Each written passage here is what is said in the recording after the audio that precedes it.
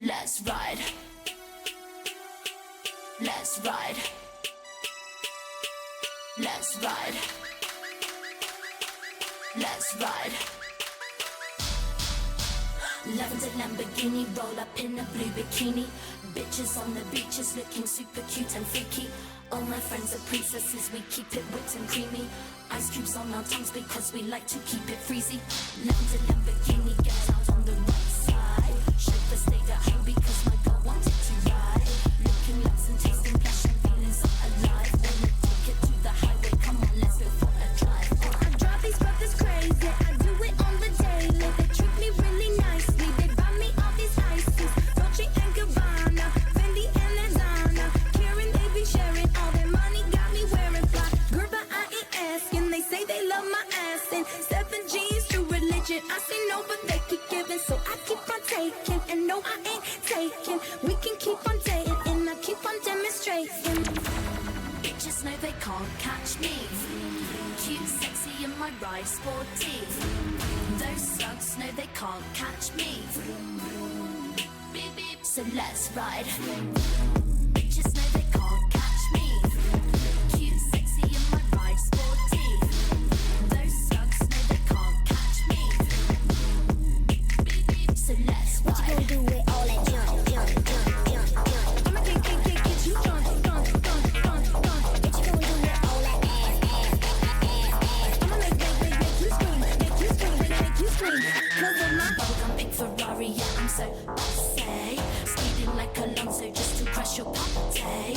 People are going loco when I'm pulling up, taking your puppy. Don't think about pencil boxes, cause they're never gonna stop me. What? They say I'm really sexy, the boys they wanna sex me. They always standing next to me, always dancing next to me. Trying to feel my hump, hump, looking at my lump, lump. You can look but you can touch it, you can touch it. I'm a for some drama, you don't want no drama. No, no drama, no, no, no, no drama. So don't pull on my hand, boy, you ain't my man, boy. I'm just trying to dance, boy. So let's ride. My hump, Bitches know they can't catch my hump, my hump, my hump. Bitches know they can't catch My hump, my hump, my hump. Those slugs know they can't catch My hump, my hump, my hump. Bitches know they can't catch My hump, my hump, my hump. Bitches know they can't catch My hump, my hump, my hump. Cute, sexy, in my ride, My lovely lady love, those slugs know they can't catch my lovely lady love. In the back and in the front. So let's ride.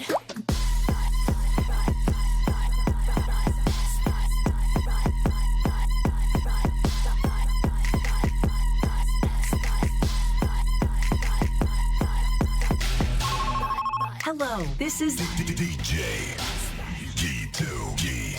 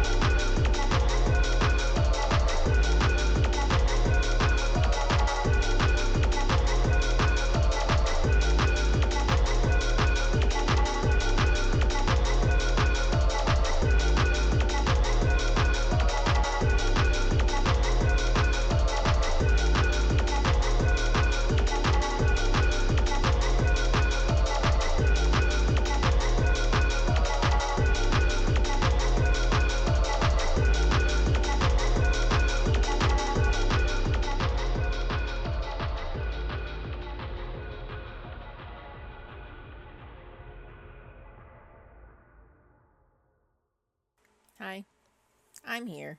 I'm arriving. Just a wee bit late, just a teensy tiny wee bit late. That's just how we out here. Well, at first, I was just gonna have chips, and then I was like, I actually feel hungry. I should probably eat something. And so I did. It was a little bit late. Just a wee teensy tiny bit late.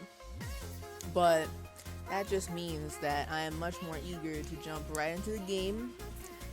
I've been thinking about the game passively as I work on getting things ready for tomorrow. Tomorrow, the nail painting stream. Tomorrow, which by the way, I'm saying it again, tomorrow, the nail painting stream. I still have to look over, well, okay, first off, hello everyone, hi. Goldie, can't wait to see you tomorrow. She probably already left, but hello, and also excited for tomorrow. Inviting everybody to paint their nails along with. It's gonna be delightfully chaotic. It's gonna be great. Brew, hello, howdy, hello. Ewo, can't wait to see. Can't wait to see the newest episode of. Oh my God, what is the name? Yap Dollar. Can't wait to see the new episode of the Yap Dollar Chronicles. Let's see what. Google. Oh, hold on. This is 35 seconds. We're in. I gotta know. We need to see more of the Yap Dollar Chronicles. Hold on. Right? It's like 35 seconds, so it's not gonna fit all of Contact Squad, but we at least have to look at it. Hold on. I gotta get caught up. Now that I know all the backstory for the Yap Dollar, I am bewildered. And also, I just think that whoever makes the more YouTube poop-like videos is probably the funnier person, therefore the best at being the Yap Dollar. That's just my official opinion on the drama, on the situation. The Yap Dollar situation is crazy. Okay, hold on. I gotta look at it. We gotta see. Googly Moogly. This is a new type of robot that can perform normal human actions, but in a way that resembles a super robot. He is very good at thrusting motions. The next robot is very good at the scythe usage and harvesting. The wheat is turned into wheat effortlessly. The last robot has a very nice buttocks. He is very good and handsome. Oh. No, tell him though, I embarrass. Okay. You know, I did not actually, when I looked at the first couple seconds in my browser, I did not even think about the fact that this is a robot, a humanoid robot on the screen. And I was just sitting there like, oh yeah, this is just gonna be good. I'm here for the Yap Dollar. I'm only tuning in for the Yap Dollar Chronicles. We need to see more drama coming from the Yap Dollar circle. That is the most freakiest. Hold on. It moves so weird. Why did they let it move like that? Hold on. I'm looking at it again, but it's like muted. Why did they make it move like this? Why? It's so aggressive. And then the one that cuts the wheat is a little bit spooky. I would be terrified to see that in the middle of a wheat field. I don't even know what the orange one is doing. I don't think that one's real.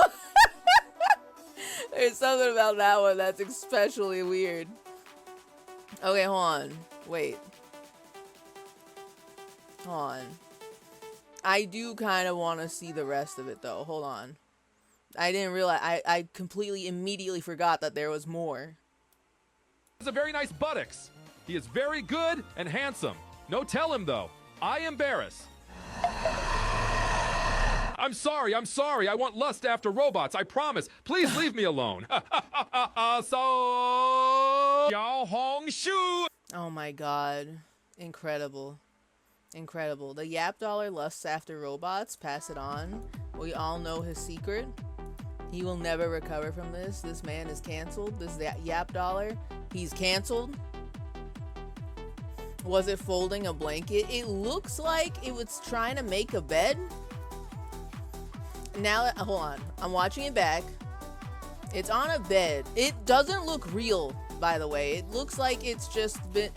I don't know why it looks like it's shrinking and growing larger in the space that it's in. It's a little weird. I don't know what's going on with that. But it looks like it's got some blankets. It's on a bed, and it's trying to make the bed. But why does it look so fake?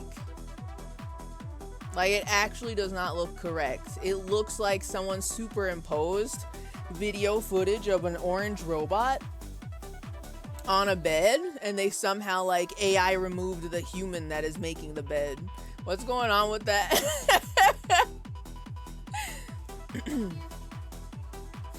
I know the robots move weird because they are learning how to do things without intervention.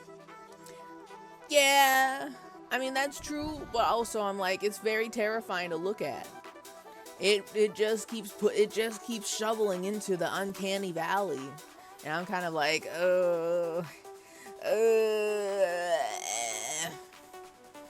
like, they move exactly how how I would expect a creature in a horror movie to move, and it's very spooky. I don't know how else to say it, because the robots don't look scary. Like, if you just showed me a still photo of that robot, I would be like, oh, yeah, that's a robot, seems fine. We're trying to make robots, I guess, and we're trying to make robots that do things and whatever. But seeing it in action, I'm like, ew. Something is wrong. Every evolutionary alarm that we have come to have in our body, in our bones, it's going off and it's going wild. It's like, this is not supposed to happen. What is that? Put that away. You know. Hashtag EAP$ is over party. It's over. He's never gonna recover from this. We all know that EAP$ is a robot fucker now. We know it. We know it. I remember those early Boston Dynamics QWOP looking walk. Yes. The Boston Dynamics bots in particular. Well, all I can think of is the one that looks like a dog. I don't like what's happened to the Boston Dynamics bot. Can I just say that? I don't remember any other model except for the quote dog one. Apparently now the police has them, and I'm like, damn, Boston Dynamics fucked it up. How could they let this happen? So I can't even think about the fond early memories of the Boston Dynamics bouncy dog, because I'm just like, damn, they're gonna use it against the people. They made the one robot that doesn't move it moves weird, but it's not like I gotta run away in the opposite direction weird. But now it's I gotta run away in the opposite direction because it's definitely trained to kill, you know. The army has the dog one with armor and a gun. We could have had the robot dogs from like the early 2000s, but in the real and larger. But no, we just had to make dog-shaped killing machines. How could we let this happen? And of course, hold on, I feel like we've gone on this tangent before. Let me look up robot dog toy. Oh no, what are these? Wait, this is not what I was looking for, but Google is showing me something a little bit more bizarre.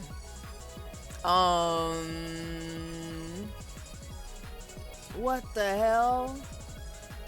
Okay, hold on. New tangent just dropped. Can I show you guys this? What is going on with this? Oops, that's not how I type. Context, squad. What? See, this was not what I was talking about, but that's literally the Boston Dynamics dog? Question mark, question mark, question mark. I guess this is a toy that kids can put together if they're into robots or whatever. They just put a dog head on it though. We could have had this in the real for real. But no, they said, oh yeah, army, oh yeah, police. You can have our robot shaped dog for like killing. Yeah, man, you can have that. But what I'm sitting here talking about, I'm talking about the one, the only, the classic, the dog that everyone loves, the dog that everyone wanted.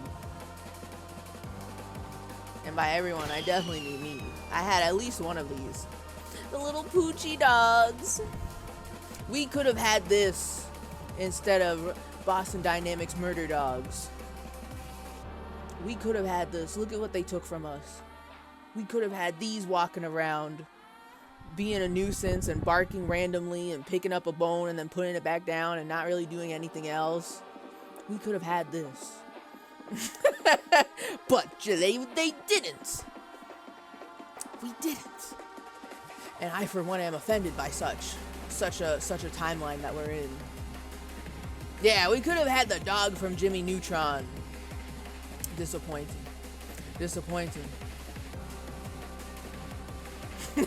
When the police tried that shit, people posted online the part of the robot to target with paint, etc. I did remember. I feel like I can't remember which protest this was, or if people were just generally spreading awareness about what to do if you are faced with the Boston Dynamics robot police dog. That there is someone put out, it felt like it was from a manual, but it was like where to like disconnect or disable the dog, like what thingies you have to push or pull or press or destroy to deactivate it. And I was like, oh, that's crazy. Oh my god, that's so cool. I can't remember where. All I can think of is like the underside of the robot dog, but after that, I don't know. I'm sure if you do a wee bit of a Googling, you can find out the easy way to deactivate it. I'm sure it's out there. Okay, hold on. I had to close a couple things. Hold on. It was bad because the company was like, they won't be murder robots. Really? Boston Dynamics said that? All I had to do was take one look at their even just a robot dog, and I'm like,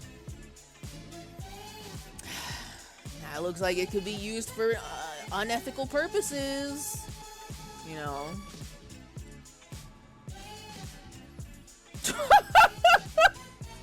Okay, so I don't usually watch Linus Tech Tips. And by usually, I pretty much mean at all. I don't actually watch him. He just kind of always existed, but I never watch his videos.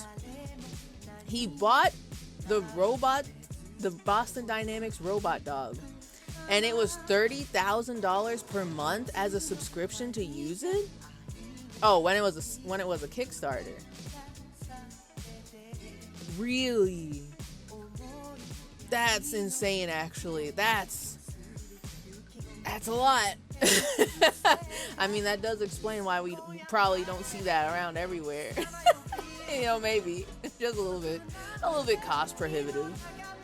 I'm sure there's at least one very wealthy guy who can afford this and like just doesn't do anything with the robot dog. It just kind of treats it like a real dog. And I'm like, okay. I mean, that's kind of what I was expecting. And also, there's probably at least one extremely wealthy person who has the robot dog that kills. You just never know. You never know. For $30,000 a month, they are probably gonna make use of it. Maybe. It's a coin flip. You never really know. Until it happens. Okay. So, already late. So I want to jump into the game. We gotta swoosh right in. I want to get in there. Let's get in that game. We're in there for the game. An IRL Fisto scandal? I'm not familiar with who or what Fisto is, but I'm sure it'll happen. whatever it is involving a robot dog, you know. on. Hold on. Hold on, game. Hold on. Let me click on this and let me pause this, or else I'll never pause it. It's a very good song. Love that. Good song. Good song for us. For us right now. Here, live. Alright. I'm swoosing right in. Let's get in. Let's get in there. We've got stuff to do in this game right now. We got some shit going on. What? Fisto is a robot in Fallout New Vegas that fists you? Not really much more to say about it. What? Well, okay.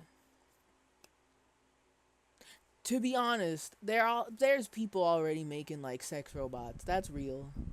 That's real already. So, I mean, I'm sure that this will be a real thing very quickly. The people that are on about the sex bots, they're working on it. They've got their best engineers on the case. Alright, let me in.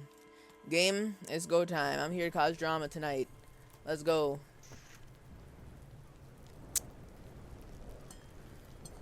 Me and my anxiety cube are ready. Oops, I didn't mean to click there. So, new lore just dropped. Okay, but first, wait. Why am I looking at this? Oh, I'm looking at this. Okay. So, last time on Dragon Ball Z, things have happened. We finally investigated dead body. After like weeks of not being able to after weeks of not being able to do anything and not actually doing our job at all. We are now living in... What is he doing? Oh, okay. We are now living in the timeline where we have investigated the dead body. And I guess we need to look for all the rest of his armor. I'm going to be honest, I didn't even know he was wearing shoes until last week. I just thought he was in his underwear the whole time. But I also don't remember ever seeing this, his tattoos. I feel like that just appeared out of nowhere. But I guess that's there now. And we're trying to figure out where the rest of his armor went. And I asked Kuno, what happened to the armor? And Kuno's like, oh yeah, something. I don't fucking care. Something, mañana has something to do with it. So we went out. We talked to Mañana. And we were like, Mañana, do you know anything about what happened to the guy's armor? And Mañana's like, no. He looked into it. And apparently what was it? Kuno took the helmet and kicked it into the ocean because it doesn't fit him. Because, of course, that's just what you do when things don't fit you. Kick them into the ocean. Makes sense. But the rest of the pieces, we don't know where they are. The boots are here. Helmet's probably in the ocean. Where is the chest pieces? The arms? The upper thighs? Where are they? Is there butt armor? Where is the butt armor? We gotta find it. And, I mean, I guess I have, like, a... Where is it? I took on a quest to find all the armor pieces and apparently wear it. Deck yourself out in full metal battle hardened glory. I didn't realize that I was signing up to put on the dead guy's armor. I didn't really want to do that. So it is what it is.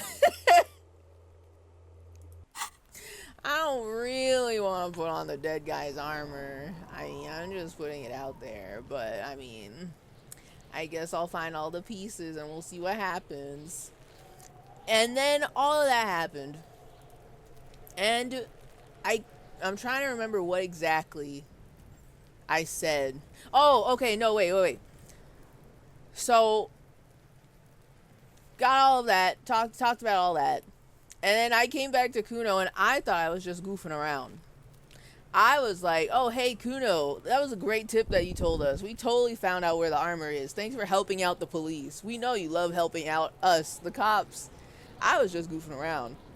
But apparently, well, okay, she, back here, Kuno S, was like, were you snitching? And he's like, I wasn't snitching. I don't know what they're talking about. And I don't know why, but no, talk to him. What are you doing? Fuck does Kuno care? I've unlocked this again.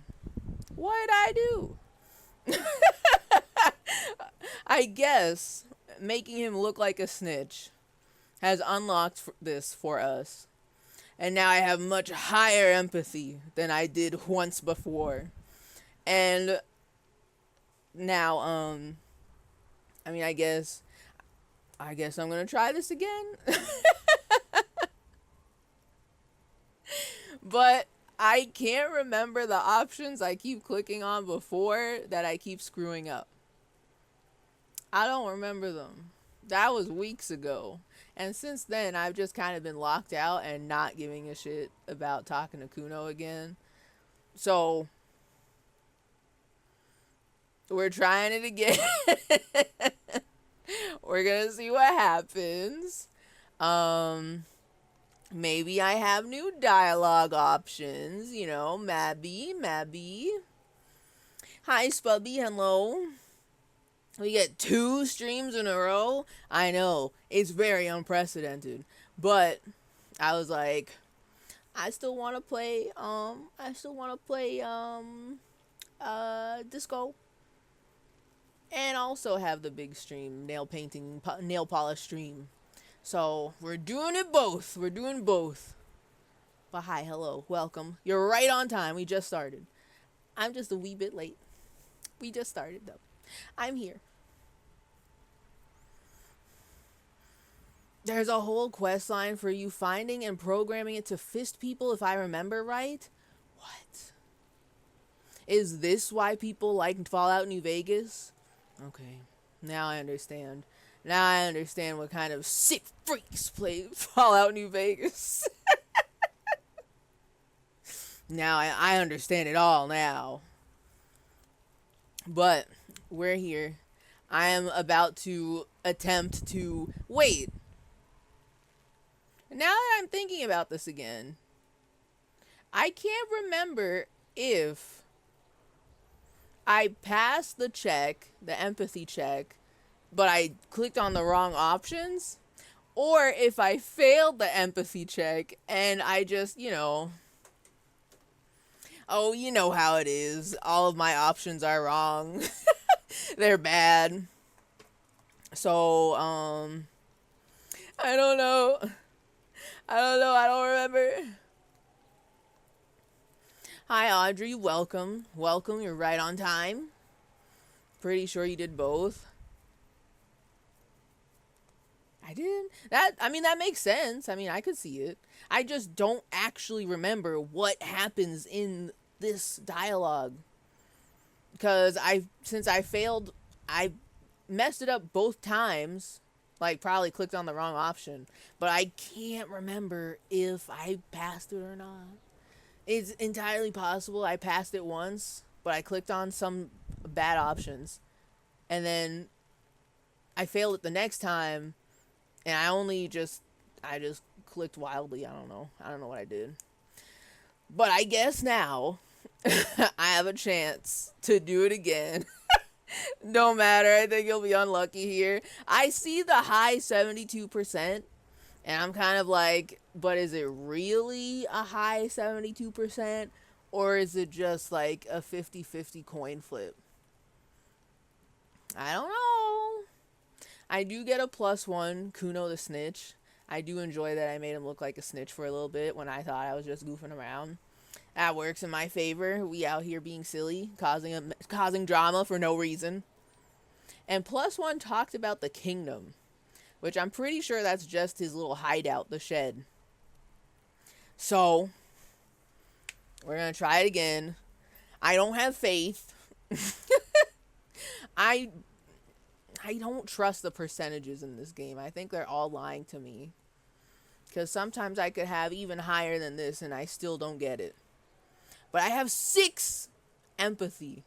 And then +1, +1. It should be in my favor, I think. But let's try it. Let's see. Try once more to figure him out.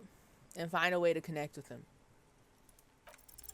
What's going on? Oh, Is boy. an ungovernable youth in your crime scene throwing around incendiary language, trying to push your buttons.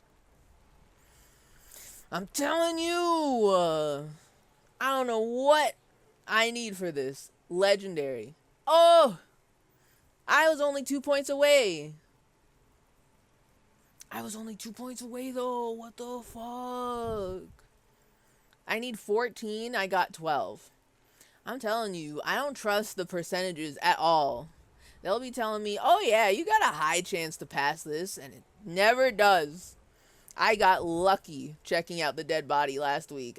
Even though it said like 97%, I'm like, no, I got lucky. That was not because of anything I did. That was pure luck. No way. But okay. Well, okay. An ungovernable youth on your crime scene, throwing around incendiary language, trying to push your buttons. I mean, yeah, but I guess I gotta talk to him anyway. Continue. Like you don't have enough on your plate. Oh! You feel a sudden surge of self-pity coming on. Pain threshold, medium. Just curious, what is my pain threshold? Oh, it's 2? Oh, okay. Oh, yeah. Yeah, totally. I could have passed that. Absolutely. Yes. Okay. Well. Okay.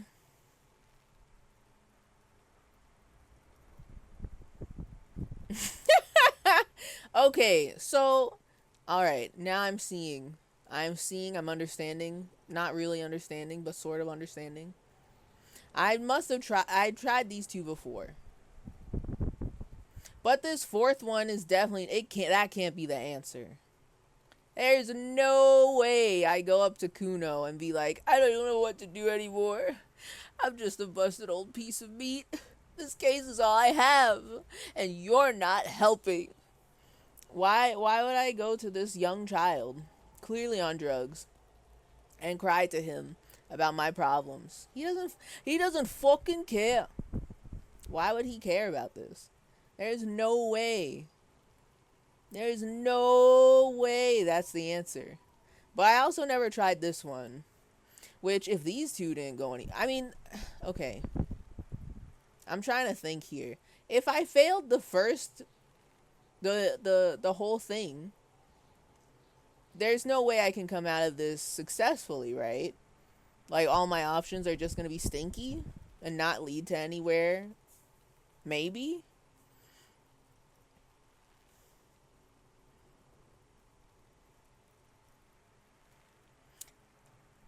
I feel like if I failed it, I can fool around a little bit. I'm gonna try number 1 and see where that goes, because I've never tried it before.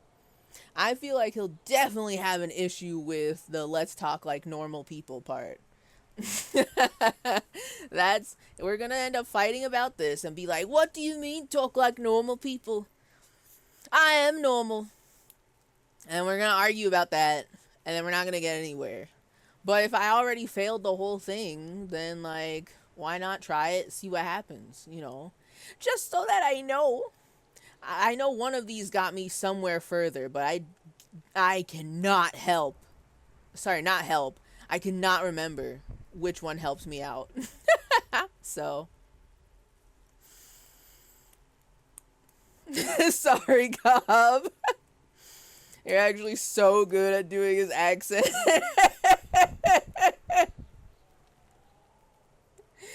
I don't know. I've just got the aura, the Kuno aura, I don't give a shit, I don't fucking care. Just a wee bit of the aura, just a little bit. Perhaps I'm being influenced by various UK streamers that I watch, and also whatever the heck is going on here with this guy, with this kid. You know, perhaps I'm being influenced heavily. So, okay. Hey, Kuno. Think you can turn down the Kuno? Wait, think you can turn the Kuno down for a moment? Let's talk like normal people. This is gonna go bad. Let's do it. Trying to fuck at the Kuno. Trying to fuck at me. Trying to fuck. Kuno only gets higher. It's faster, faster, faster. Can't take the Kuno. Stay out of the reactor. Dude, this kid's got bars. Why is he out here throwing stones at a dead body when he could be in the shed working on his next album with a Kuno-esque feature? What is he doing out here high off his ass throwing rocks at a dead body? These is gold. And Kuno imagining dragons the way his ass is radioactive. Hello, Peeperoni. Welcome, welcome. And hello, Clued. Hello. Meowdy to you as well. Y'all right on time. I failed the check. As we've kind of preemptively, you know, I lost it by 2. I need to get 14. I got 12. So I'm trying out options that I've never clicked on before because I can't remember which one got me further from the ones that I've tried. So then this happened. I'm going to be so for real. I don't know how these kids is using language. Can I be so for real? What does it mean to be trying to fuck at the Kuno? What does that mean? Like, does he think we're trying to mess with him? What are these? Why are these kids using words like this? Great bars though. Great bars. Continue. Kuno gonna fuck you up. Okay. She pumps her bony fists in the air. Continue. Normal is not what we got here. You've got to work with what you have for now. Oh, okay. I thought there was gonna be more to that. Oh. No, I'm just put back here. We're never gonna get there.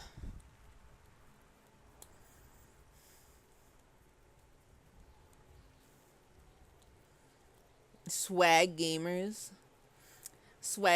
online, especially you, points at the screen. Now, do you mean you as in me or you as include? Many things could have happened in this exchange. Ooh, we're all on the screen from your perspective. Anything can happen. But, man, were you looking at the screen when you read that? Me? Yes. What do you mean by that? All I've got in front of me are screens. I was pointing at you then. Okay. I mean, I don't think that's how that works. Maybe, but okay. No, me. Smile. No, yeah, you were talking to Goldie. I don't know if you were talking to me. I'm just sitting here, you know, sitting here demurely, mindfully, with my headphones on, you know.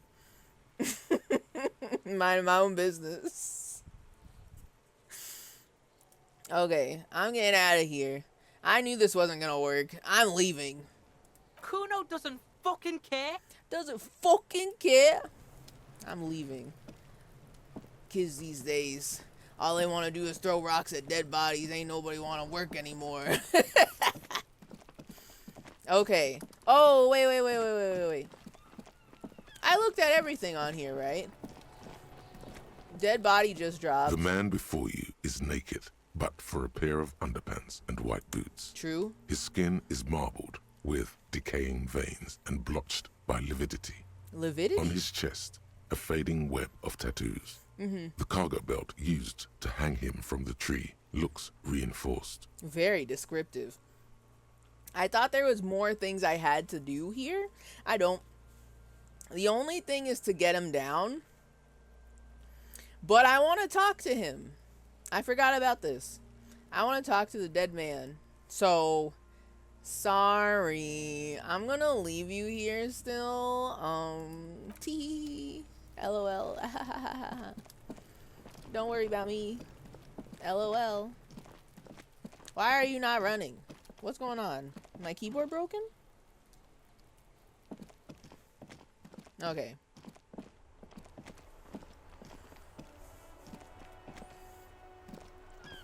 Did we already get he booties? I did not pull off his boots. Not yet.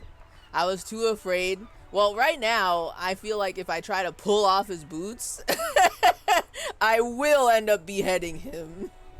So, I didn't do that yet. Techno's ass did not jive with Dora the Explorer. Honestly, I mean, I'm just putting it out there.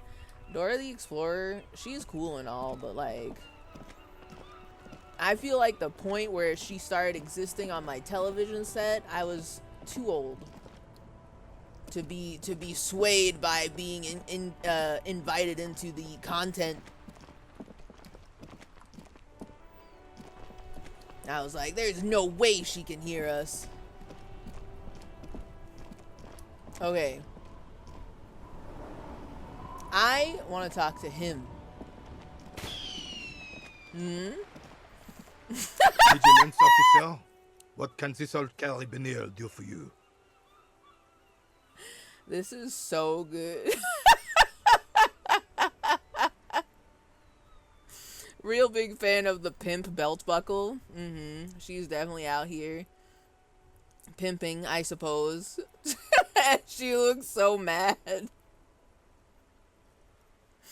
You're telling me you were too cool for this? Well, I mean, me personally, I'm just saying, perhaps I was not baby enough to fall for the trick of I'm telling her where she's going, you know?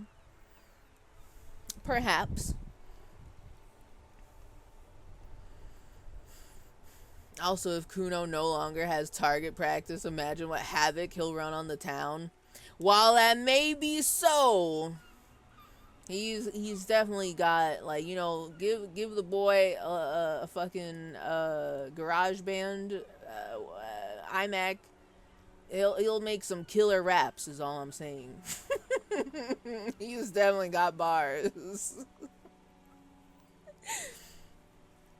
Okay. Oh. I was gonna say, oh, why did I not try to ask him this question? Literally 8%. -1. Threw the bull into the sea. Oh, you know, I'll get to that one.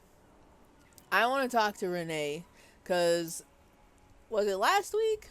Maybe it was last week. We found his guard booth, and we found a photo of him and some girly that I presume to be his wife and or girlfriend or somebody important to him. And Kim was annoyed by this. I don't know why. He seemed annoyed. So, of course, I'm just out here to start drama. It's just what I do. So, Renee, I found your guard booth. Yes, the Debardeurs Union pays me to stand vigil during the nights. Not out of any political allegiance, mind you. Sure. I'm an old man. Don't sleep more than a few hours every night anyway, and money is tight. He adds with a slight sigh. He feels like he has to justify himself for some reason. He doesn't want to look like he's one of the do they call the peoples in the Union communists? Communists? He doesn't want to look like one of those communists. It's his Oshi. You know what? True. That's his Oshi. You know those pictures people be photoshopping? I mean, those totally real, definitely accurate real life photos of like what is it, politicians or celebrities taking photos with like Miku or that redheaded girl from Evangelion. It's one of those. I like to imagine it looks exactly like that. Or like just regular guys photoshopping themselves with their waifus. Yes, it's that.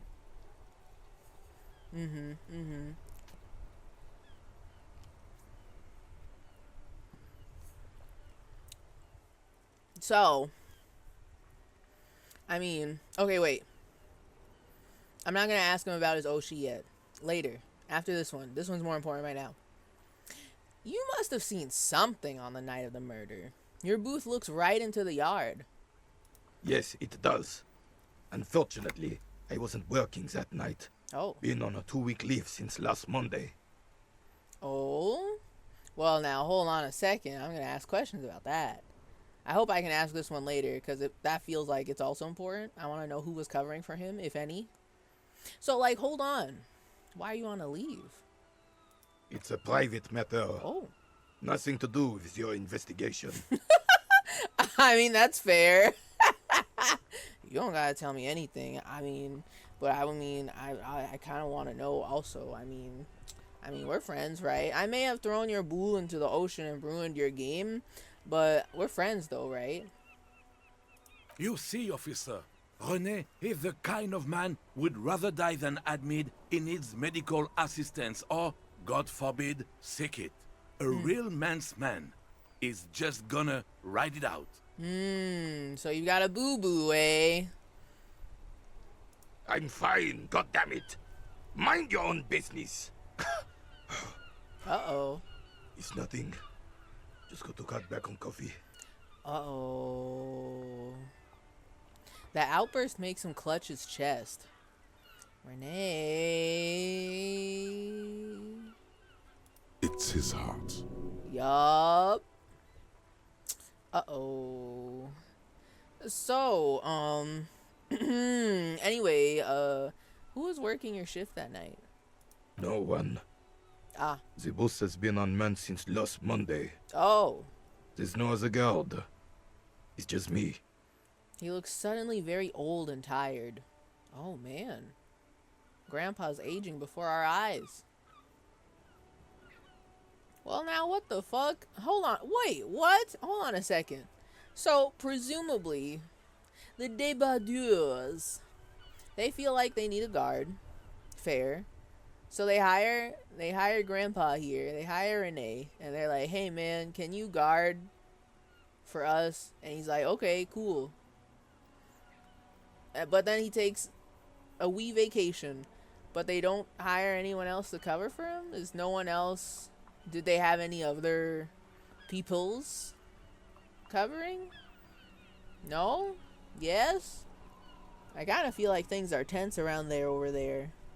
So perhaps they would want a guard at all? Just wondering, just curious. He's been eating too much Cheetos and chicken.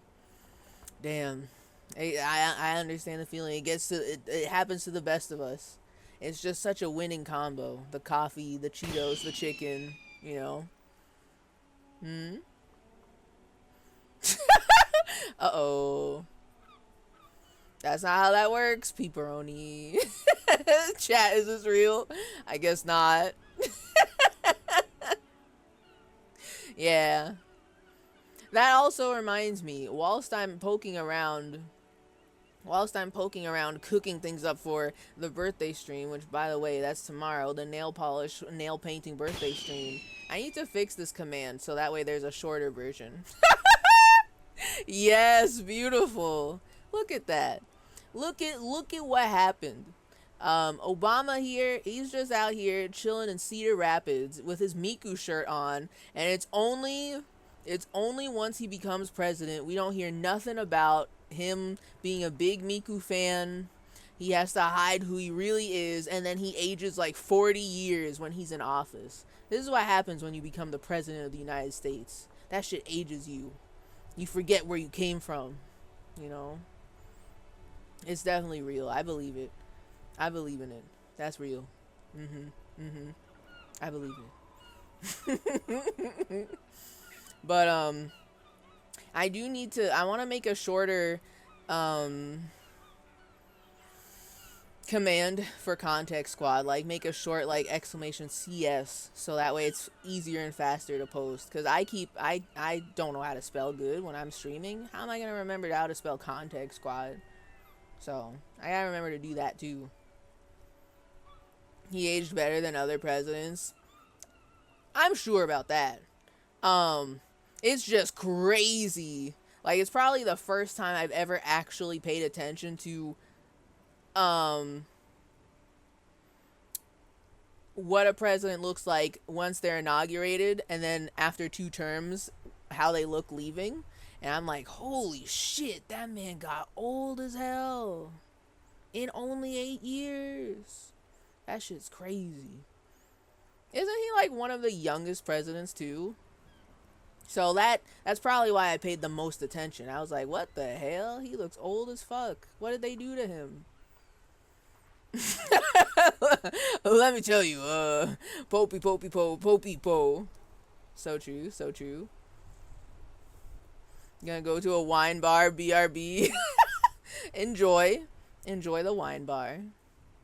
We'll be here causing trouble when you get back.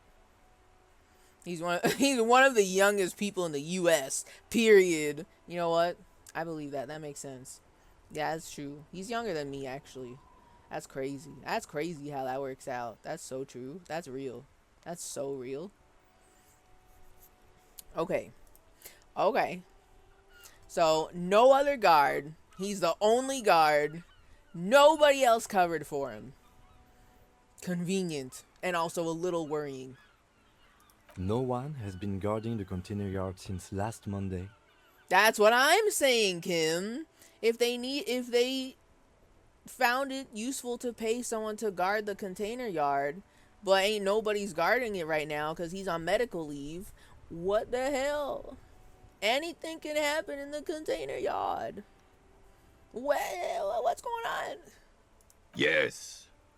It's not actually an issue. I mean... What do you mean? He nods before hesitantly continuing. What do you mean by that? Look, officers. The container yard doesn't actually need a guardsman. Oh. Never had one before René. Oh. Monsieur Claire had that booth built specially for him. It's mostly decorative. Decorative. Okay. So what's really going on here? I'm getting some ideas. My brain is cooking. We're cooking something. What do you mean mostly decorative? Can I ask about this? The possibility of someone being in there is enough to discourage any ill-minded individuals. He tries to argue. The ill-minded. Evrard created this job for René because he knows the Royal Carabiniers' pension of honor and PTSD isn't something a man can live off. A decorated Kingsman collecting tear reflects bad on the whole neighborhood. His work. Shit. Okay. I mean, damn, alright. Shit. Not wrong. Damn, okay. So it's like that, huh? Okay.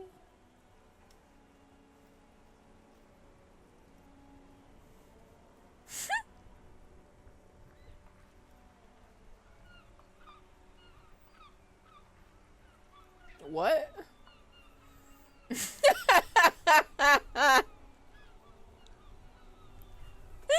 Wait. Now wait just a second. Number 5 is crazy. There's absolutely nothing wrong with tear collecting. It's my side thing too. Proudly hold out the tear bag. That's not gonna make anyone feel better. God, I wish I could click on it though. I want to give a real answer. Oh man.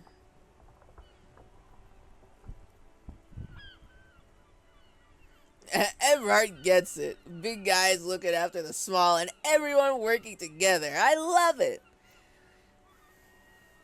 I don't like Everard. Full opinion, raw, unfiltered. I don't like him. I don't like him. I bet you can't, off memory, tell me the name of Clinton's vice president. Nope. Can't. If there's one thing you should know about me. Wait, okay. Are you talking about Bill Clinton or when Hillary Clinton was running? Because now that I think about it, I actually don't remember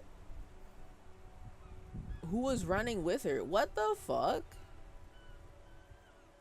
All I remember is she existed. And we were all focused on her. There could have been anybody who was going to be vice president. And I cannot remember their face, which is, you know, that's crazy. But Bill Clinton also, no, I would not know that. I was but a babbin.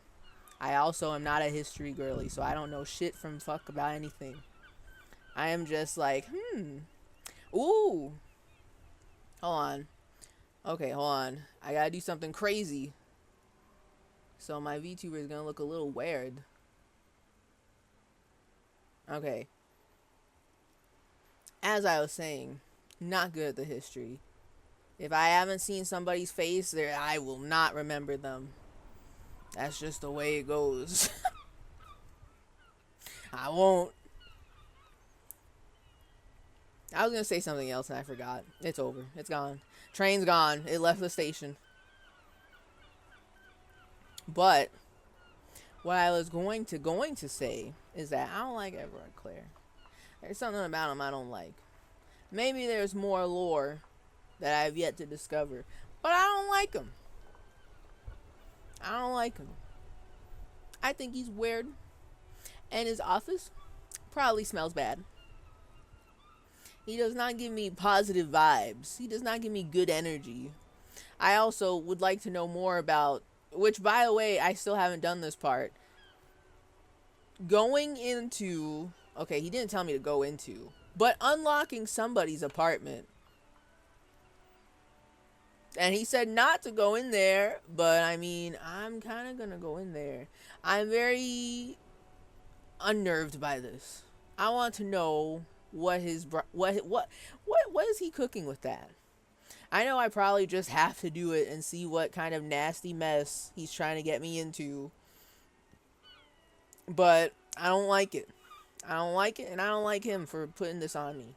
He's trying to get me in trouble. I can only assume he's trying to get me in trouble. So I don't feel good saying, oh yeah, Everard gets it. A big guy's looking after the small. I don't feel... There's something, I don't like him. I don't like him. I can't in good conscience say that as my character, the super cop. Though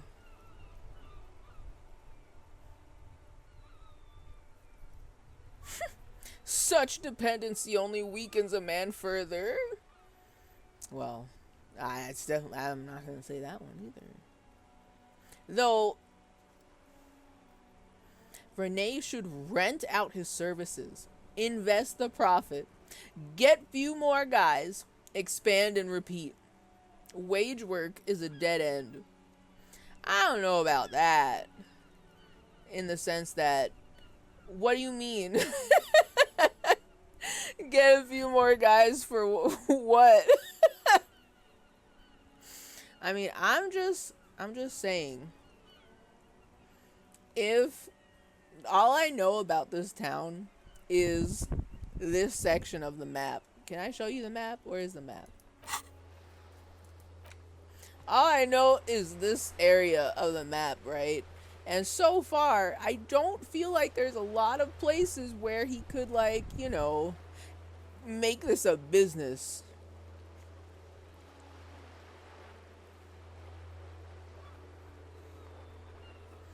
I mean, I'm just putting that out there. I don't know if there's many places where they would need security guards.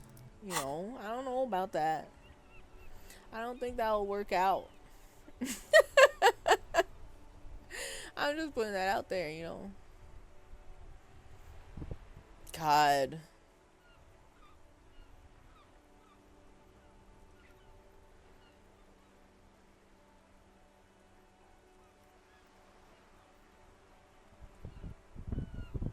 Man, I'm gonna have to end up saying number one, aren't I? But I don't want to look like his biggest fan. I don't want to. But also,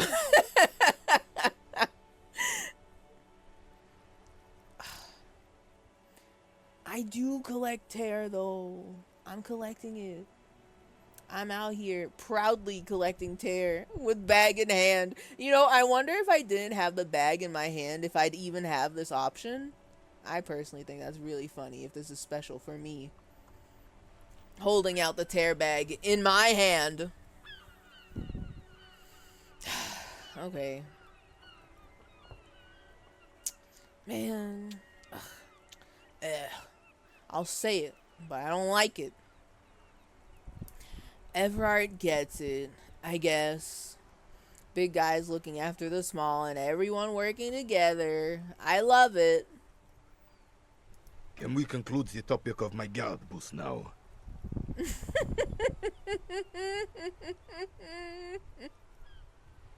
There's a grimace of pain on the old soldier's face. It looks like he wants to argue, but can't find words. Finally, his lips move. Well, I'm not going to conclude the topic of the guard booth. I'm going to be extra nosy, Renee. I saw a picture in there. You were in it. You looked happy. Who's the girl? She is nobody. This is none of your concern, and I refuse to discuss my private affairs with the RCM. That's also fair. That makes sense. I'm just asking questions, you know. I'm just poking around. I just saw something. Thought I might ask you about it. I'm curious. His features stiffen and he gets a cold look. I mean, I don't believe she's nobody. But that's fine if you don't want to tell me. I'll just make up my own conclusions.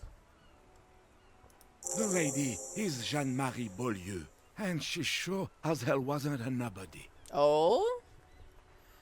Jean-Marie Beaulieu. Gaston speaks with a soft voice. She sure as hell wasn't nobody.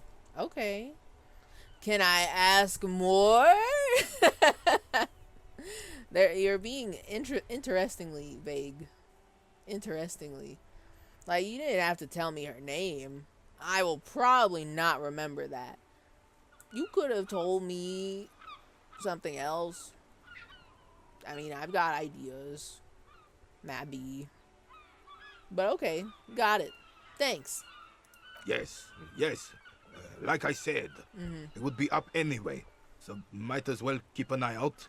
It keeps my senses sharp. Okay. He brings it up again. Alright. Okay. Alright. Oh. Ain't no way. Okay. Hold on.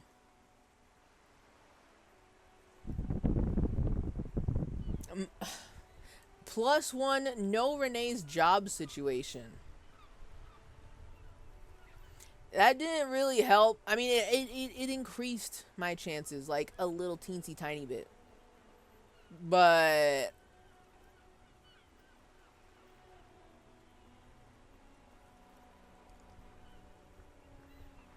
like if I couldn't get this at like 70 something, I don't think I should even try it at 17. So I'll just save that one for later. Thanks, Renee. That's so cool. Awesome. Thank you for your time. There's something I didn't do. Hold on. Oh. Okay, we're good. Did I look at the photo? Not this one. Where is... Yes, this one. Oh shit. I didn't see it before. I didn't look at it before. Ain't that cute? A black and white photo of a couple posing in front of a Ferris wheel. The girl is young and pretty, the man clad in fancy uniform and smiling. On the back, a very steady hand was written, the words Revachol Fair, summer of 91. 91? Okay, okay, alright, okay. Thinking about it, looking about that. When did I get the...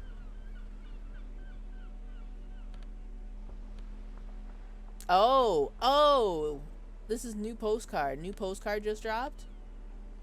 Alright, cool. This laminated postcard offers a glimpse across the river. A little more than a decade after the war, the eastern bank is already fully renovated. The hillsides are lush with gardens and residences. Someone's parked a small beige airship by the fountain. This postcard will sell for a pretty penny. Oh yeah? 34 cents. Is that a pretty penny? For some reason, fucking Renee's photo is $1.21 real. Postcard Le Jardin. 34 cents. Okay. Oh my god, I didn't look at the giant novelty check. Oh man, I forgot about this. Oh man. It's fake, isn't it? This 20 by 50 centimeter check looks like it's meant to be handed over ceremoniously on a gala-like event. It supposedly exchanges for 25 real at your local frititita store. Below the number, a careful hand has written the words, Constable's rent? All of it? Note, worthless in a pawn shop. Constable, by the way. Worthless in a pawn shop. Okay, that explains why there's no price on it. So I can sell a fucking... I can sell Renee's photo? There's gotta be something like... The fact that I can sell almost everything, there's gotta be like some really like crazy, like it's gotta be part of the like insane not genocide run, what am I thinking of, the super asshole run where you play as a super asshole Harry and everybody's things that you get that they give you, you immediately sell. That's gotta be a playthrough. Because why can I sell everything? Why? It makes me nervous that I can do this. How bad am I gonna need money that I'm able to sell everything? We should sell his ball too. Yeah, we gotta find the bull from the ocean and then immediately sell it. Oh. Do you have anything new to say, sir? Officer, Ooh. the mere sight of police in Martinez makes me feel safer already. How can I help you? Oh. All right. I didn't realize I could ask him about that. I was about to walk away, and then I just last minute was like, who, let me talk to Gaston. You need hotel money every night. Oh, that's true. That's true, but I hate I don't want to, all of these nice things in my inventory. Hold on, where is it? Oh, I can't look at it right now. All of these nice things in my inventory, I can't. I'll never forget how Kim did not want to give me his pen. And then I made him give me his pen. And he hated it the whole time. I can't sell that. And the very nice, cute green ape pen from what's her name? Gramby Lena? How could I sell that? How could I sell the monkey pen? It's so cute. And the handkerchief that Kim gave me? I can't sell these things. I would feel so bad. Even if it literally doesn't matter and they never ask me for these things back, I would feel bad the whole time. And also, I hoard things in my inventory until the end of time. I can't be... We can't go back on that. I need those things. I need those things.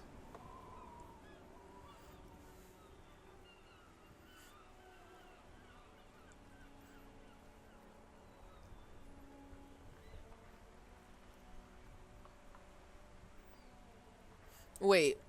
Remember when Bush stole the election from Al Gore, and then Al Gore made an uncomfortable truth, and then they showed that to us in my 7th grade science class, and we were all like, why is nobody doing anything about this? And childhood ended just a bit more. Y'all watched Unconvenient Truth? I have never seen it. At least I don't think so. But why is nobody doing anything about this is very... Yeah. Yeah. Okay, there's something I was gonna bring up, but it's like so vaguely, mildly related to what you just talked about. But it's in the same time period. But it's like actually like a wild retrospective about that period of time that I had recently watched a video about, and I was like, that shit's crazy, actually. What the fuck?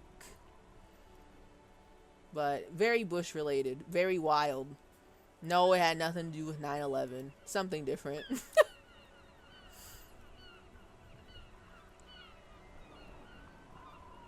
Mm-hmm.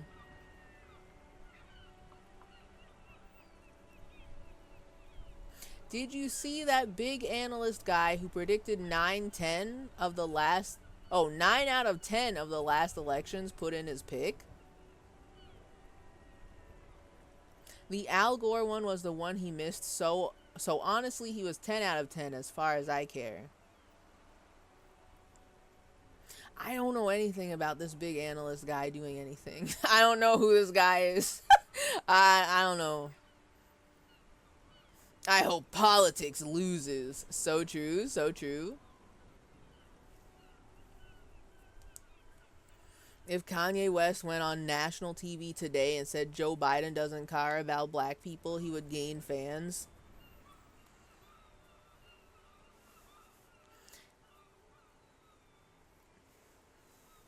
Yeah, he would. I was trying to think about it, like, yeah, there's probably some people who it's not like it's, how do I say this in such a way? It wouldn't be surprising if it's true what he's saying about Joe Biden. However, I personally feel like he should not gain fans for a very weak opinion that he's just now deciding to share. Just a thought. Especially compared to, you know, all the other shit he's been spewing lately.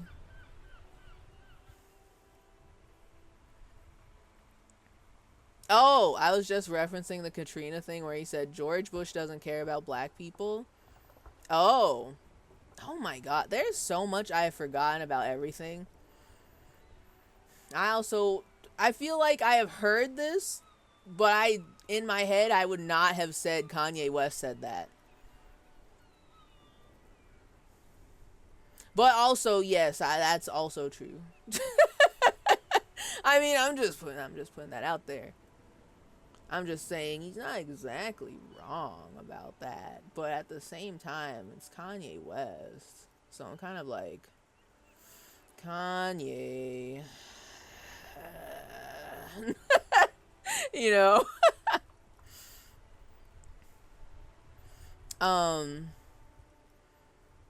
Wow, y'all ever just like think about all the stuff that was happening that you were definitely too young to truly understand yet, and then like as an adult you look back on it and you're like, what the hell was going on? You know, for me, okay, I guess this is kind of sort of related. For me, it's kind of like I feel like I have to link the video to explain, because this was a wild revelation. Of course, it was one of my gay video essays that I love so much, that y'all know that I love watching several hours of just people covering shit that I've never thought about or experienced with. Hold on. No, it's not my watch later. Ah! I need to find her. There's this YouTuber that I like to watch. And she used to be one of those channels that was like, oh yeah, I'm here talking about Christian fundamentalism while I do my makeup. But she doesn't really do the like doing my makeup part anymore. She's actually like very earnestly looking into some of the very wild shit that happens in American Christian fundamentalism, and how it, and her and her husband talk about all of the, how it influences politics and things like that. And there was something recently that they put out. Oh, here it is. I found it. So, this video was genuinely wild for me. Hold on. I need a copy of this link, please. This video, I think, was very good. They're called Fundy Fridays, the channel, her and her husband. And the video is called Purity Culture and Abstinence-Only Education in America. Politics, Religion, and Disney Channel Stars. And that shit was crazy. Hold on. This is the video. And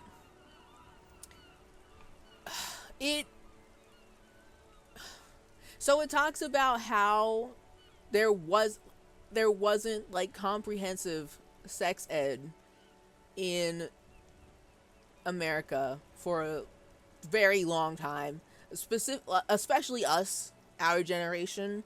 Like, maybe if you lived in a place that was more progressive, I guess there was a little bit more substance, but not as good as it could have been, type of thing. And she does a big deep dive into what the hell was going on when it's just so much. It's so much, and it's really good, because it puts a lot of things that, especially as a kid in middle school, just seeing, like, being part of the aftermath and having all these things happen. But then now as an adult, you look at it in retrospect and you're like, oh my god, this is what was happening when I was sitting here playing my dress-up doll games online. Insane. Crazy stuff. Insane. And that's just one of the things, honestly. That's just one of the things I've been peeping back retrospectively at, you know? I'm like, shit. Every day. The entire housing crisis. True. That's crazy. What are they doing with houses? I only started to think something was not quite right during Occupy Wall Street. Honestly, what year did Occupy Wall Street happen? Because, like, I would say that for a very significant amount of time, as a teenager, I did not think about politics at all, until like maybe right before college. And I went to college like maybe like 1.5 years, maybe 2 years later than your average collegiate person.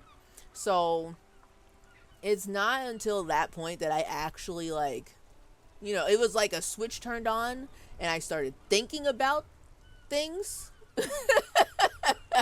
And then for like the longest time, just like thinking, oh yeah, everything's totally cool and all right, and I'm definitely gonna get my two-story house, white picket fence, 2.5 children, 2-car garage, beautifully manicured lawn, somewhere, somehow, someday, like, and have all the 90s glass in my house like they show on TV in the movies all the time. It did not work out that way.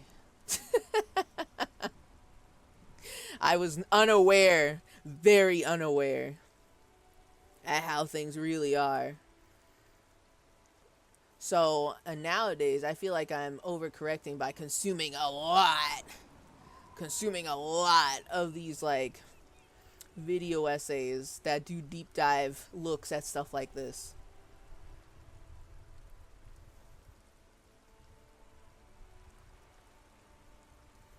Now she just slowly builds a pipe bomb during the video. The pipe bomb being a bomb of information being uploaded into your brain, maybe.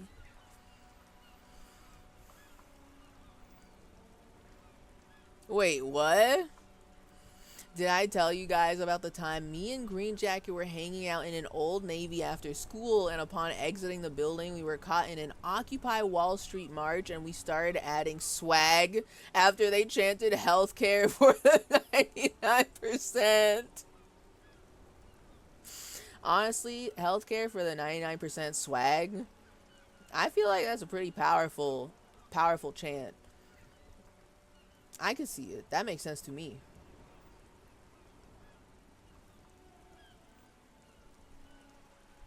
It was like 2011, 2012. Yes. Mm-hmm. Yep, that makes sense. At that point in time, I knew it happened around high school for me. In 2011, 2012 was like definitely high school for me. That was like junior, senior year, and I was not like, I definitely saw all the news coverage about it, but I didn't actually understand. I didn't actually care. So now I feel like I gotta find another video essayist who's looking at Occupy Wall Street. Gotta find a big chunky video on that and figure out what really went happened that day, you know? What did I not understand when I was a children, you know?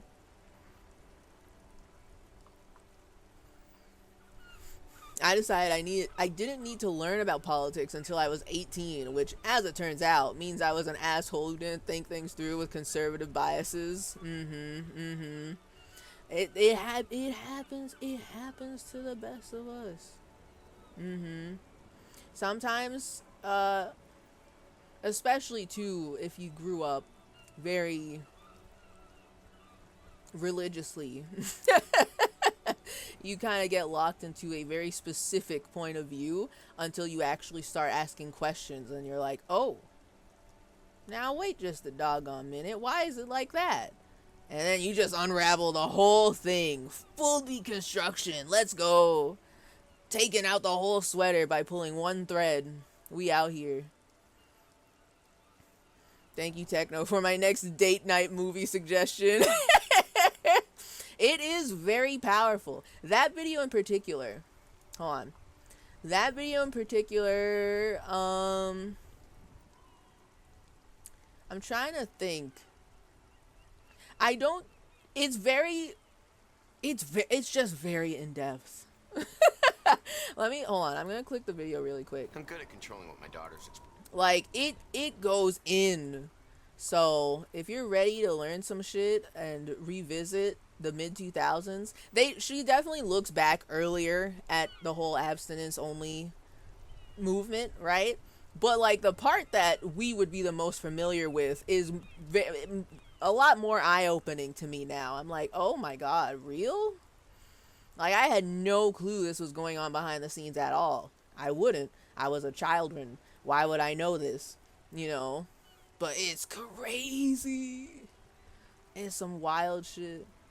Especially, too, when she starts talking about how Disney Channel stars were caught up in this whole, like, purity culture thing. And I didn't even know. I know the stars she's talking about. I seen them on TV. I didn't know any of this. I was there. It's so crazy to look at it. I just wanted to take a look at her description to see if there was anything serious that she was, like, put content warnings about. But I don't think there was anything too heavy. Just a lot of lore. Big lore. And then the talking about, like, purity culture, which I guess if you grew up heavy in, like, heavily religious with a strong purity culture thing going on, this video might be a little tough to get through, but it's very, for context, the woman behind this channel, Fundy Fridays, she did not grow up in religion. She was raised atheist, but she lives in I think she was born and raised in the Bible Belt, right? So a lot of the things like that were going on, she only really sees peripherally. So she became interested in learning more and trying to understand what the heck is going on with Christianity. And that's kind of a lot of her channel at this point. Big, thick, deep dives about culture, Christian nationalism, all of this. And then her husband he does like big videos on like politicians specifically. At least that's what I'm seeing right now. Like some history stuff, politicians and stuff. I love this channel. They're very good. They go all in.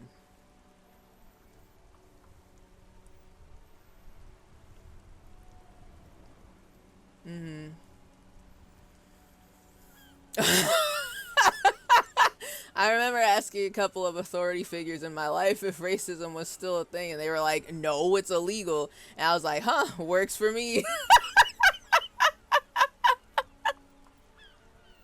Sometimes I think about that, because there was definitely a point when I was a young child where I just kind of assumed all of that was done with, but there's a very strong difference, I personally think, between how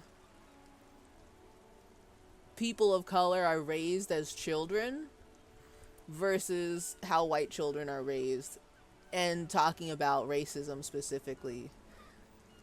It's a lot that I don't have the brain power to explain right now, but it's a big difference. It's crazy.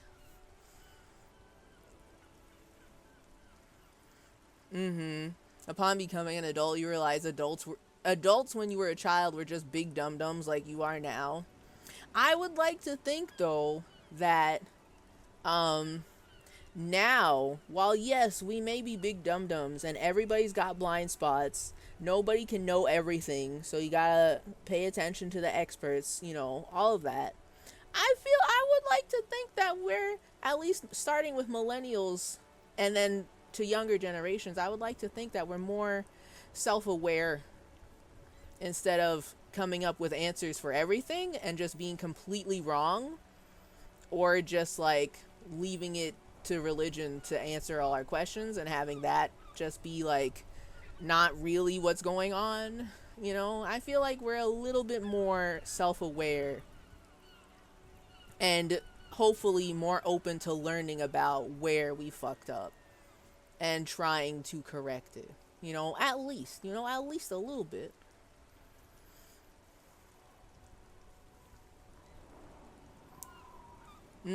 I think a lot of it too is U.S. history in high school stopping literally right when people start getting rights, with the tone of, look, we solved that shit, yippee. You know what? That's extremely true. Me personally, I feel like history classes, how do I put this? I wouldn't say history was always my weakest subject. Math was always my weakest subject after a certain point. But history was always the one I found the most boring, because I felt like so much of my history classes were dedicated to learning about colonial America, and here's how the first Americans left England and they started their own country, their own colony, and then we were like, fuck you, Britain, and then we threw all their tea in the water, conveniently not going into detail about what we did to the Native Americans, and then we made America. But like a lot of that was focused on that.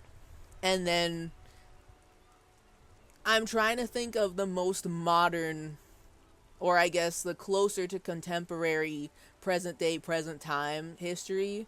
And probably that was in high school when it was literally just the starting to talk about, what is it, the whole Watergate stuff. But then I felt like it never got further than that. I feel like to get closer to that, or to get more nuanced than that, you'd have to specifically go out of your way to enroll in history classes in high school, in college. And it's like, okay, but it's not exactly a guarantee that everybody would want to go to college, A. And B, all of the history classes I've seen so far, at least in my instance, in my personal onion, they didn't really inspire me to learn more about any of this.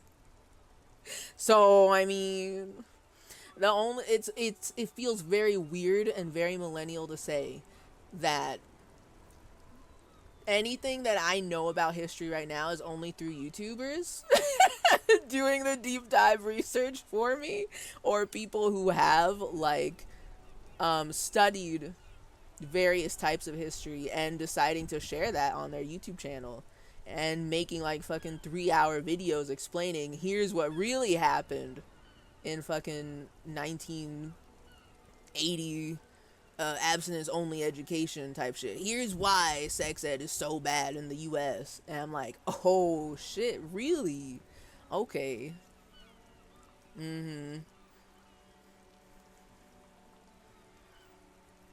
Yeah, we're pretty self-aware to the point of self-conscious. Yes, agree. Big agree.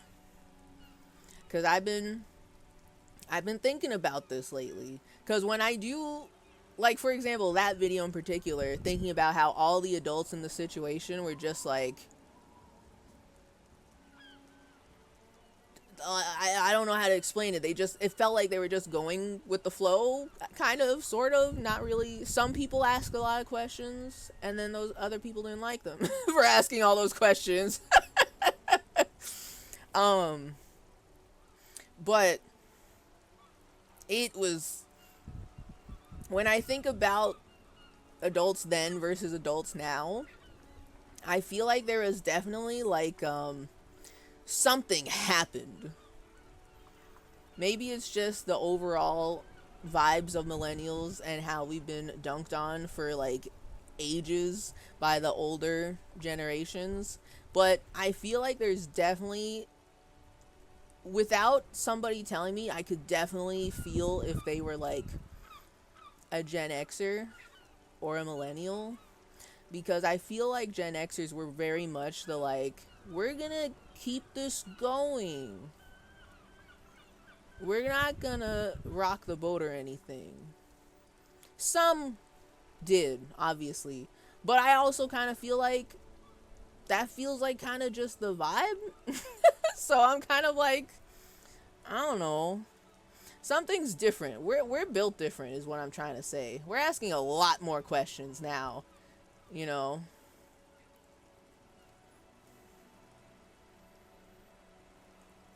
Yeah, this too. And not every college requires you to take history classes, or their restrictions are lax enough that you can get away with taking some History Japan class that only deals with some other country and pre-modern history. Yeah, that too. Me, for example, I'm a great example.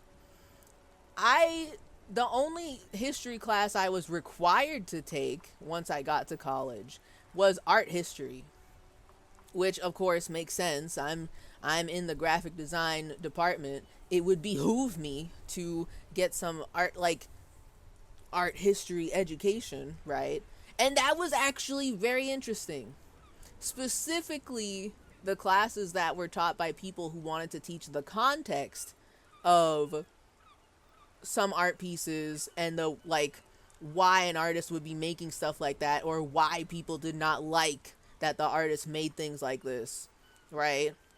All of that was very interesting to me, knowing the context of all of this, instead of very just kind of dropped into like something going on and teachers not actually explaining shit. You know what I mean? Does that make sense? Not actually explaining the context of things, you know. And now we're getting dunked on by younger generations. While that may be true, I think very slowly, and it's starting right now, Gen A is getting old enough to dunk on Gen Z. And I only know about this. I only get this vibe because some of my very Gen Z coworkers, one of them in particular I'm thinking of, always talks about how Gen A makes her very nervous. She thinks they're very weird and unhinged. And I'm like, oh, it's happening. Let's go. It's only a matter of time until Gen A gets old enough to like sufficiently and very nuancedly make TikToks dunking on Gen Z, and we're just kind of gonna be here like, damn, that's crazy. Oh man, the passing of the torch. Oh, that's crazy. Oh my god. It's gonna be very interesting. It's all I'm saying. It's gonna be very interesting. Okay, I babbled enough.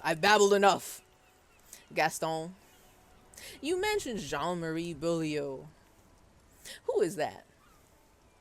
Oh, sweet Jenny. She was the finest woman in all of Revachol. Oh? Maybe the entire world. Oh no, what happened to her? Oh no, I'm concerned. Gaston, what happened?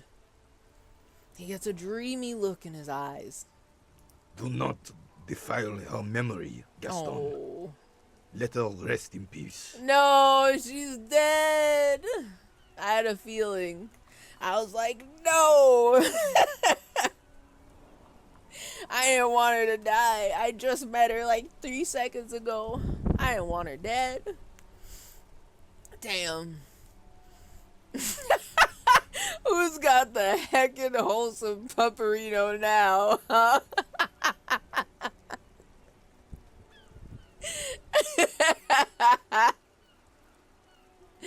Oh. See, I'm not gonna lie though. Gen Z was right to dunk on millennials for saying pupperino though. That one I'll give it to them. I want to keep my skinny jeans, but pupperino is fair game. That's true. You can bully millennials for that. I never liked the word. It bothered me. It felt like advanced baby talk. But also yes.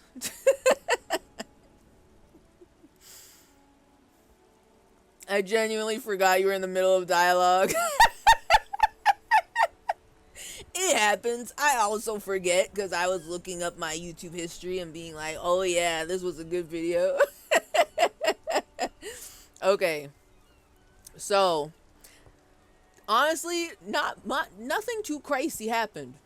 I tried to talk to Kuno, didn't work. I talked to Renee about now we know what your job is, and he was like, yeah, but I'm on medical leave.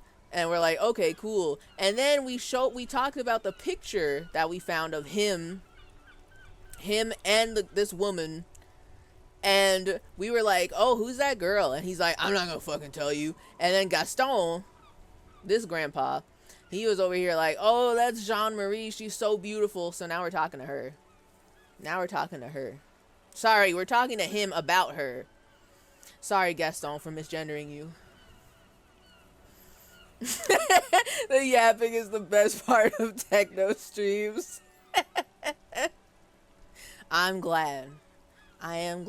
Sometimes I do worry that my yapping, my babbling, is out of control.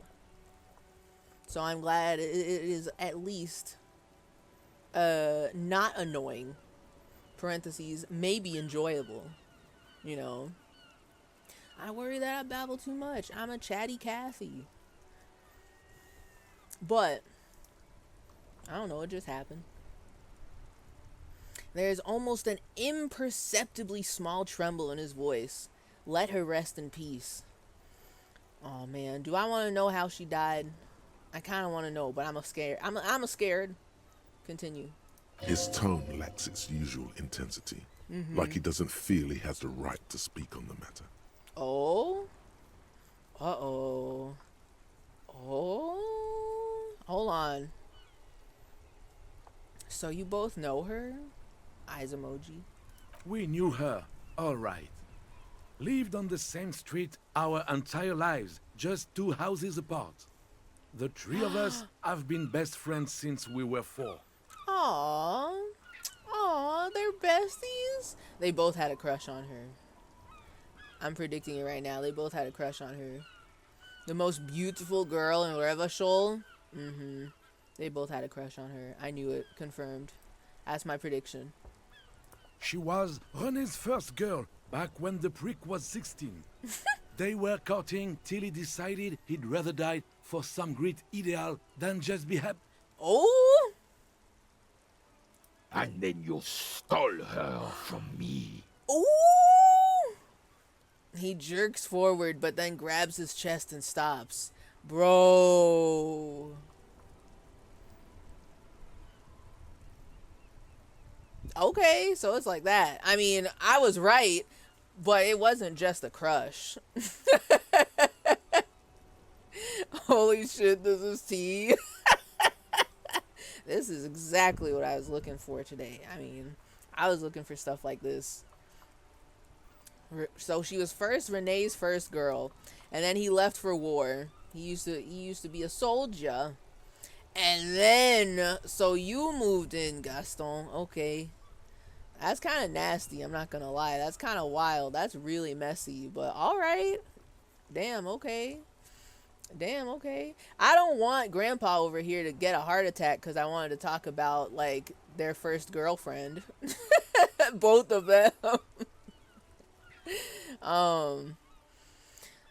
So I can't just not intervene.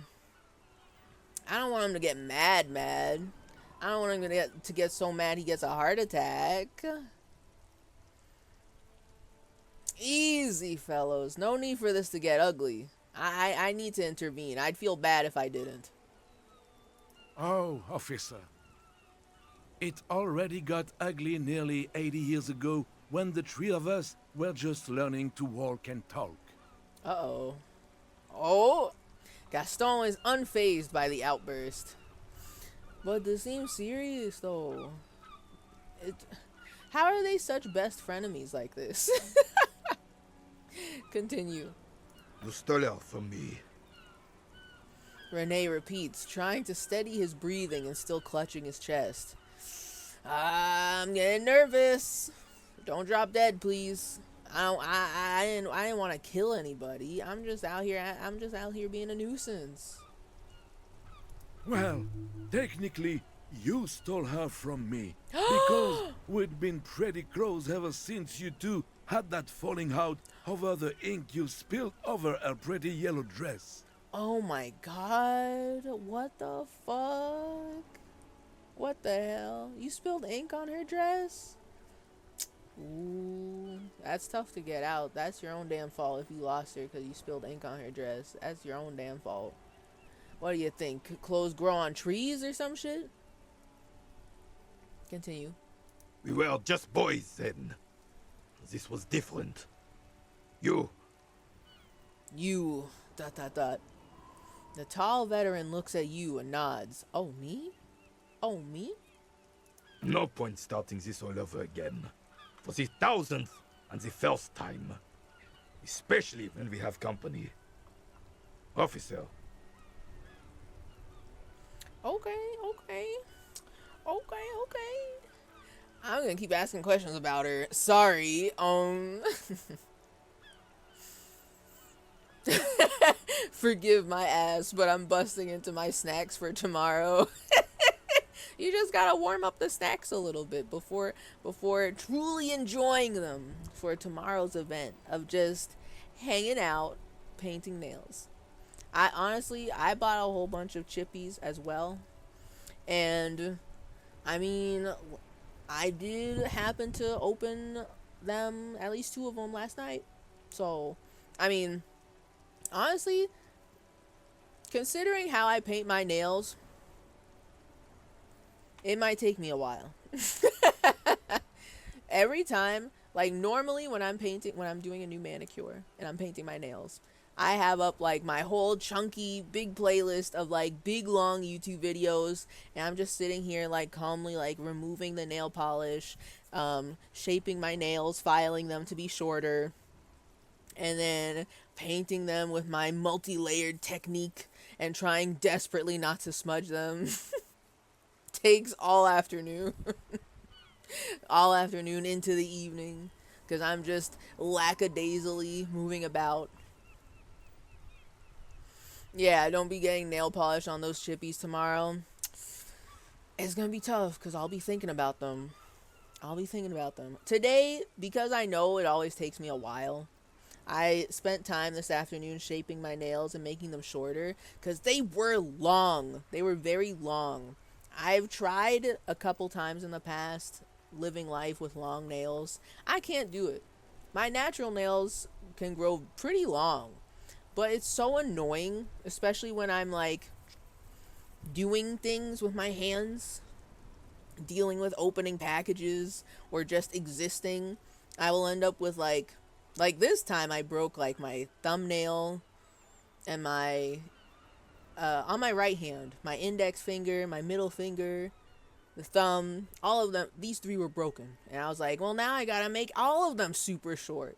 They are a lot shorter than I normally go for right now, but they're at least a little cute. They're little cute, teeny tiny coffin nails. So they're gonna be great. They're gonna look great on camera tomorrow. On the hand cam. So they look good right now. I'm just like constantly looking at them, hoping I don't break them. Because sometimes it happens. I'll have no nail polish on, and then I wake up the next day, and for some reason, they're broken. Why? The world may never know. But okay, I'm gonna keep being a nuisance. Renee, so like, what happened to her? What happened to Jean-Marie? Can I know about this? She died of pneumonia 2 winters ago. It was a quiet passage, peaceful. He smiles faintly. Pneumonia? Only 2 winters ago? Oh, that's very recent. I thought this was something crazy. Like, I thought she passed away when they were, like, young. Something tragic. But damn, okay. René and I were both by her bedside when she... He pauses, searching for the right word. Died. Oh. No use sugarcoating it. Won't bring her back. Will it now? He sharply fills the silence and adds, no use sugarcoating it. I mean, she is dead. I suppose you can just say she died. Departed. Until the very end she couldn't decide between us. The most indecisive woman I've ever met. Well, now wait just a second. Until the very end, she couldn't decide between us? What does... You...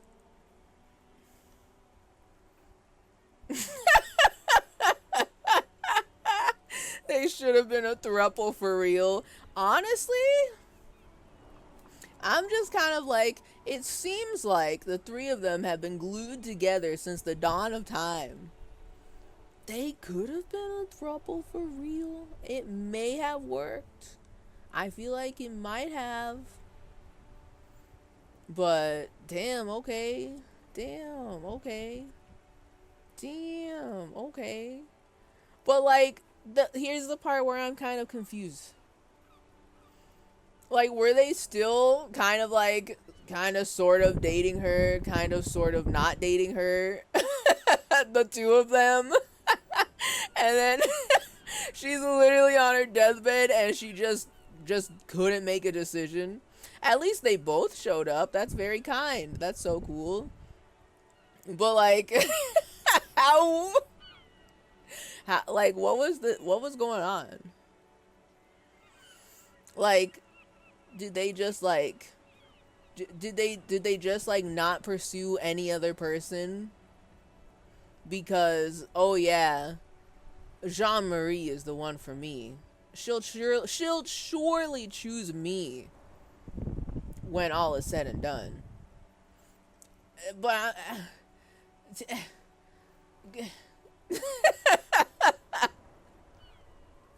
they should have all just got married. I don't know. Shit.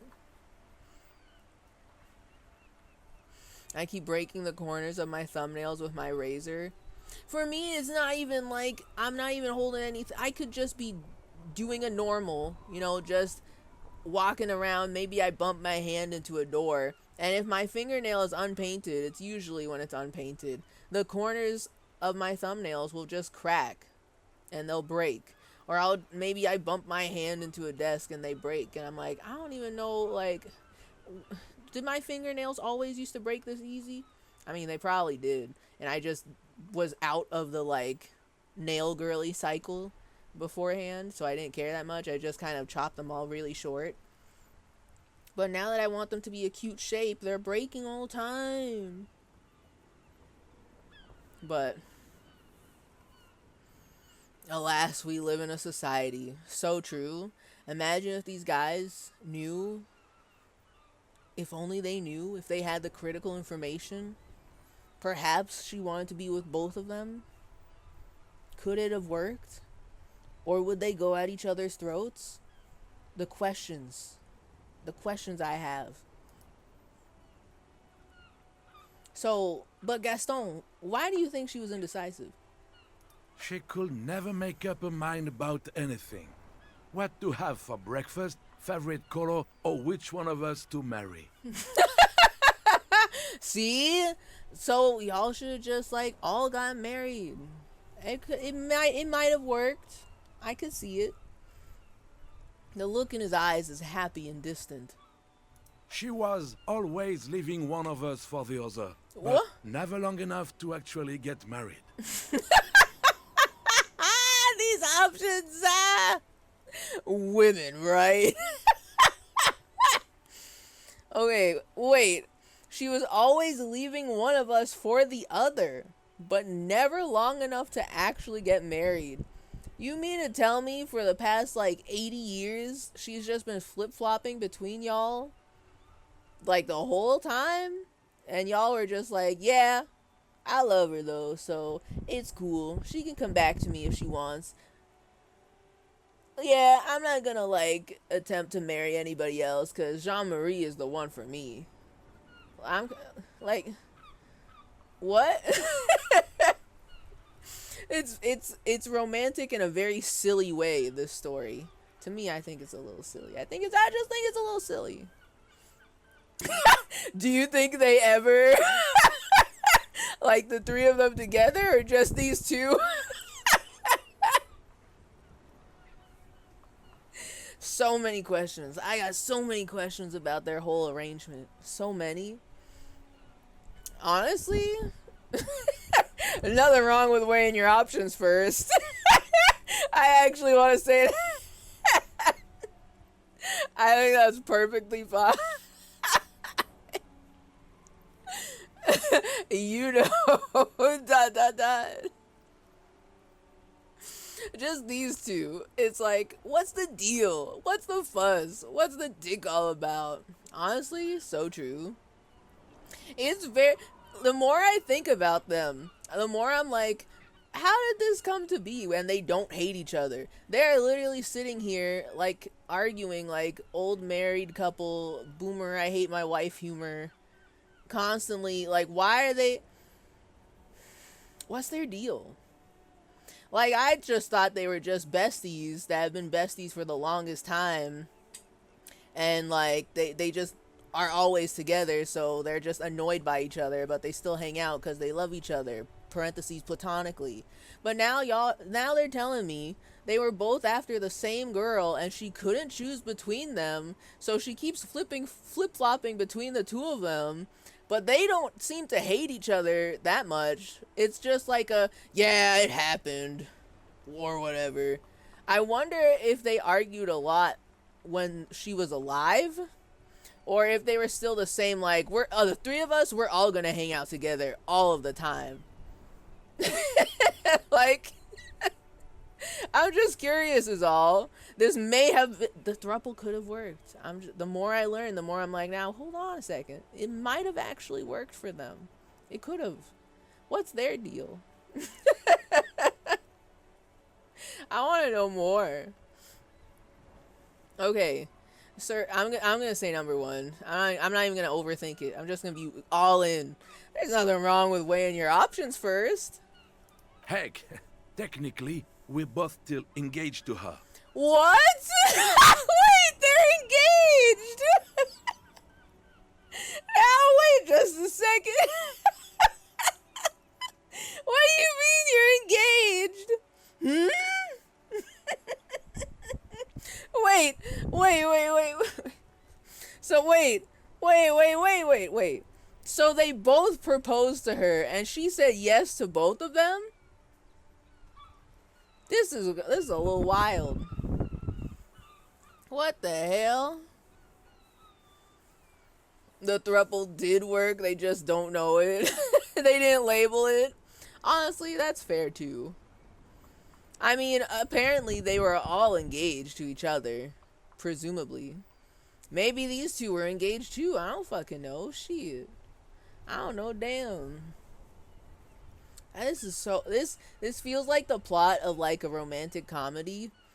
But, like, I feel like if it was made today, there could be a strong chance that they end up as a happy throuple, right? It's very interesting. It's like charming and a little annoying, but it's kind of cute and a little annoying, you know?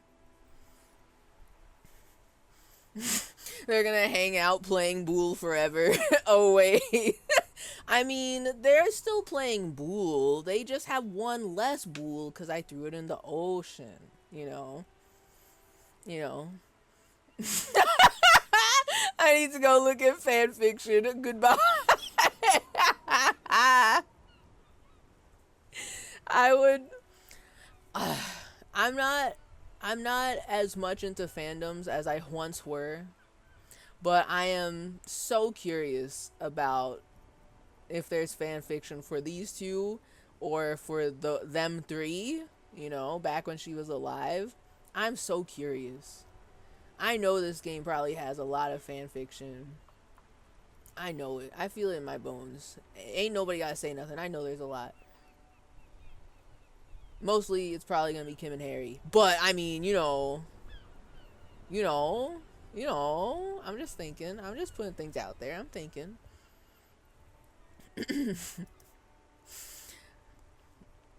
Technically, we're both still engaged to her.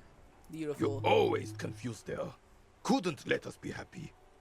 Seduced her with your fancy words and pastries. Okay, but hold on a second. He can cook pastries? Say no more. I understand why she fell in love with him. He says with heavy resentment. He suddenly remembers you are still there, falls silent, and turns away. No, I want to know more. Tell me more. Tell me more. I actually want to hear the whole history. Give me all of this right now. Now, what do you mean you always confused her, couldn't let us be happy? Sir, it takes two to tango. I don't know what could possibly be in her head to say yes and being engaged to the two of you both. But, I mean, it takes two to tango is all I'm saying. She liked both of you, clearly, you know. I'm just... I don't know. I've got more questions about why y'all were still in love with a girl who couldn't 100% commit. I mean, if we're gonna pretend like the throuple was not possible, I'm just curious why you were proposing to a woman who did not seem to be 100% all in and being with just you forever. I'm just saying, I feel like it was very loud, this arrangement. The arrangement that could have been.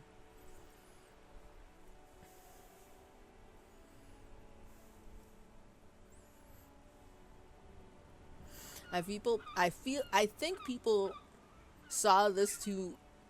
Wait.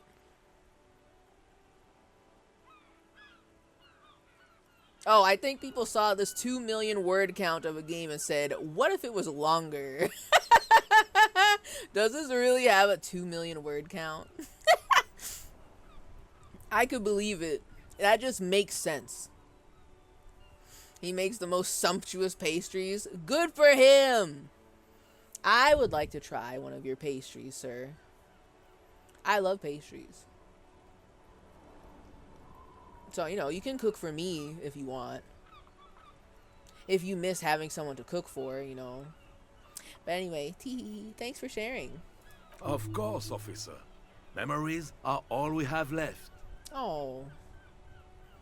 Oh, that sounds so sad. I cannot convince Gaston to relinquish his sandwich. I don't really want to. But also, it's very low %, and I've got a -1 penalty because I threw the boule in the sea. Ah, damn, you hate to see it. Why can I talk more about Jean-Marie? I think I asked all my questions. I don't got nothing else. But this was very enlightening. Thank you, gentlemen. Bye for now. Tee-hee-hee. Now, I'm curious. You don't have anything new to say, do you? The purity of snow always reminds me of the purity of a man's soul, if he's got principles. Damn, okay. He looks at the falling snow. Alright. Shit, okay. So, I can talk about Jean-Marie a lot with them, huh? Okay. What the hell? What the hell? That's crazy. Okay. Okay. There's Dwarf Fortress fanfic, which kind of rules. Wait, Dwarf Fortress fanfiction? But aren't your wee guys all just different guys that you make? Are people just writing about fanfiction about their own dwarf fortresses? Also close to 2 million words? Understandable. Makes sense. This game is basically a book, so that makes sense to me. So, Renee, I know I was just like 3 feet over there just talking to you. I understand Jean-Marie meant a lot to you. There's nothing for you to understand here. It is not heard if you are investigating. Oh. You should not have said that to me. You should not have told me that. Were the circumstances of her death in any sense unusual? Are we gonna try and find a like supernatural slant to literally everything we come across? All that Gaston told me was that she died from pneumonia like 2 years ago, right? I don't think that's unusual. But the way that I can ask this question makes me think, oh man, there's something supernatural here. Oh man. Oh man. I'm gonna ask all these questions. Sorry, Renee. I'm invading your life. Ooh. Okay, hold on. Were the circumstances of her death in any sense unusual? I feel like, okay, I want to ask number 3 first. What happened with you, Gaston, and Jean-Marie? And then ask about the death. Or maybe ask 3, then 2, then 1. Let's get real deep into it before we get sad. Let's go. Whew, let's go. What happened with you, Gaston, and Jean-Marie? I was 22 when I returned from King Guillaume's Akira operation in the south and found my sweetheart in the arms of this wretch. Scandalous. Oh shit. Okay. 22. Damn, that's really young. When I returned from Guillaume's Akira operation in the south and found my sweetheart in the arms of this wretch. The Ikeda operation was a 7-year campaign, during which suzerain Guillaume's army forcefully united the people in the southeastern part of La Petite Continent, collectively known as the Ikeda tribes. under the Revacholian banner. Aikiera tribes. Okay.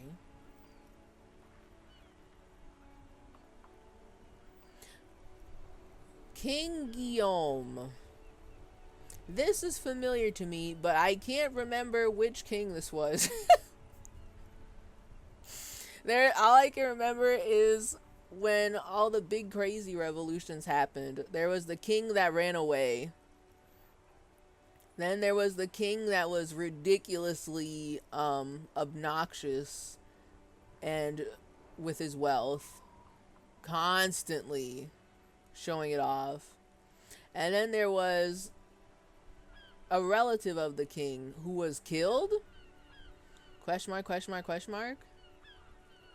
Like, he was killed during the war.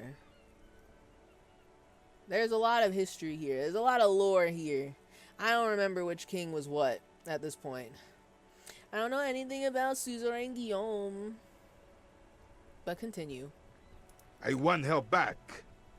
But while I was dealing with some issues. Yeah? Some issues. What kind of issues? Can I ask about those? Am I allowed to ask about that? He gives Gaston a hateful look. Okay. But while I was dealing with some ... issues ... You were like a dark cloud sucking the joy out of every living thing around you. And you hurt her. Oh my god. What the fuck? He quickly glances at you. Oh, he's looking at me.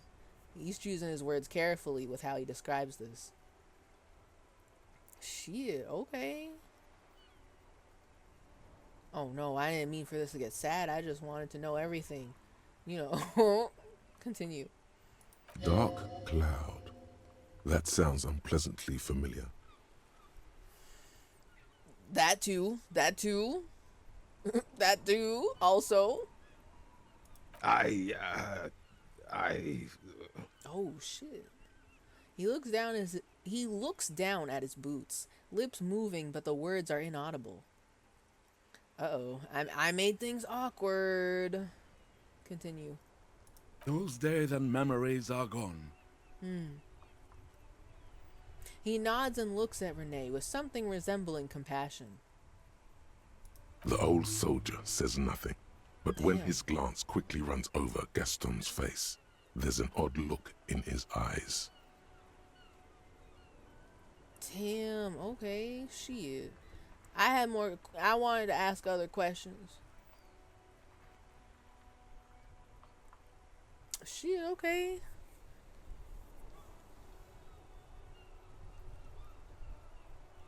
I mean, I kind of want to know more about that, but I'm like, oh no, I don't know if I'm ready for all that. I just wanted to know their drama. Okay, I'll be thinking about this. Look of lust. Maybe.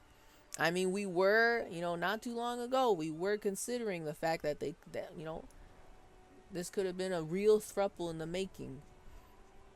I imagine there is hostility between the two of them, so there was not going to be a connection like that between them two, but like, what if there was?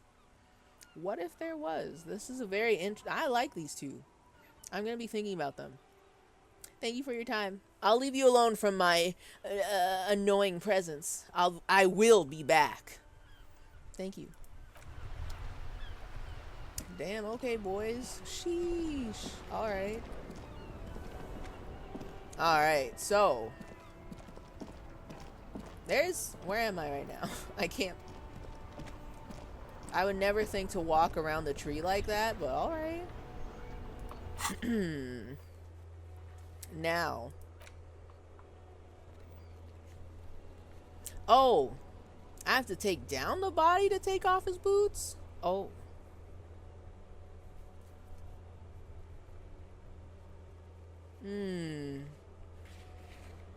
Wait a minute. Getting the hanged man's boots. In order to succeed, 1, the body has to be down. 2, autopsy has to be finished. 3, and Kim has to be absent. He wouldn't approve. Okay.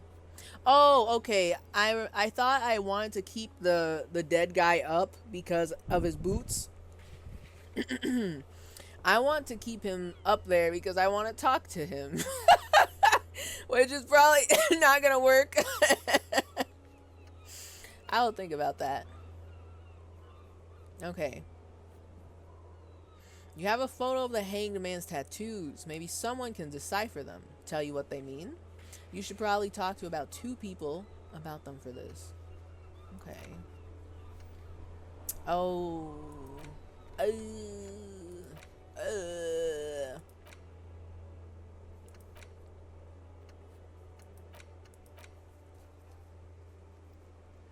I gotta buy the cockatoo book at the bookstore. Alright, so I guess the next thing, I don't want to, I kind of do want to try looking at, talking to the dead guy. So I don't want to bring him down yet, even though I probably could, maybe should right now. But I want to try and talk to him. I really do. But the next thing we can do immediately right now is try and see what's in the apartment. Steal? But Clued, I'm so bad at steal. My stats tell me you suck. Oh my god, it's even worse than I thought. I have 1. Savoir-faire. 1. I have minus... Oh, actually, I have -2 from something that I'm wearing. I could have 3, but I have -2 because I'm wearing something. Like...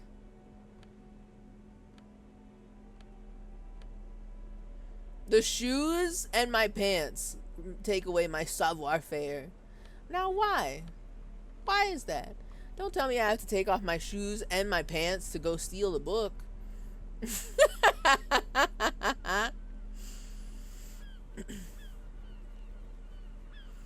Kim should stop you and say, "Detective, why did you walk away? Again."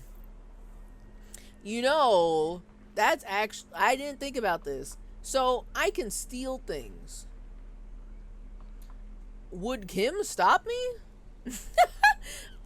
I've never thought about this before. Obviously, I would think he would, yes.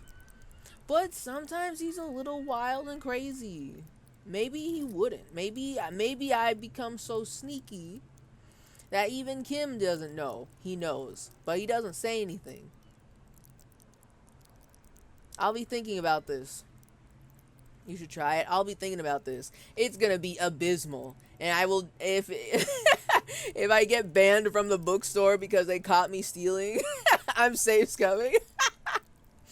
But I will be thinking about that. First, though, I do want to take a look at the fucking apartment. I guess I'll do it. Ugh. So I think it's back here. They said it's in the basement behind the greenhouse.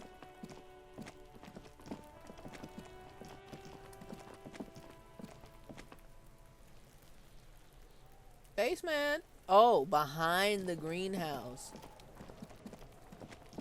Now I'm gonna save before I do anything scandalous in that area.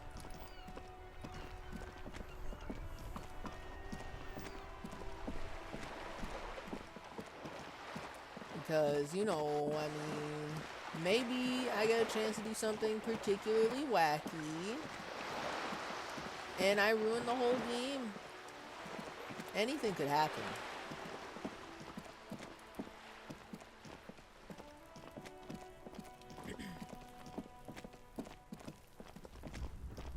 Okay. I'm gonna cause some problems. I'm gonna save first. New save.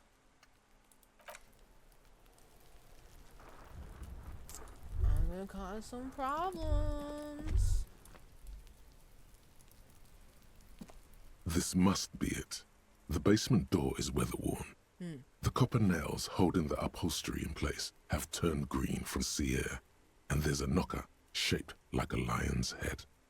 What?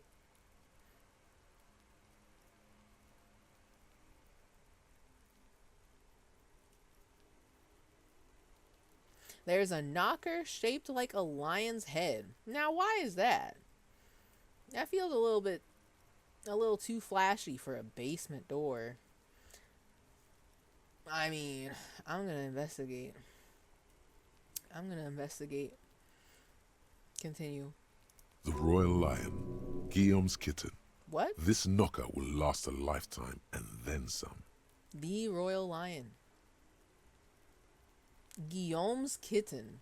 Okay. Okay. Oh no, they are giving me choices. Okay. I'm gonna be a nuisance. I said I was gonna be a nuisance.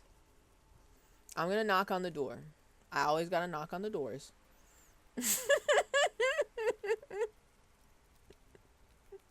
I'm gonna knock on the doors. Carefully knock. You knock silently. The What? upholstery muffles the sound. No response comes from the apartment. Okay, they're saying the upholstery, and I'm immediately thinking of a couch. This door does not look like a couch. That's not true, right? This door is not covered in leather. Also, knocking silently is a little weird. How can they hear you if you knock silently? No, pee-pee. Guillaume's Discord kitten. I hate this. I hate this phrase. Okay. I guess no one is in. The lieutenant looks uncomfortable. I mean, I also am uncomfortable, but I am committing to being a nuisance. Press your ear against the door. The leather upholstery is worn and rough against your jaw. You don't hear any movements. Okay, the actual leather. Why is there leather on the door? I'm confused. Doors just don't have leather on them. Why is there leather on the door? A leathery door with a knocker on it that looks like a lion. How come? What is going on here? What kind of place is this? Okay. You don't hear any movement. In fact, it's oddly silent in the yard around you. No birds chirp. Okay. Is this supernatural? Is this going to be some sort of supernatural secret club, perhaps? Lieutenant, what is your opinion of this task we're undertaking? Let's be honest. This isn't what I joined the RCM for, but every day tells you something new about yourself. Okay. TBH, Kim says, this isn't what I joined the RCM for. Okay. Every day tells you something new about yourself. The lieutenant replies, still inspecting the padded door. I'm uncomfortable with the fact that it's a padded door. Why does it look like that? It's an outside door. Why does it look like that? Apparently, working with the local union boss to get info on an investigation is not something I'm squeamish about. Oh, really? See, this is what I mean. When I was talking earlier about if I was stealing something and Kim was next to me, would he stop me? Sometimes he's wild like this, and it catches me off guard every time. I'm kind of like, okay, Kim. Does that mean I can steal? Does that mean we can thieve? We can thieve, perhaps? We can be thieves? Okay.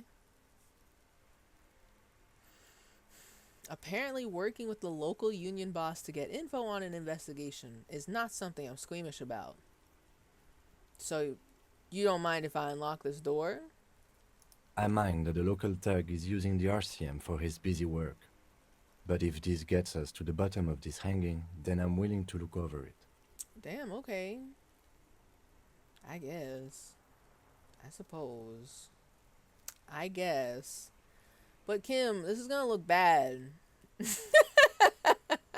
I don't like this at all.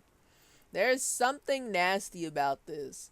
Why do I have a key to somebody who is being referred to as a weasel? Why do I have a key to this quote weasel's apartment? And why does the union boss want me specifically to unlock the weasel's apartment door, but then just leave it open? He already had the key, and he's got a whole bunch of guys, bunch of tough guys, bad boys down at the bad boys bingo hall who could easily do this. Why does it have to be Henry Harry? Surely it's because we're cops, right? But like, they also don't people here don't respect the cops here. Fine. So then why don't they do it? If the union's gonna start acting like the policia, why don't they do it? That's why I'm nervous. I don't like this at all. Something's not right. I don't like it. Kim in his one-track mind. He's very down to business. Even if the business is shady. I don't know, Kim. Oop. Hold on. My phone was not charging. Tee lol. My phone wasn't charging while I was using it for my little VTuber. I need to plug it in. I need to plug it in and then turn the phone on. Ooh. So, of course, as we all know, I did get my new phone. I am... Ooh, it is hot. Hold up. I did get my new phone. It's my first time trying it out, being my little VTuber camera. Now I'm kind of like...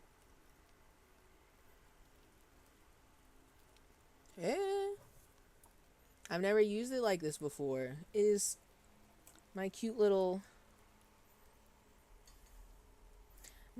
phone. Oh, it is hot. I should let it chill out. I still have my old phone. So my new phone, of course, the Z Flip. I love it to death with all of my heart. I love it so much. I'm not used to having a phone this small again. It's crazy. So, but I still have my old phone in case something tragic happens to this. You know what I mean? It makes me nervous having a screen that folds like this. So, of course, I'm not trading in my old phone. So, I'm going to go use the old phone, which is all the way across the room. So, hold on. I got to get up. Hold on.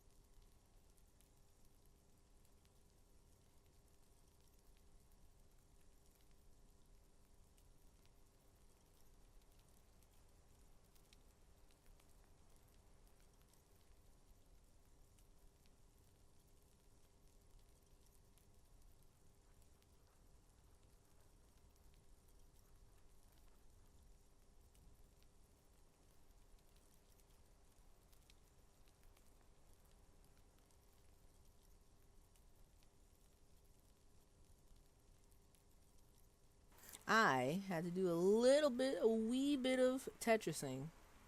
Just a wee little teensy tiny bit. Because this phone was not charging. I thought I put it to charge. It was not charging. So, I'm going to plug it in. It can go back to being my little VTuber camera. My little camera.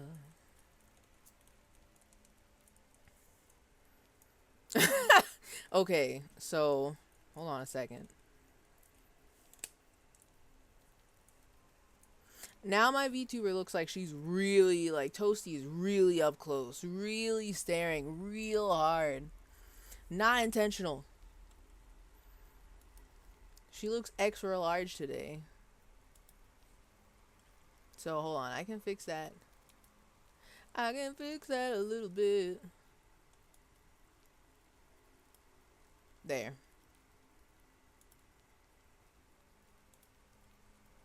Okay, cool. Alright. So, we're back in business. The face is back on. Back online. Alright, so I don't remember what I was saying before my phone died. But, yada yada yada. All of this is shady.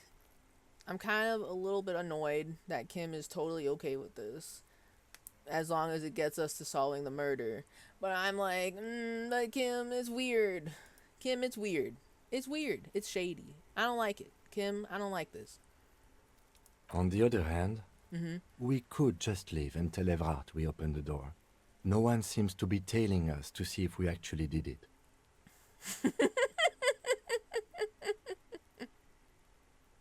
Okay, wait.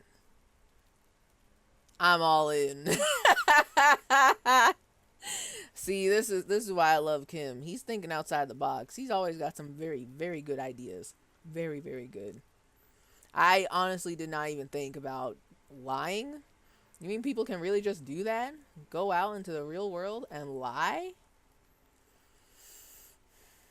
No one seems to be tailing us to see if we actually did it.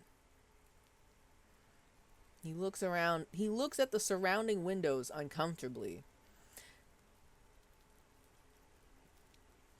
But Kim, I also wasn't thinking about that. As much as I love lying, spreading a little bit of misinformation and lying for fun,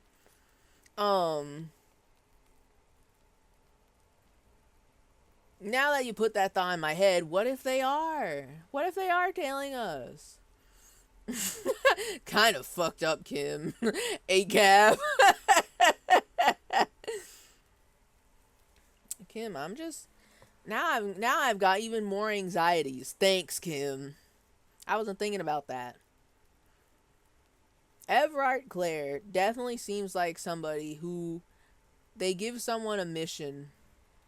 And then he sends one of his guys to make sure the mission is actually completed by us. And he'll know if we didn't do it. No one seems to be tailing us to see if we actually did it. That may be so, but also, I imagine that something shady and illegal is going to happen when we unlock the door. So then when whoever is supposed to come into the room walks in, or sorry, tries to walk in, they'll find out the door is still locked, and then whatever is going on there, their plans are messed up. So I think they're gonna find out. But maybe Kim's okay with just lying for a little bit. Just a wee fib. Just a little fib. A little lie. Tee-hee-hee-hee. LOL. Lie to Everard? That's also an option? And also? Yes. Presenting a fabrication is known to get results here and there. You took this task. You make the call. Why has it gotta be my problem? You're here with me too. Why is it just my problem? Presenting a fabrication is known to get results here and there. He crosses his arms. You took this task. You make the call. Kim. I know I did this, but I didn't want to do it. The door is right here. You can just open it and be done with this. Yeah, but I don't want... I don't know. Besides, if you never open it, you're never gonna find out what's behind the door. Shut up. That's exactly what I want to know. Okay. Okay, I want the game to let me be able to do this. This would be so good. If I am able to do this thing that I want to do, then I know the devs made this game for me. I want to be able to open the door. I walk in. I look around. I take a peek. And then I leave. And I lock the door. And then we lie to him and say, yeah, we did it. But we don't give back the key. That is so many things. So I specifically really want that. I want to have my cake and eat it too. I want to open the door, look inside, snoop around, acquire the critical information, leave, lock the door, and then lie to him and say that, yeah, we did it. Why can't I do that? I can do that, right? Kim told me I could lie. He gave me the go-ahead. He said I could lie. He said presenting a fabrication is known to get results here and there. Maybe this is the here and there. I can do that too, right? I can satiate my curiosity and lie. I think that's fair. I think that's fine. Man.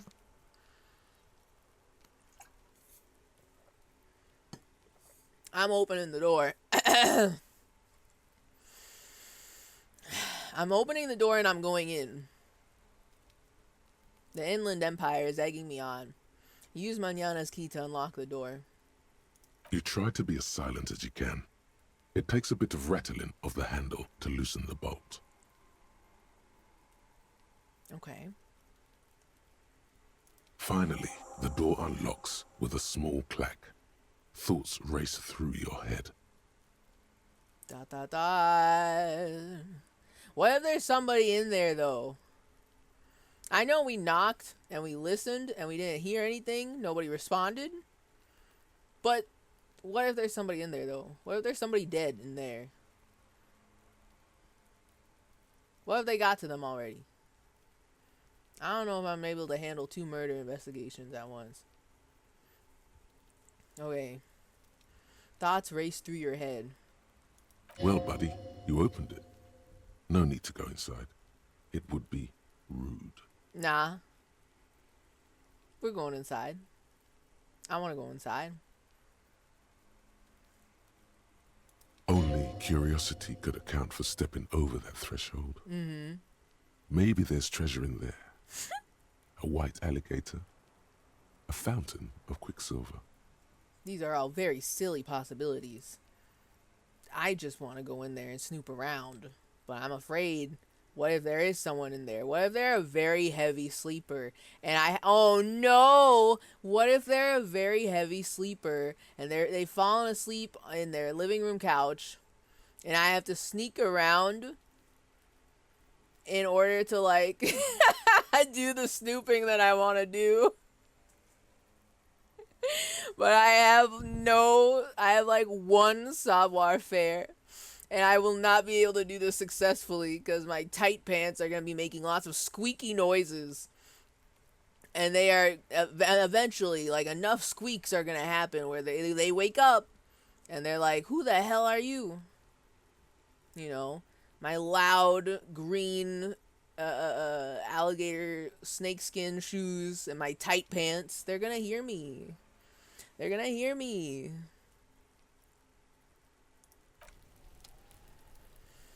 Kim,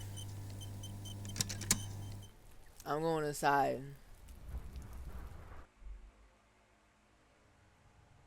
Oh no. Oh yes? Oh no. Okay. I don't have to sneak around.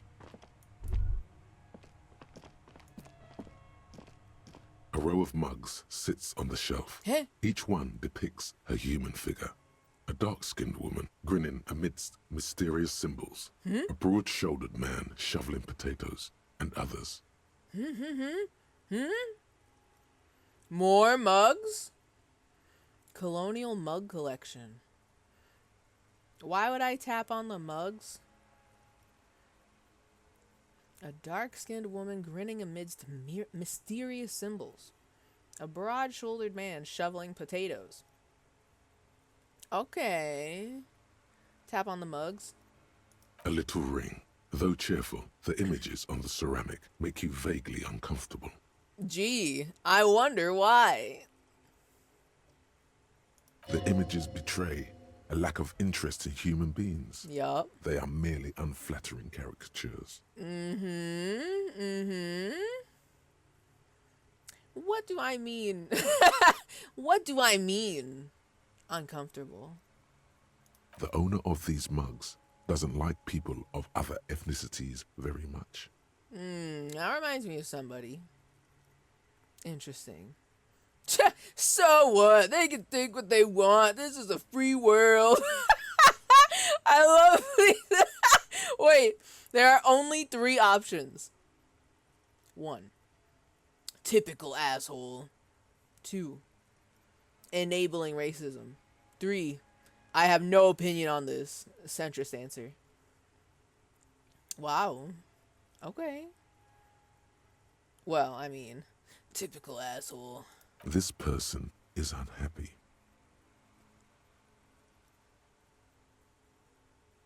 Interesting. Tell me more. Continue. The lieutenant picks up one of the mugs, then puts it back down with a look of disdain. Oh no! Wait a minute. I am thinking. Whoever lives here do we have their fucking mug? Do we have their mug? They should have a 4th option about shipping free characters. So true, so true. I would click that immediately. Oh my god. Unless their ship is not based. And dumb. In which I cannot agree with it. You know. I'm beginning to feel better about breaking into this man's apartment.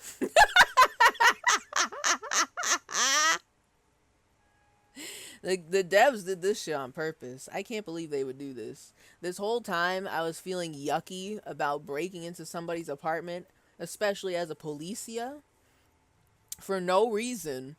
No warrant, no nothing. We don't know who this person is, and nobody will tell us why we need to do this.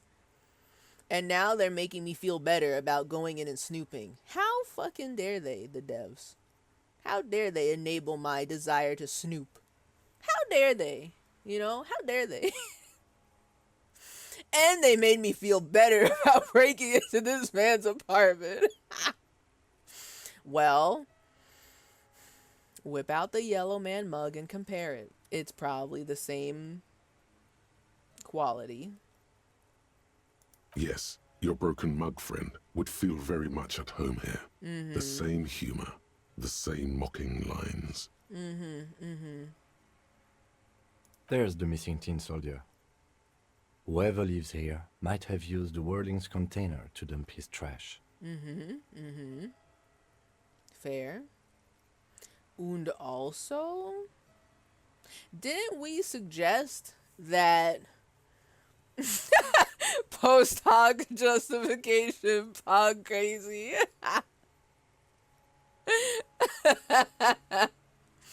The devs knew exactly what I would be thinking. They'd be like, oh, well, we can't let the player feel like they're doing something bad.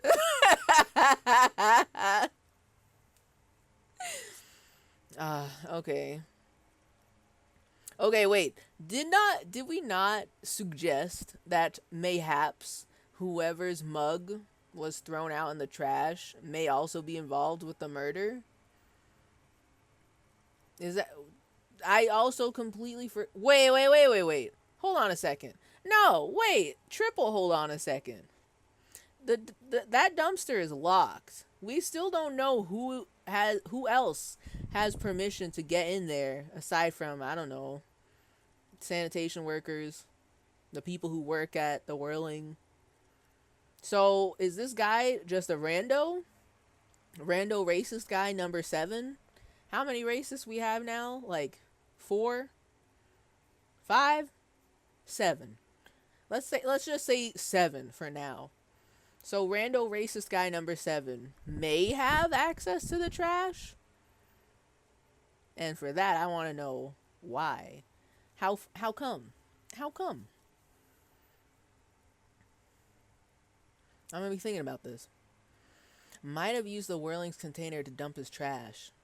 And now they've drawn the ire of the Union. The plot thickens, as they say. I want to know more. Continue. An interesting little clue. Let's see where this goes. Clues have a way of magically connecting to other clues down the road. Definitely by magic. 100%. Perhaps you should break into apartments more often. Dangerous suggestion. Do you really think it's the same person who put the dead man's clothes in the trash? Who knows? I'm not expecting too much from this clothes in the trash lead either way. It might turn out to be some random local matter, but still, a nice coincidence.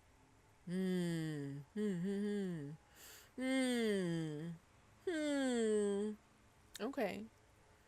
True. It is a nice coincidence. Move on from the mugs. Let's keep snooping.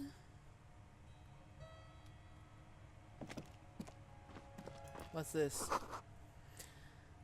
Whoever lives here admires fair-haired fantasy heroes with big muscles. Oh, okay. Understandable. I understand the type. Stop. Just stay still. I only tapped it once. Thank you. Yo, and we can steal his clothes? This is so dumb. Stupid. I'm taking it. That's fucking dumb. That's so dumb. Why would the game let me do that? I'm doing it. Tell me about this flag. I'm nervous about it. You can almost feel the warmth of the red sun on the flag. This is the flag of Revachol, the suzerainty. This is the flag of Revachol, the suzerainty. The suzerainty. I'm going to be thinking about that. So what's with the sun? This isn't just one sun, but there are little suns dancing around the big sun. This is the sevenfold sun miracle. Avenged sevenfold sun miracle. So what is the sevenfold sun miracle? It's an optical atmospheric anomaly the first settlers saw. Happens in cold weather. 6 small suns around the big one. This complex halo phenomena is how old Revachol got its flag. That sounds cute. Why do I feel a little nervous about what's gonna come next? An optical atmospheric anomaly the first settlers saw. Happens in cold weather. 6 small suns around the big one. Okay. Tell me more. It is but one of the many strange optic atmospheric phenomenon of this wondrous archipelago. You're sure you once saw sundogs in your youth, and blue flares. Sundogs? Bow before the flag? Hold on a second. But por qué? I can both bow down before the flag or do not bow to the flag. Why? Lieutenant, the old flag of the suzerain. Point. The tenant is an old-fashioned guy.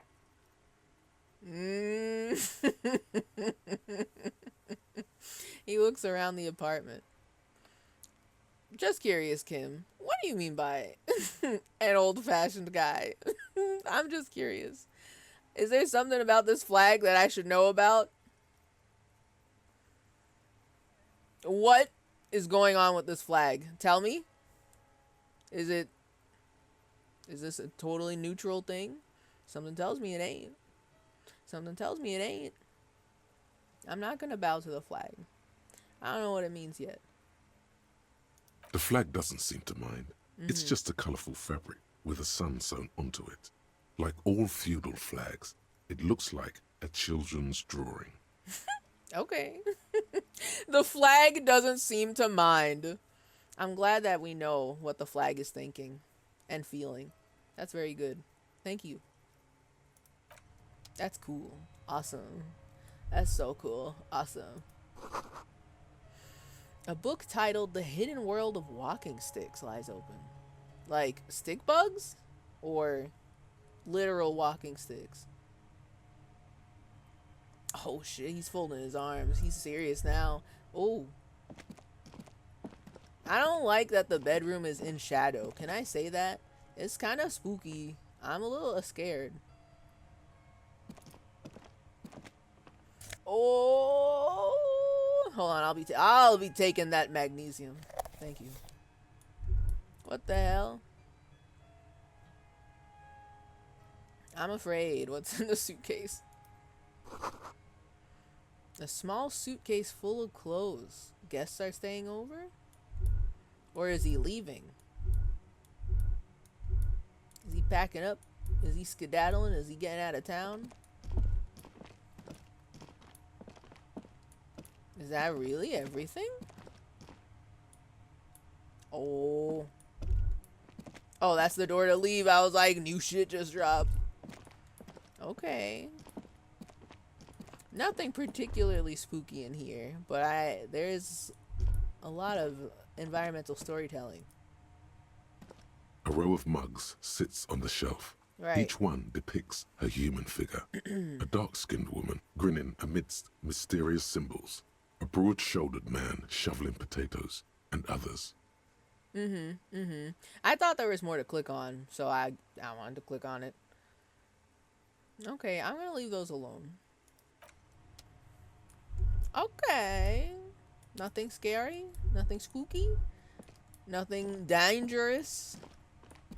It's not a secret tunnel. I didn't miss anything. Okay. Alright. Cool. Sure. I'll be leaving. Nobody better beat me up for walking in here, yeah?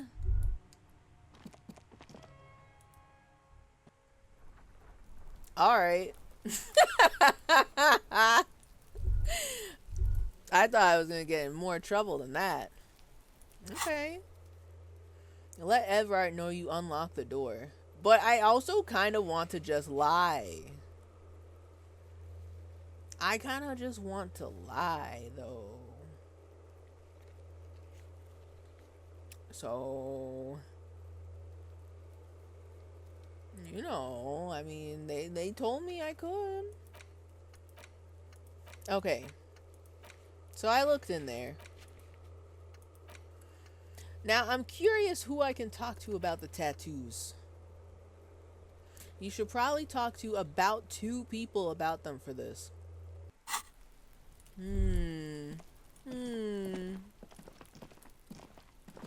Also, a part of me kind of wished that this was the apartments I had to go into, because boy, do I really want to go in here and find that man.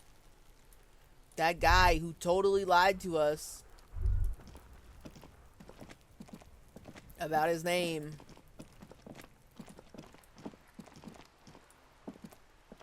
I can't look at this right now, right? Just an ordinary wall. Yeah. Nothing to see here. Yup. Okay, leave.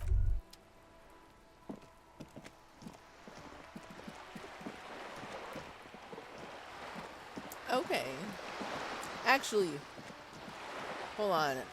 Since I spoke to Everard, I don't think I've gone back to what's her name. I have not spoken to her yet. I would like to see if there's more things for me to talk to her about. The fucking evil stepmother. I forgot her name.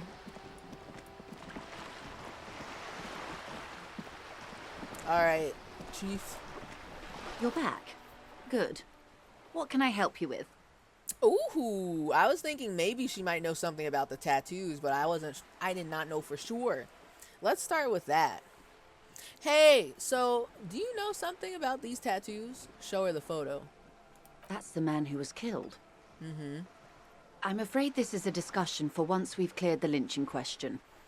Come on, it's just a picture of some tattoos. You can tell me. You can tell me about it. So you know something about the tattoos. Or why? How is you looking at the photo tied to the lynching?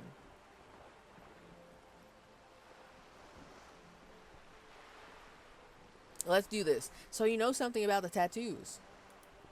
Better not tie the forestay to the backstay on this. I hope there is something else I can help you with. The forestay to the backstay? Girl, I don't know what that means, but you know something about the tattoos. She wants to answer the question. Protocol keeps her from it. But I feel like asking me to go do your whatever work, your dirty work of investigating drugs is not part of the protocol. So if we're gonna be breaking protocol anyway, tell me about the tattoos. By the way, I talked to Everard Clare. You have?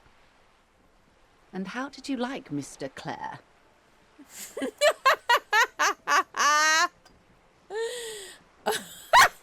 There are so many options. It's not important if I liked him. I was doing my job. I didn't.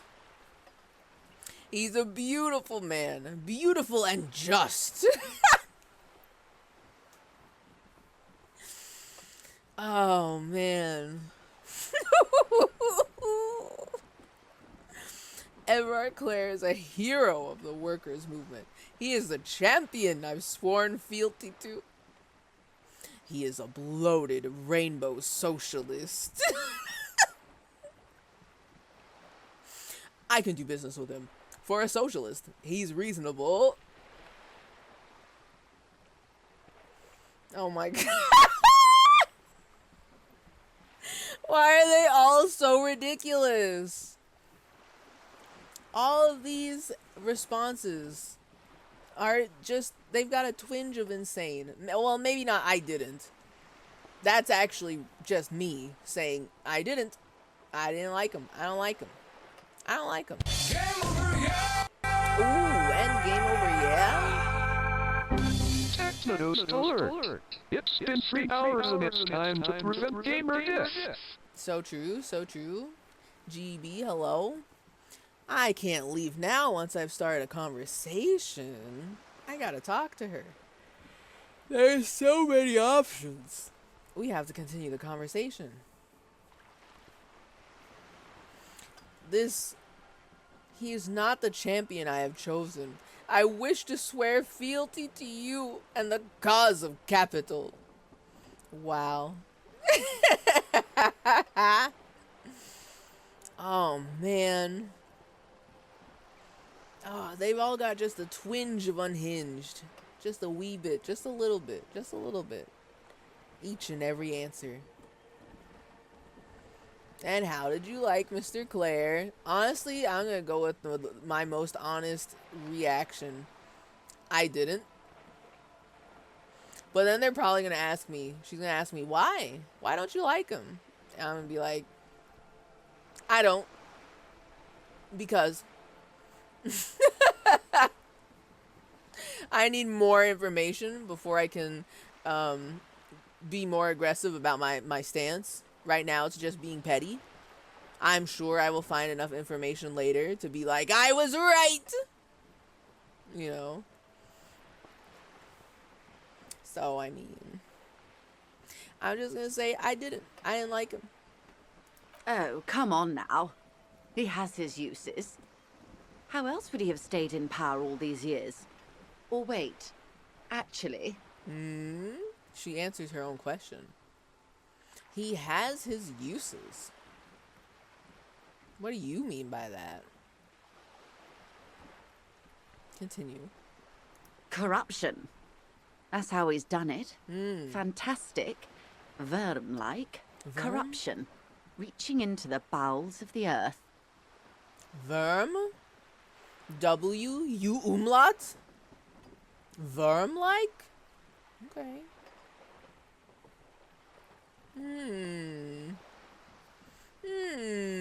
Corruption. That's how he's done it. I mean, what's weird about all this is that I remember talking to Manana last week, and Manana was just straight up like, yeah, he's a little corrupt. He's reasonably lavish. But, like, you gotta fight fire with fire. He's gotta get a little dirty and do a little corruption. It's all for the greater good, of course. And I'm kind of like, okay. But, like, no. Do you have to? Okay. But I'm also kind of like, I don't know where. This game is, every character in this game is so complicated. So complex. How dare they make me think this hard about each person? She looks at the ground and nods. The position of my unusual colleague does not reflect official policy. I hope you understand. The RCM does not pick sides. I have to put the disclaimer in my bio. I have to wear a little t-shirt with the disclaimer, all opinions on my own and don't reflect the opinions of my employer. Also, I'm glad that I'm his unusual colleague. We're not just colleagues. I'm his unusual colleague. Okay. The RCM does not pick sides. Sure. Of course. And I don't expect you to share anything he told you with me. I'm not a corrupt verm myself. However, if you felt like discussing something... I do, but, oh... I don't want to get in trouble. I don't want to get in trouble with Kim about this. Man. Continue. How could I stop you? Are we not human? Are we not curious to hear another person's take? It's only natural. We would only be gossiping. Come on, lady. This is so tempting. I would love to gossip. And by gossip, I mean I want to sit down and listen to you rant about him and silently take notes in my head and not say anything. I want to do that. But they're going to make me say things. I don't want to reveal my hand. I just want to observe. Just tell me everything you think about him. And I will be like, ooh, that's crazy. Damn, that's wild. Oh my God. And not say anything. That's what I want to do. Yes, your disgusting necktie agrees completely. Let's gossip. Oh my God. He is a jump scare. I never expect him to show up.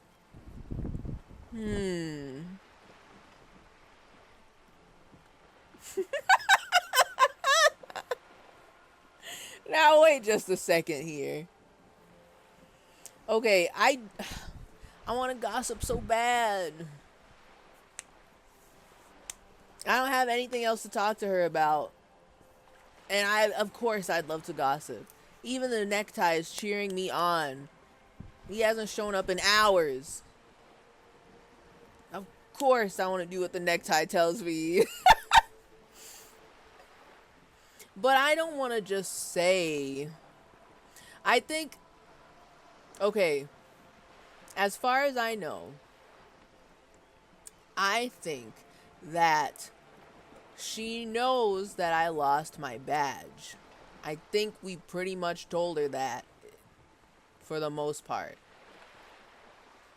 But I don't think she knows that I've lost everything else as well. You know, my mind, my memory, my gun, even my paperwork. I don't think she knows all that. And we don't have to tell her all that. We don't need to tell her Mr. Everard is helping me find my gun. That's too much info for her to know. We don't need her to hear about this. Okay? But I helped him turn up the heat on the borscht is so out of context. And I think that's funny to say right now. Because I completely forgot about the borscht. I forgot. Not only did I go and talk to the chef at the Whirling while he was making the borscht, I also told him to add more vodka. And then I have a bottle, a little wee thermos full of borscht. Spicy borscht. So I feel like I could say that, right? That seems like gossip that's not focused on me and my problems, right? I'm gonna say it. So, I mean, I helped him turn up the heat on his borscht. Sorry. Did you now? What sort of borscht is he making?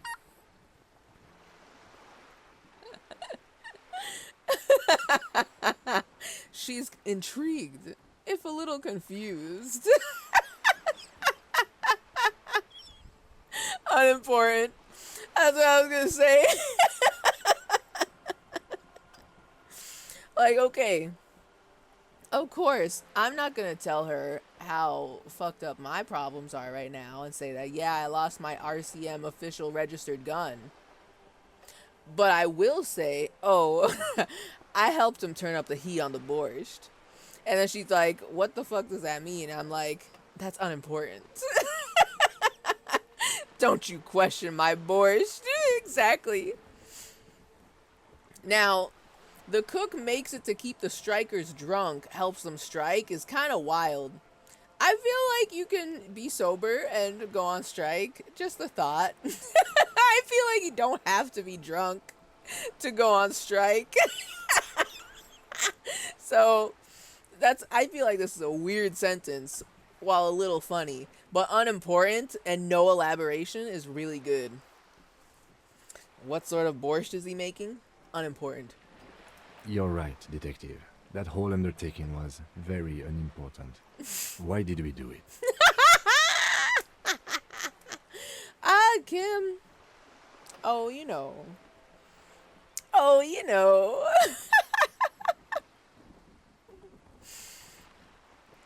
Oh my God. An act born of sympathy for the working man. I set fire to the fumes of struggle. I worship Al Ghul in many ways. It's uninteresting. I thought it would make the broth taste better. Oh man, they want me to respond with actual answers and not vague and confusing? Ugh. Ugh. Okay. Born of sympathy for the working man. Honestly, my real ass opinion, why did I do it? Why did I tell him to add more vodka to the borscht? I wanted trouble. But none of these answers seem to be like, well, okay. I set fire to the fumes of struggle. That kind of sounds like us starting trouble. That kind of sounds like we starting trouble.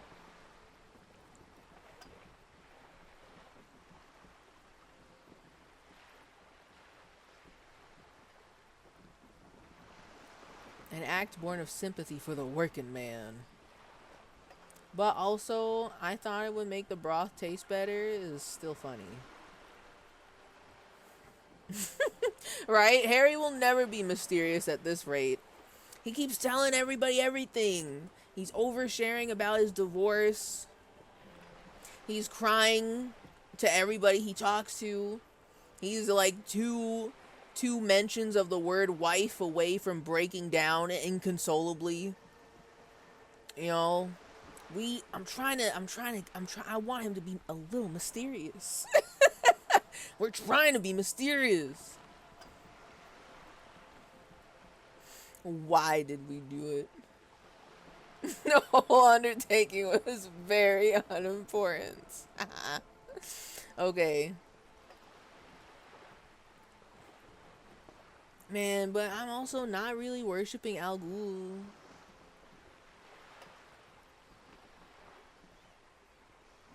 I thought it would make the broth taste better. Alright, you know what? Let's get a little crazy. An act born of sympathy for the working man. We're gonna invoke our, like, John Communism, Savior of Communism card. I suppose. An act born of sympathy for the working man. I set fire to the fumes of struggle. Very curious. A very curious thing to do. Oh!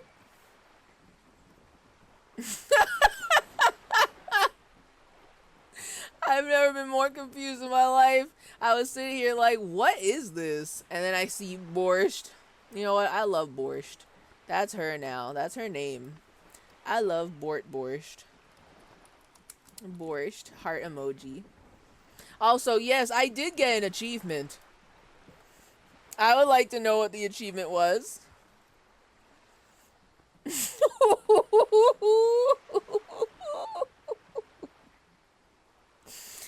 Biggest communism builder. Employ critical theory 9 times. 26.2% of players have this achievement. I got an achievement because I made the borscht spicy. And then I said yes. And then I said retroactively, oh yeah, I did it for the working man. I made them put extra vodka in the borscht for the working man.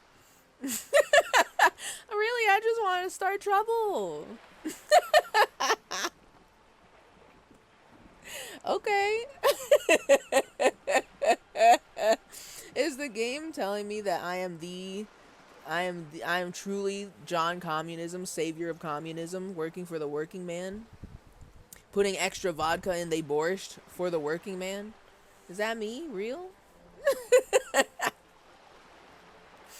Very curious. She blinks both eyes. A very curious thing to do. Truly. But that's how he operates. He just does things, man. And then talks about them. Even if it's inappropriate. Kim, are you saying I'm being inappropriate right now? Are you saying I'm not being professional?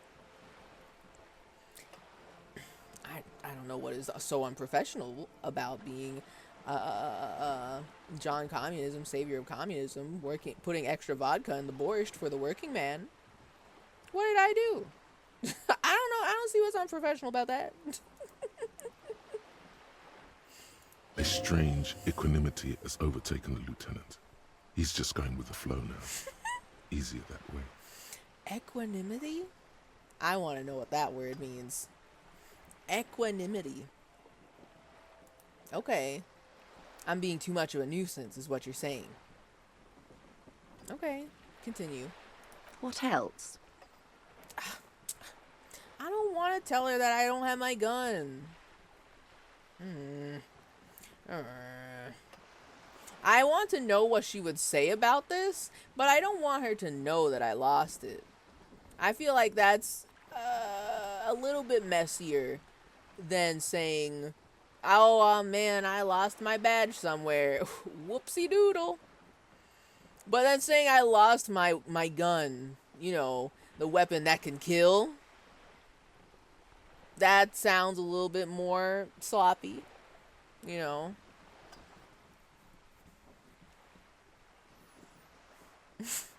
Equanimity means they were born between January 20th and February 18th, I think. Oh, yeah, true. That must be that new astrology. That must be that new astrology when they added like 7 more astrology signs to the fucking calendar and shit, and everyone hated it. Yeah, equanimity's one of those. I get you. An hour ago, I was like, yay, woo, I stay up so late forever in the night. And now I'm like, what if I rested my eyes? Honestly, I feel that. Sometimes I, too, think I can stay up forever. genuinely, throughout this entire week, whilst I was on vacation from work, I keep on thinking that it's the weekend, and I keep on thinking like, oh my god, I've got work in 2 days, but then also I've been staying up until like 3 a.m. doing things, you know. Equanimity means that they were raised by a horse. Oh, okay. No, that makes more sense. Kim, that's so crazy. I didn't know you were equestrian. That's so crazy. Oh my god, that's wild. Sorry, I was thinking of ignominious. Ignominious. Ignoramus. Egg. Many things. Many things. Many things this can mean. Wait, no, that's Aquarius.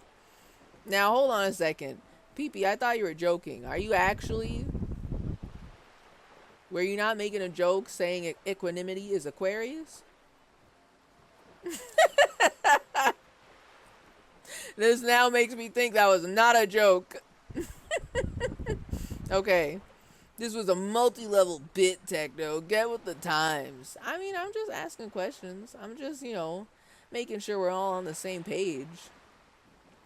I'm inclined to believe that Kim is equestrian. That makes sense to me.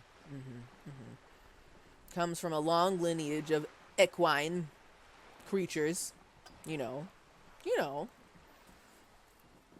So, I don't want to tell her that I lost my gun.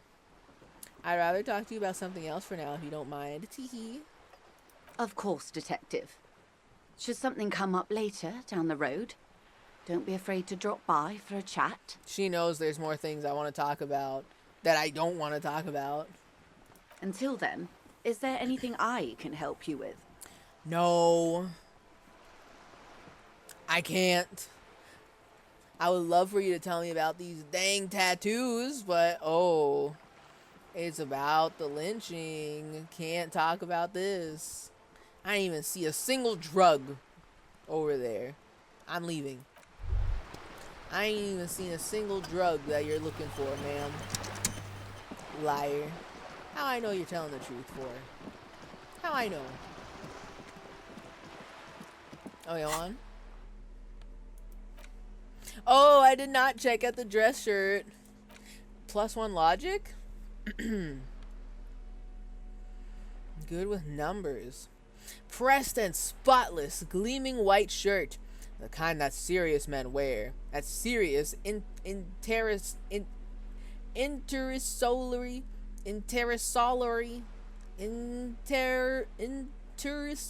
offices.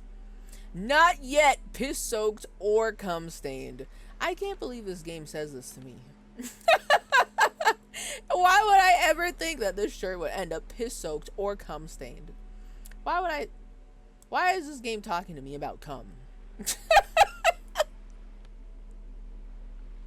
I am sitting here minding my own business, stealing clothes, okay? What about the gloves? Did I not look at this before? Adds +1 half-life, unfiltered contact. For ultimate performance efficiency, these Falm Ultra Series gloves come fingerless and with a grippy padding covering the palms, making these ideal for quadrupedal movement or for lifting cargo. Why would I want to be quadrupedal? Just curious. Am I gonna pull off some sort of fucking like goddamn devilman crybaby ass running? Like why would I want quadrupedal? Why do I want this? Okay. I'll be thinking about these. Maybe I'll need big brain logic at some point. Oh shit, you know what? There are thoughts here happening. Oh. Okay, wait. I guess I could think about the superstar, right? But that takes away 2 logic.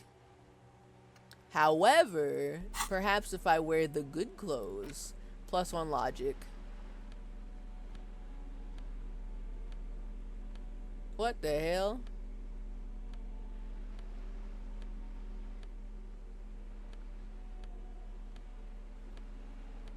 Okay, I only have one clothes that gives me a +1 logic. I thought I could make up for it by putting on a silly outfit for the next hour. You know? Everything else Harry is wearing is piss and cum stained. It's important information. It's telegraphing that the shirt has hidden values, aka -1 cum. You know what? Fine. Fair. You know what? Fine. But I have to ask now, if this very spotless, pressed, gleaming white shirt, parentheses, no piss, no cum, the fact that they have to specify this makes me wonder about the qualities of all these other clothes that I have here. Is his jacket, is his RCM patrol cloak covered in piss and cum? The orange bum hat? My Captain Crunch cosplay coat? Surely not all of these are covered in piss and cum. Maybe his blazer. I'll give you that. Maybe his blazer. But not the Captain Crunch. Come on. Come on. Wait a second.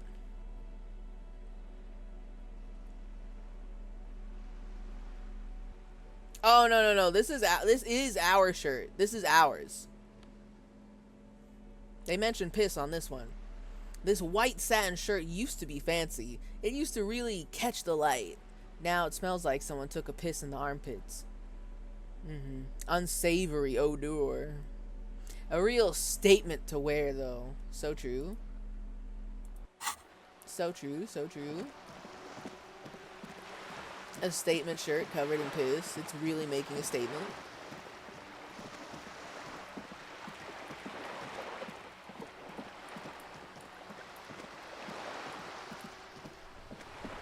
Alright, so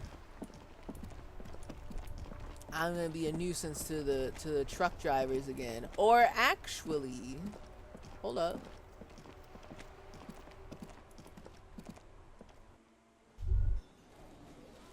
Now, I know she doesn't like us. But there's a part of me that wondered, if I show her the photo, would she say anything? I don't think she'd say anything. I don't think she'd talk to us about it. She'd be like, I don't know what the fuck this is. Don't talk to me about this. But I do wonder if I can talk to him about the trash. Can I help you? Actually, I've got nothing to talk about. Sorry. Tee. LOL. That's so crazy. Lena? Oh, hello, dear. There you are again.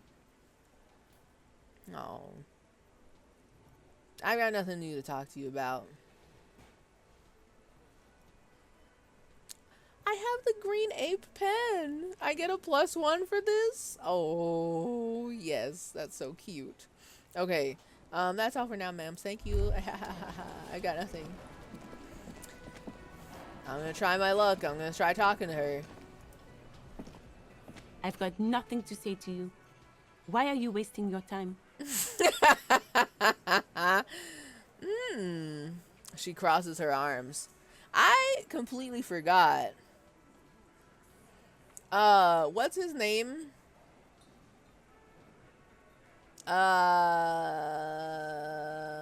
Easy something. I keep wanting to say Easy Pete, but I know that's not it. He told us about her. Told us that she's a big fancy lawyer with the big fancy lawyer education for the union, of course. So, okay. Are you Lizzie? Elizabeth? Miss Beaufort? Beaufort? I suggest not wasting time on trivial pleasantries and focusing on why you are actually here. Titus Hardy. Okay. She points to the tall man by the table. Even though she has excellent control over herself, something moved behind her eyes. in the way she stands, in her face. Okay. Okay. Eyes emoji. Staring. Sure. You caught her off guard. Push her some more. Easy, Leo! Yes. Alright, I mean, I didn't expect this to go anywhere, but let's move in, I think. So, Lizzie. Easy Leo told me a lot about you. He likes to talk a lot. You are not here to chat up the legal counsel. You are here to question these men. Okay. But can I not ask some more questions about you, Lizzie? I'm just curious. You set the pace and the topic of these conversations here. Establish that. I'll see. Now I feel like the voices are egging me on to be a little bit more reckless than I would want to be. Okay. You said you're the union fixer. You fix things. What? What? He said you're Mr. Everard's Deux et Sucré death machine. Alright, now, that's just false. Also, I'm pretty sure in this universe, Deux et Sucré is a candy. I remember because Easy Leo kept on talking about, he kept using the word suckling, and I hated that. I did not like hearing him say the word suckling candies. I don't like that. I don't like that.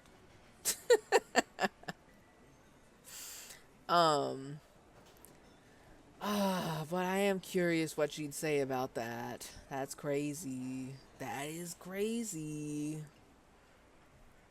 I want to keep it normal because she'll just, if I get too insane, she'll probably just stop talking to me, like flat out, and then I won't be able to talk to her anymore. Let's keep it relatively normal.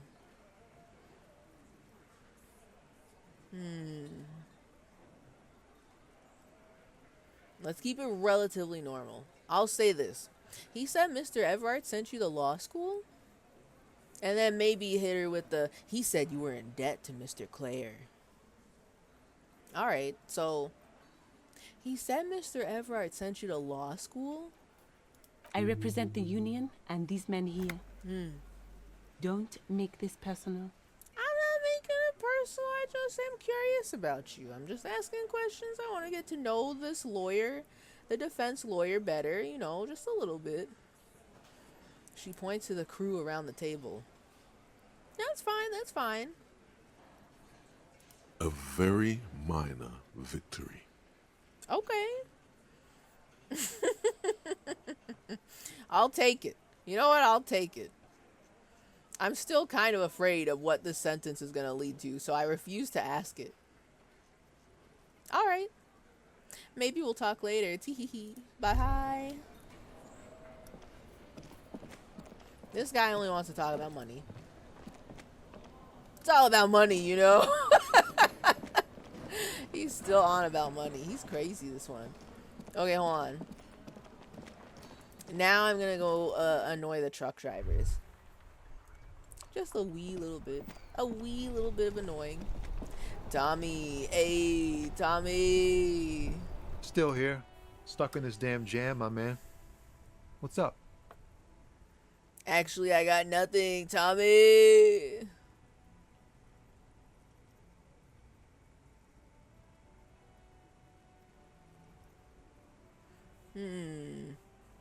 I was kind of hoping I could show him the photo of the tattoos.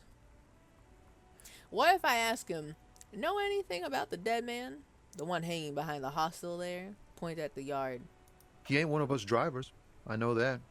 All accounted for. Otherwise, I haven't really asked about that. Been wasting time right here. Keep him busy. Okay. It's a little crazy that everybody knows about the guy hanging behind the whirling in rags, and most people are pretty like, oh yeah, he's been there for a week there. He's part of the scenery now. Oh. It's a little weird. Just a little weird. It's easy to see he's telling the truth. He's kept his nose out of the dark stuff. Okay, I think I've asked them all this before. I thought there would be more, that maybe I click on that again and we talk about the tattoos. But I don't think so. They would have showed me that right away. Alright, never mind then. The man taps his fingers rhythmically against his arm. That's all for now, Tommy. Hey. Okay, so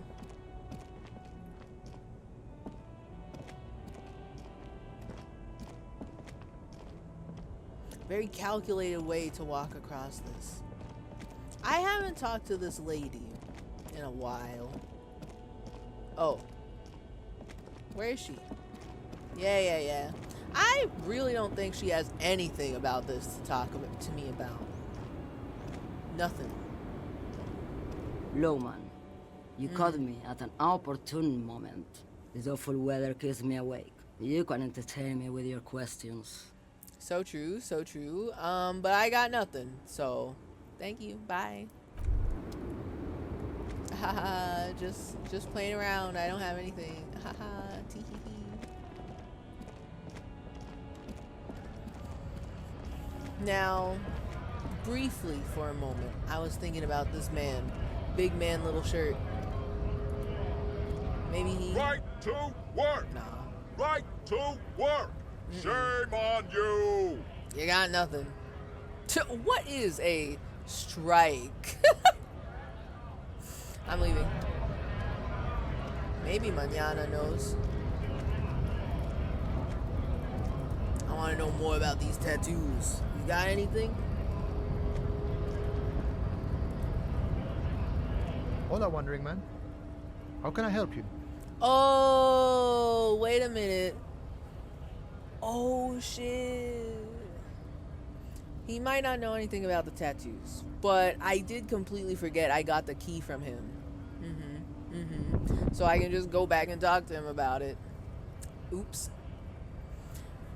Is it a bad idea that I just tell him, hey, I saw what's inside of his house. That's crazy. I feel like I shouldn't. Because I wasn't supposed to go in there. They told me, hey, don't go in there. Just unlock the door, but don't go in. And I'm like, okay. Completely ignored. Should I say this? I think this might be a bad idea. But does Mañana care enough to tattletale on me? He wouldn't tattletale on me, would he? He wouldn't snitch on me, would he? That weasel I visited. Turns out he has one hell of a colonial mug collection. He wouldn't tattletale on me, right? Right? Yeah, the janitor who gave me the key to his apartment said the guy's a bit of an asshole. The janitor who gave me the key to his apartment. Hey, can I talk to that janitor too? I'm curious if he has any keys to any other apartment buildings in the area. I'm just wondering.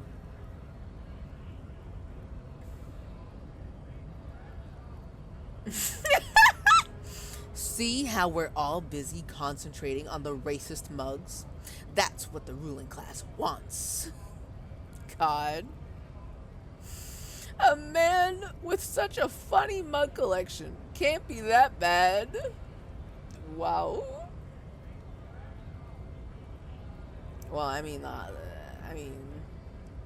clearly the option's not too easy to choose from here. All I'm saying is he had a lot of mugs. Nah, okay. Yeah, his mug collection certainly represented antiquated social values. Like I said before, I don't know much about this weasel, but the bossman said he's a real piece of work. Thanks for helping out, friend. He touches his beret. Okay. I mean, I just wanted to hear more. I also would like to hear Mañana's opinion on these mugs. Just curious. Just curious. That's all I'm saying. I'm just saying the man's got a lot of mugs. Hey, I'm not insinuating anything. He's just got a lot of mugs of this kind of quality. You know, he's got a lot of mugs. Okay. Good talking to you. Don't tattletale on me. I'm definitely gonna lie. Bye. Alright, so I did forget that we could just go back to Everard. And what is going on? Can y'all go up the stairs normal, please? Thank you. So, there's a part of me that also really wants to go back and see what's cooking with Measurehead. Seems like he's alive. But that'll be for future me to figure out. So let's go talk to Everard and see if he actually is gonna fucking help me find my gun. I don't believe him when he says this. And he'll definitely know I went in there. Like, Manana doesn't even need to say anything. He'll know that I went in there. Hold on, did anything new happen? Anything new for me to steal? Let me look. Let me look! The file cabinet stands steady as ever. Sliding out, a drawer presents you the folders you already went through. On top of them is the handwritten note. Nope, that's fine.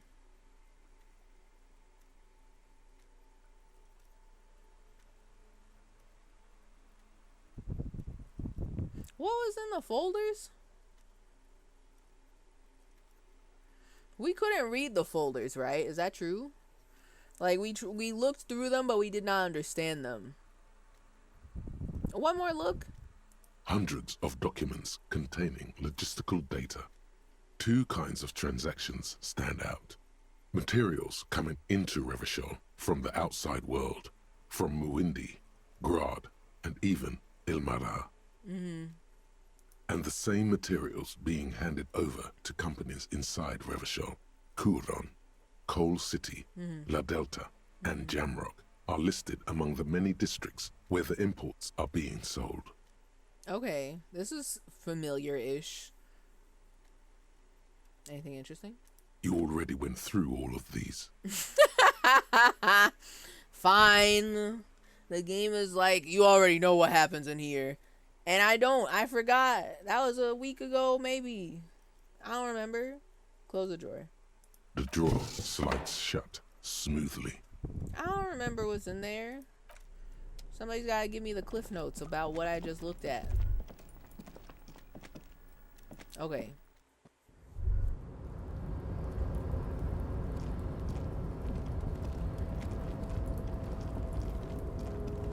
Alright, oop, hold on. Let me zoom all the way the fuck out. So that way I can just... Actually, can I see something real quick? Oh, how patient of... He's not following me. Kim? Kim? Kim? He knows I'm going to the container, and he's pissed. He's like, I'm not following you over there. I'm not gonna see you talk to the container again. Kim? Kim? Why is he not? Kim?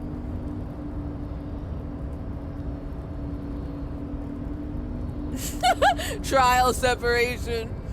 Kim, no. Kim.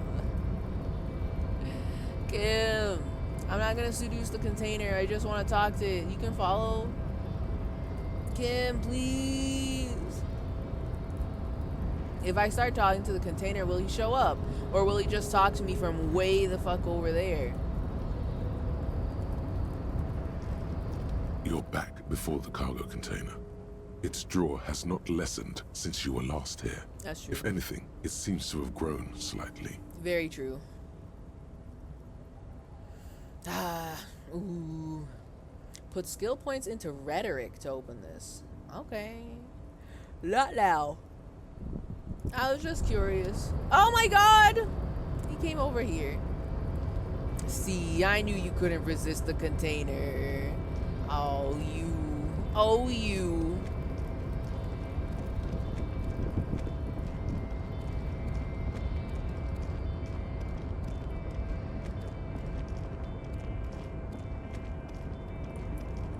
Hey, easy Leo. Hey, what's good? Oh, hey, mister. I knew you'd be back to talk with old Leo here. Yes, I did. Yes, I did. It's like Lady Larice said when she opened a bathhouse in the basement of my apartment building. They can only get so far before they're aching to get back. And lots of folk really did keep coming back. Wait. She opened a bathhouse in the basement of your apartment building? Wait, tell me more about the bathhouse. I can't tell him to keep this greeting shorter.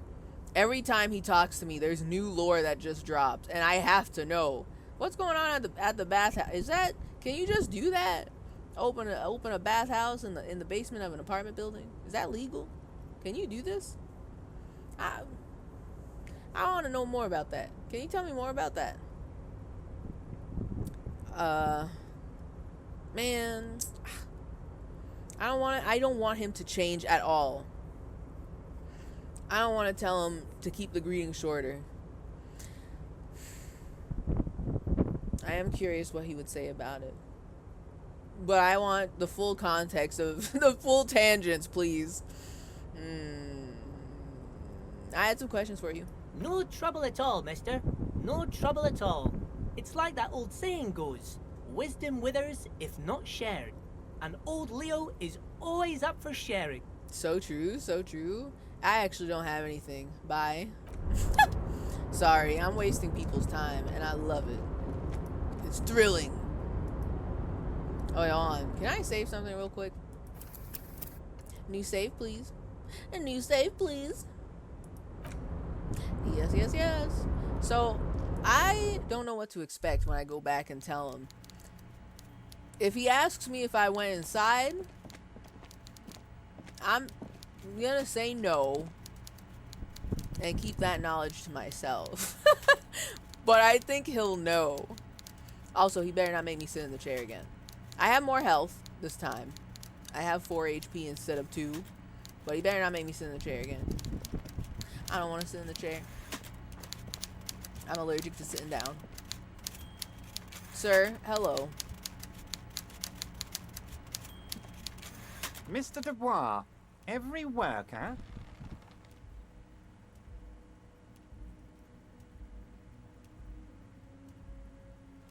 What? Oh, is this a test? Is this a pop quiz? I have to remember your cute little slogan. He leans towards you, waiting for you to complete his sentence. Every worker is a living god. I really want to say that. Every worker is an organ in the great state organism of war. And also looks just like me. Every worker for himself. Man, I really want to say he's a living god. I want to know what he would say about that. I want to know how crazed that makes me look. But I know the actual answer, I guess. Every worker, a member of the board? That's right, Mr. Dubois. I see the socialist democratic fervor now burns in your heart, too. How can I help you today?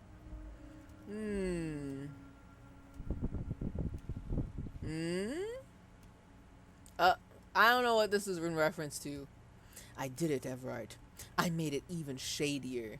What the fuck does that mean? I don't know what that means. Oh! Oh, wait, I think I know what that means. I remember that. Okay, hold up. Last time when we were talking to him, we talked about the quote shady brew, the borscht. We did make it kind of shadier. Ourselves alone. Yes. I forget how you pronounce it. Sinn Fein, Mr. Edward. So true, so true. So true. So true. Oh my god. Oh my god. I don't know if I should tell him that I made the borscht shadier. I kind of want that to be a surprise. I don't want to tell him. But I do want to know what he's going to say.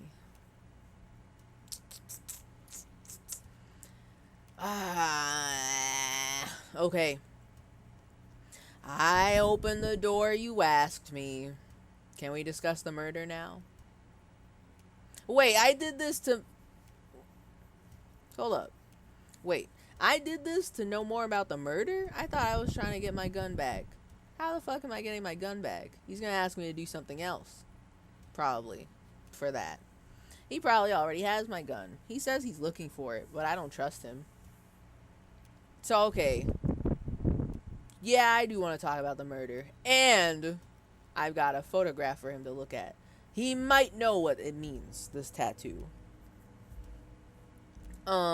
So I opened the door that you asked me to. Can we discuss the murder now? I'm very glad to hear that, shit, Harry. plus 70. One question. You didn't actually have...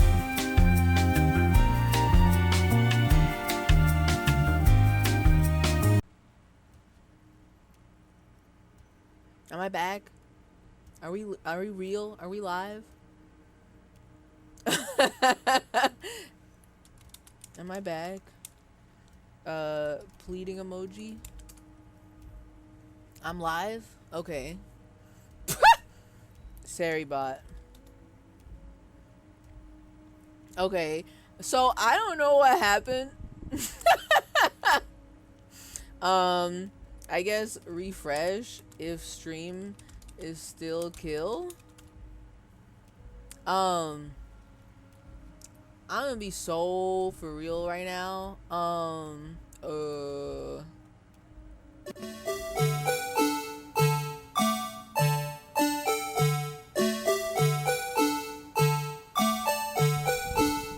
So that worked normal. Everybody can hear me though, right? We're all live. We're all here, alive, a living. Very bizarre. I really don't know what happened. Hold on. I don't know what happened.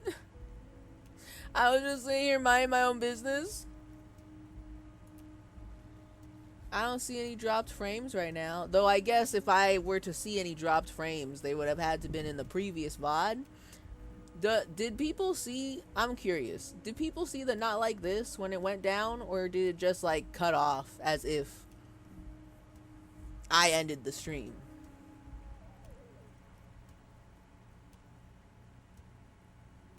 It just cut off. Oh, that's weird. Okay, that's weird, but also kind of makes sense because OBS was like, hey, NVANC overloaded, yada yada yada, stream kill, right? But I don't know what caused that to happen. Nobody redeemed anything. The only thing that happened is I just clicked on, I told him I opened the door. So, I don't know. I don't know. And so whenever I meant all that to say all that because it was like, oh yeah, when it tells me NVANC overloaded, yada yada yada, the stream just cuts out. So, I don't know. The thing, I don't know if it shows the not like this or if it just cuts out. You froze for like 3 seconds and it went black. That's so annoying if I have actually 2 parts of the same VOD. That's annoying. Because then when I put it in the playlist later, I'm going to have to be like, here's yada yada part 1 of 2 and yada yada part 2 of 2. Ugh. It's not a clean VOD. Disgusting. Awful. Okay. Well, I mean, as long as we're back. As long as they're cool and doing it normal, okay, all right. I'm gonna continue. Oh, we did drop frames, at least just now. I didn't see it going to the red though. Now I'm nervous. Now I'm anxious about the stream quality. Now I'm a little anxious. 782 frames dropped in like the past 4 minutes.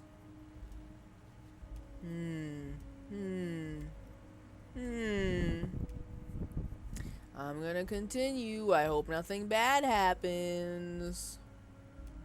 Right? Right? Okay. I think we're okay. Okay. So anyway, only thing y'all missed is I said I opened the apartment door for Everard. And I gained plus 70 experience. Which I think that's pretty big. Oh, I leveled up. That's kind of pog. That's pog as hell. So I said, yeah, I opened the door. And he's like, you didn't actually happen to stumble in and see what's inside the apartment, did you? And I think I'm gonna lie. I'm gonna say, no, I didn't go inside. Tee. So, continue. There is no way to sway this man in any direction. He is unsuggestible and unswayable. Just tell the truth.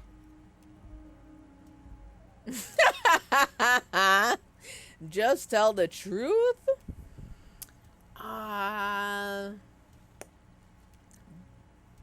But what if I don't wanna? I did save right before this. So I'm kind of like, what if I just lie? Because this is what I wanted to do, right? I wanted to go inside. I wanted to open the door. I wanted to go inside. I wanted to do all my big snooping, but then keep it to myself. Kim told me I could lie, so why not? I feel like he might know, though. I feel like there's going to be something. Either he has someone who is watching us for real, and they know I went inside, and he's going to be like, you're a fucking liar, Harry. Harry, why would you lie to me? Your best friend.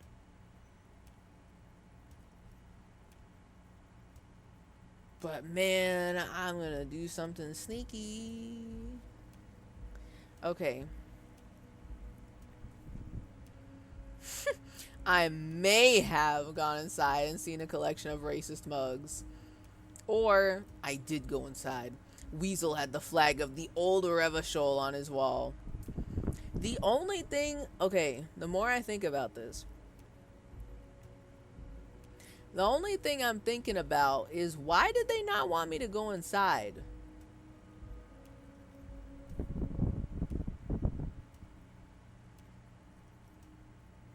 Because now that I've gone inside, all I can really gather is that, oh yeah, this guy is one of the numerous racists in this universe.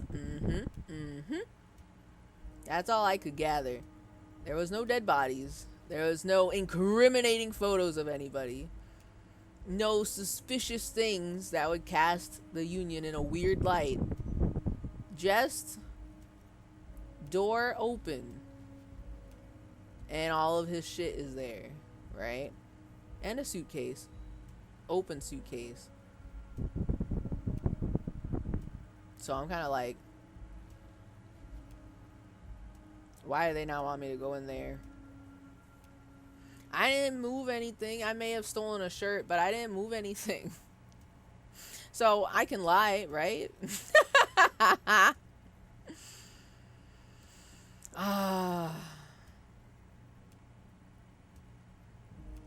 Why do I feel nervous about lying to this guy that I don't like? Okay. Everard, the deal wasn't for me to go inside, so I didn't. You're right, Harry. You only had to unlock the door, which you did. So we're all good here. He gives you a clever look. Breaking. A racist exists.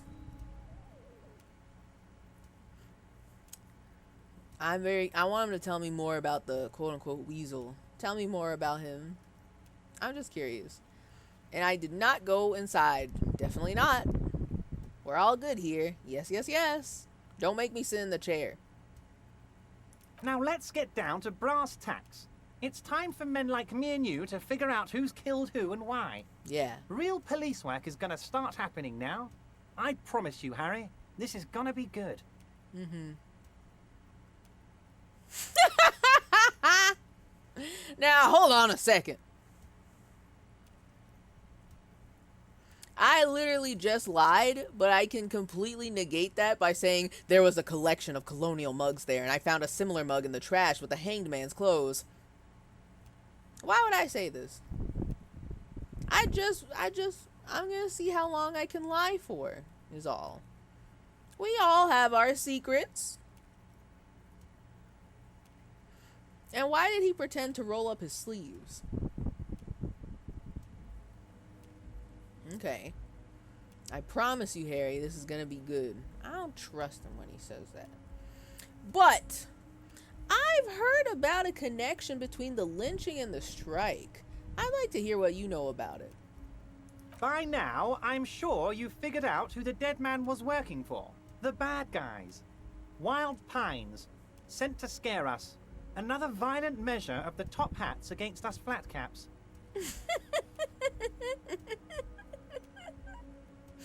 The top hats against us flat caps. I like picturing a very Mr. Monopoly type character trying to bust this union. Crazy. Okay. So yeah, he was working for Wild Pines. I'm listening. Harry, this strike is the culmination of many, many mistakes made by the Wild Pines group. They tried to shut the strike down by sending in armed mercenaries. Mercenaries plural? But that was just one guy. Where's the rest of them? Okay. The culmination of many mistakes. Now, hold on a second.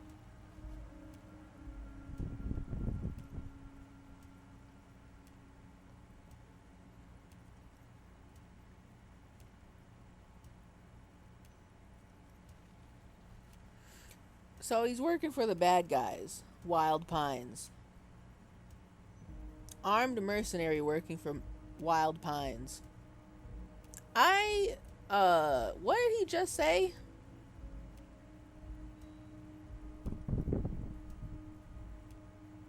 It's time for men like me and you to figure out who's killed who and why.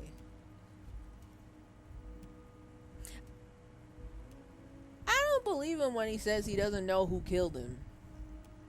This guy who pretends to... He's trying to act like he knows everything about everyone that has ever happened in this town. Why wouldn't he know about an armed mercenary for Wild Pines being hung behind the Whirling in Rags?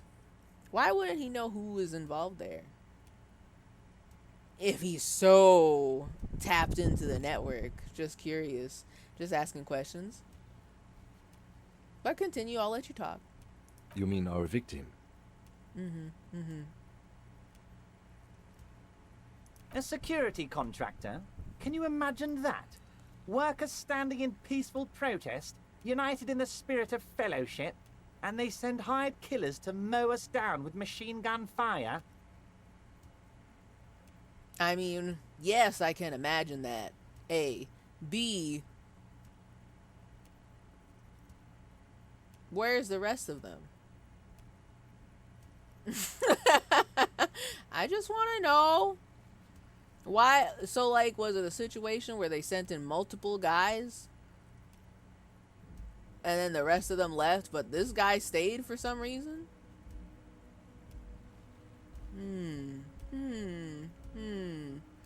A security contractor. They sent hired killers to mow us down with machine gun fire. He performs a motion as if spraying bullets from a machine gun.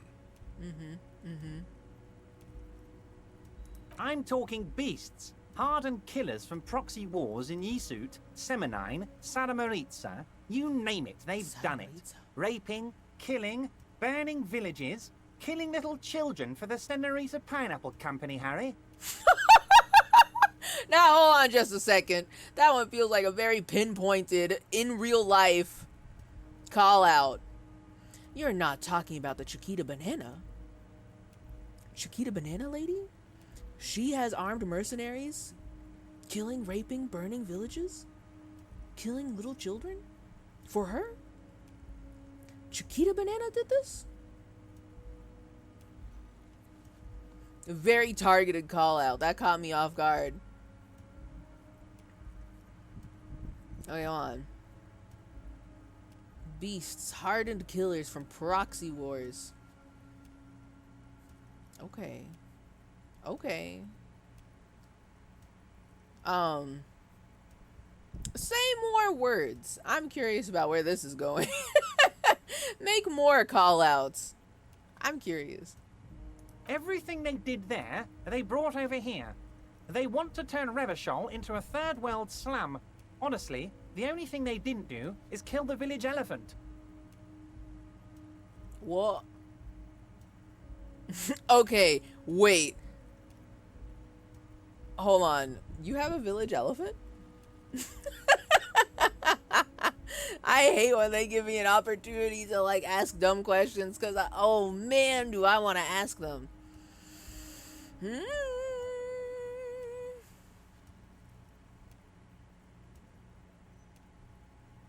Okay, hold on. Y'all have a village elephant?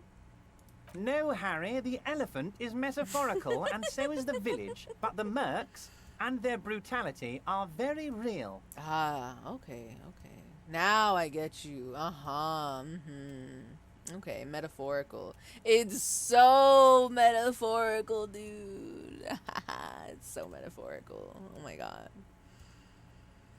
It's not a dumb question. I'd also like to know. I was just curious. I just wanted to know if they had a real village elephant. Just curious. So, go on. Now, I haven't personally witnessed the brutalities out there. I have the luxury of staying in my container, you see. If I need to go somewhere, they just move my container. Wait, they move the... That's not real. See, now that one, you're lying. That one's just false. Why would they... No, they don't. I haven't personally witnessed the brutalities out there. I have the luxury of staying in my container, you see. If I need to go somewhere, they just move my container. I'm guessing that's a joke, and we can ask a silly question about it.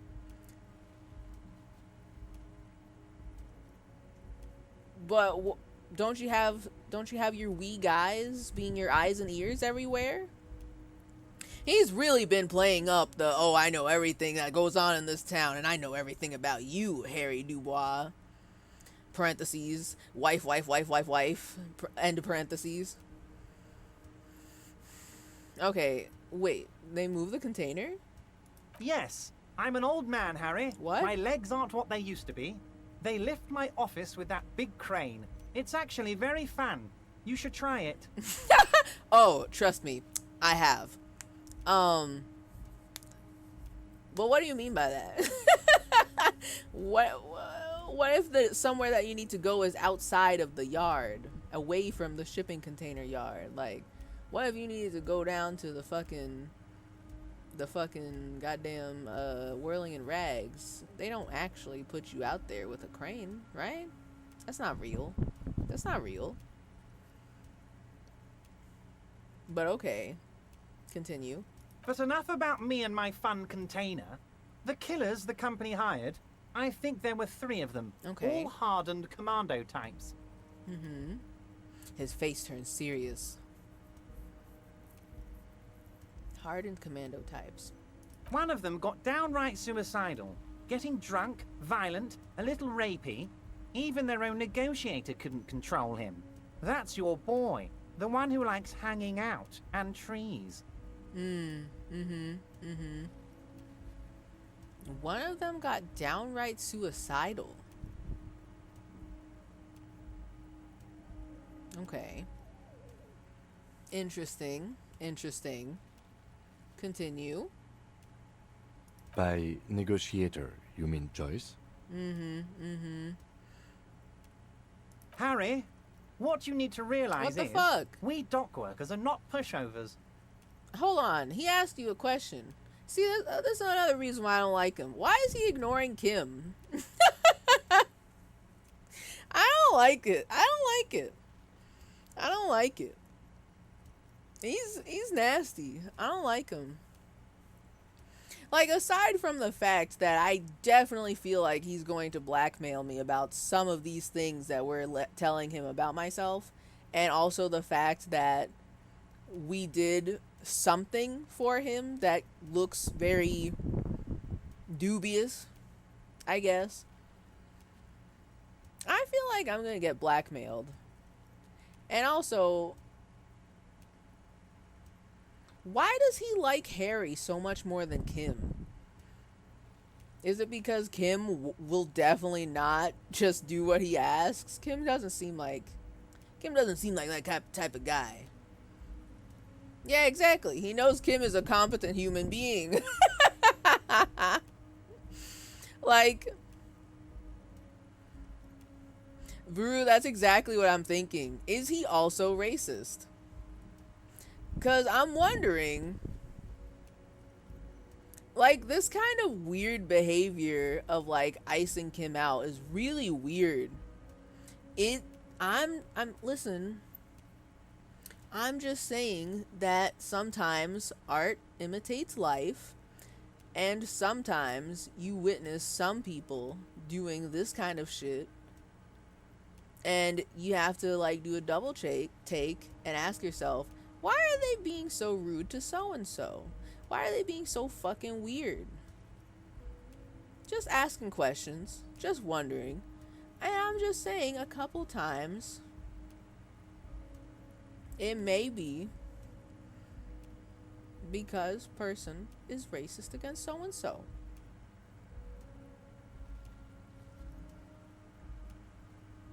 I don't have enough evidence to support my claim, but I don't like the way he's talking to Kim. Or not talking to Kim. You know?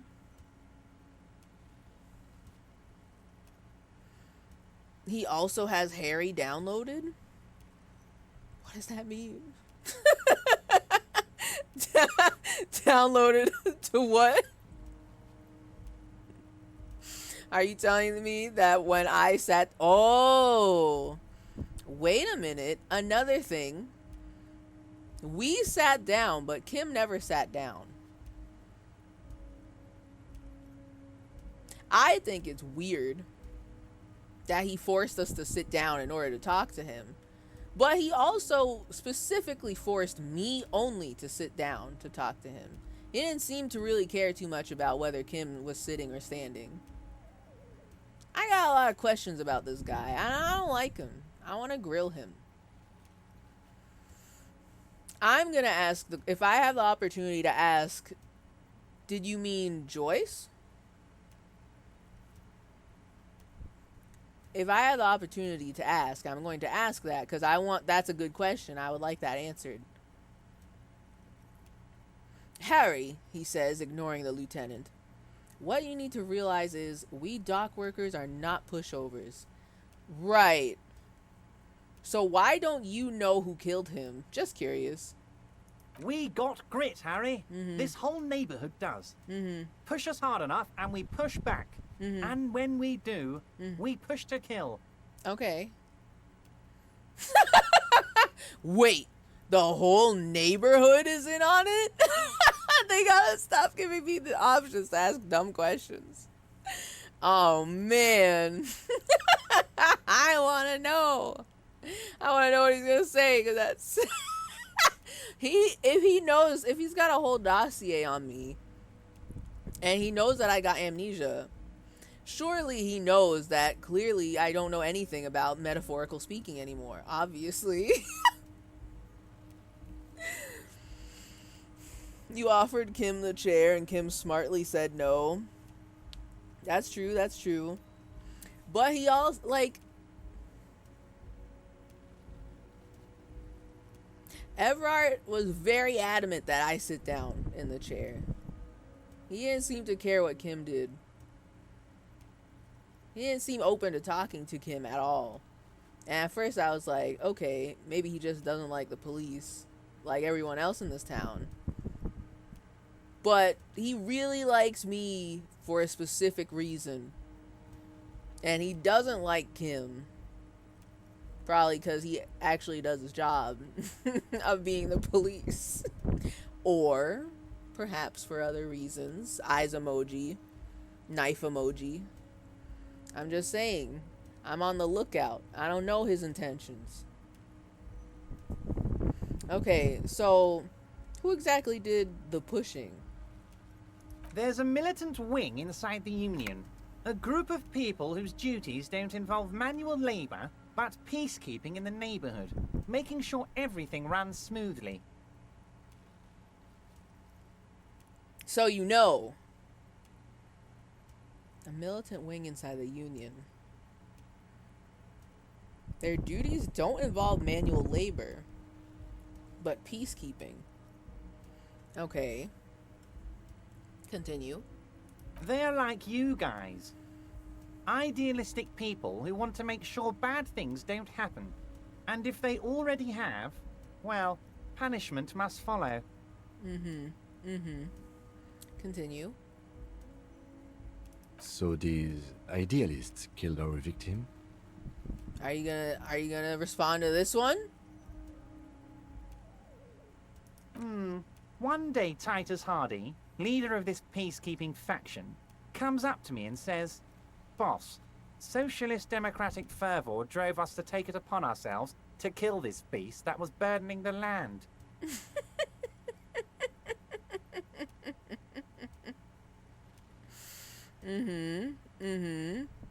Right. Okay. He probably worded it differently, but that was the idea. Sure sounded to me like they killed him. Right. I gave them 2 weeks paid leave and told them to lay low to avoid retaliation. Okay. Paid leave. Boss, me and the boys got a little rowdy with our socialist democratic fervor, and you know, we just can't help ourselves. Okay, interesting. Aren't you worried we might arrest them for this? Yeah, so that's what I'm like the most confused about, to be honest. We talked to the bad boys down at the Bad Boy Bingo Hall, and they were like, yeah, we did it. And I was actually like so confused that they would just admit this, because I'm like, well, why would you confess to murder? That's fucking weird, psychopath. Why would you do that? Huh? So in my head I was like, they're covering for one specific person or just a few persons. And not even their lawyer told them, don't say that. So I'm like, okay. And now he's here saying the same story. Like, yeah, the boys just got a little rowdy. You know how it is. And I'm here like, okay. So does anyone care about getting arrested? Or what's... I mean, like, I understand why you would want to kill him. But, like, you can't just kill. You know, you can't just take away life. You know, you can't just do that thing. Right? But let's see what happens. I'll let them talk because I don't understand why everyone's so chill about this. I mean, I do, and also I don't. Aren't you worried we might arrest them for this? Oh, I'm not at all worried about that. These are not the kind of men who get arrested. They're Martinez boys, tough and gritty. I'd like to see the man who takes them in. Besides, I sent my lawyer girl to look after them. A lawyer girl. They're Martinez boys, tough and gritty. They don't get arrested.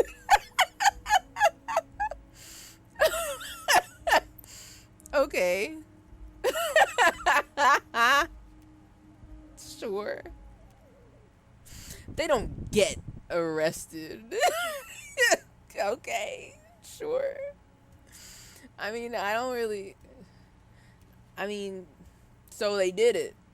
And you're like, yeah, they won't get arrested. They'll fight. They're gonna resist arrest. Okay.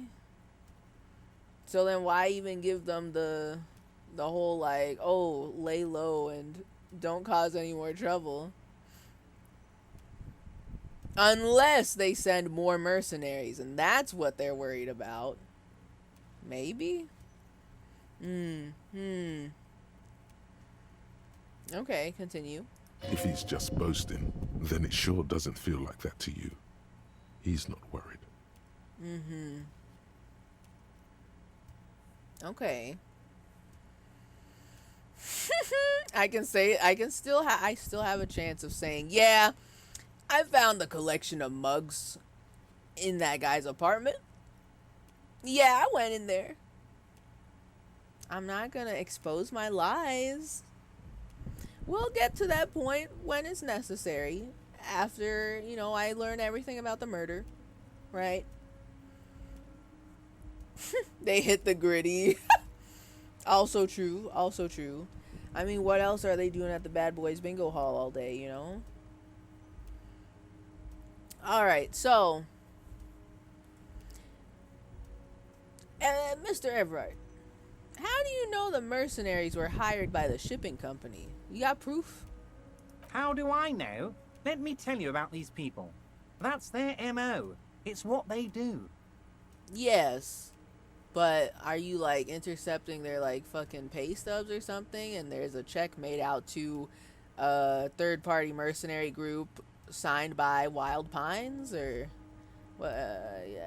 source? Last winter, some poor workers in Terminal E went on a little strike. The company sent in Sediment, a security contractor.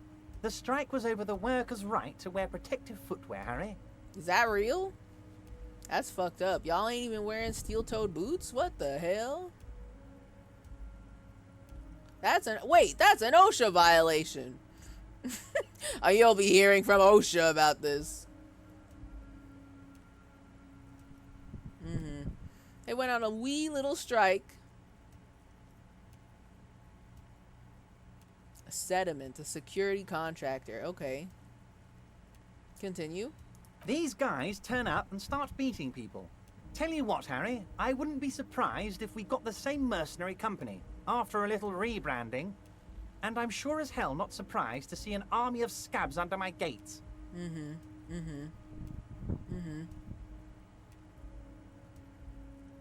I wouldn't be surprised, but do you know? I'm sure you understand. The boys down at the station are gonna have my ass for this if I don't cross my T's and dot my I's. You understand, Mr. Everard. I need sources here. So you believe the scabs were organized by the security contractor? Oh?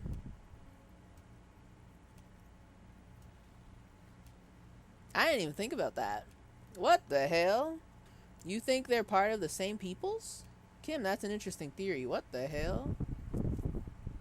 Hold on a second.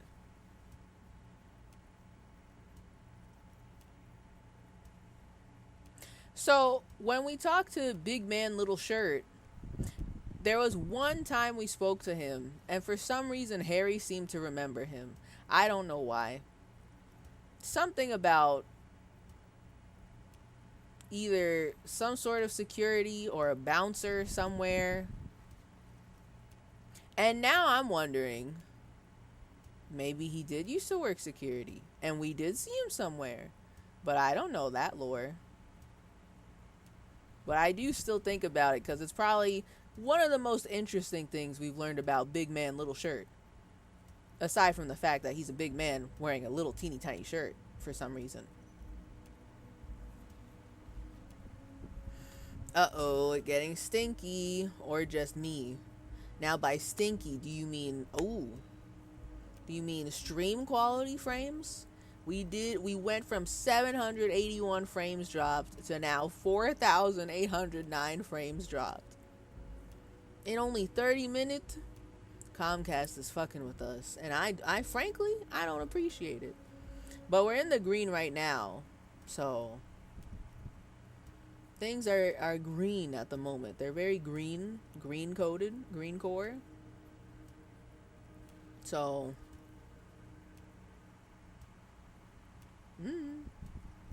things better stay normal. The stream better stay normal. Things are getting spicy. We're asking some very interesting questions. So, that's an interesting question Kim asked. So you believe the scabs were organized by the security contractor? Continue. You said it. Hell, one of those guys looks big enough to take down that proverbial elephant. Boys like that don't just happen to show up during strikes. The fist slams on the desk again.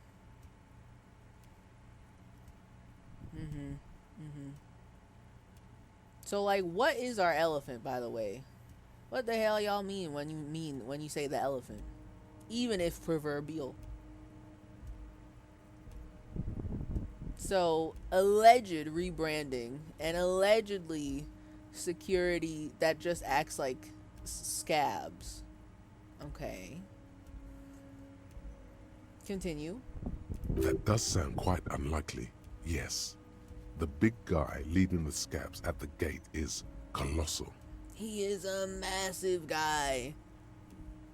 Big man, little shirt could probably easily take down Measurehead in one punch. I would like to see Measurehead and big man, little shirt fight. This guy's proverb has an elephant?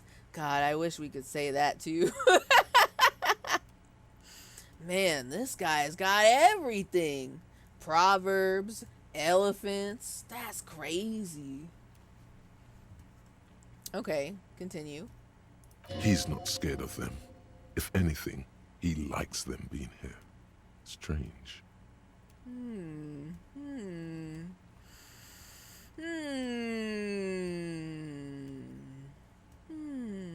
Okay. He likes them being here. The scabs? The security?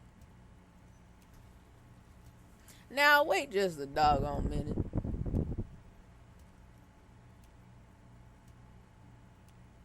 So essentially, what his theory is that Wild Pines hired armed mercenaries to show up at the strike, and also potentially the same security company that broke up that other strike at Terminal E is here, but they're pretending to be scabs, or they're just acting as scabs for the moment, trying to continue the work that the union does not want to do because they're striking.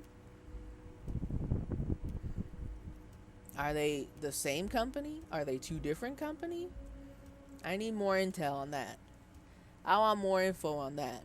I do like being able to have a reason to go back to talk to Big Man Little Shirt, because he's just so large. I need to know what his deal is. And why do his clothes not fit him right? I need to know. I'm going to continue to ignore option number 1. So you mentioned a lawyer girl? Oh, Liz is a bright one. I paid for that law degree myself, thinking it'll probably turn her all fancy. But hell, Harry, she came back a firebrand socialist. Sometimes she scares me with her zeal. Okay. Alright. Okay. Thinking it'll probably turn her all fancy. So, they've been using the word fancy to describe her a lot. What's going on here? Her and her fancy education. I would like to know more. Tell me more about this. So, tell me about Titus Hardy and his crew. Also, why is he called that? Oh, they are simply fine young men, all 7 of them. Exemplary union members, always working to advance their position in the local socialist democratic movement. Core members. Very good boys, always got straight A's on their report card. Old Theo used to run them, but things really kicked into gear when Titus took the reins and named the group after himself. Gotta love his initiative. Who the fuck is Theo? I mean, I'll remember that. Old Theo. Is he still part of the group? I've forgotten all the other boys' names. I'm sorry. Old Theo. Okay. So this is going on before Titus took over. Noted. Interesting. Who's second in command? Answer this question, please. I would like to know. They're almost all of them great guys, born leaders. Whatever happened, I'm sure they only had the best interests of Martinez and Revachol in mind. Everard Clare is not beating the suspiciously completely icing out Kim for certain reasons, allegations.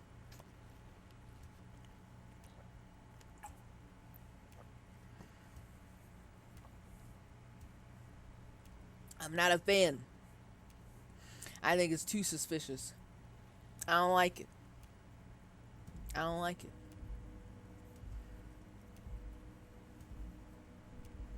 They're almost all of them great guys. I did not pick up on that when he said it.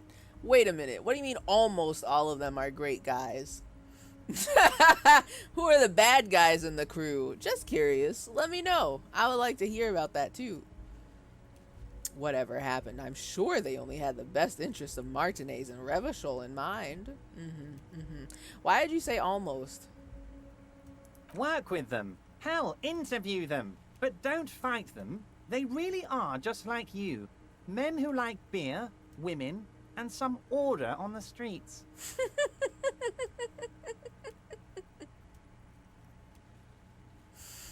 Okay. Alright. So, Everard, I met these Hardys. Can you ask them to cooperate with me, please? But of course. It's What? the least I can do for my good friend Harry. Okay. I'll do it right after we've concluded this talk. I don't believe that, but okay. I didn't think that would be so easy.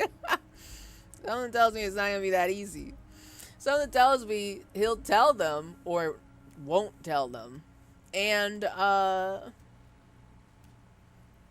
they just won't talk to me. They'll just be like, no.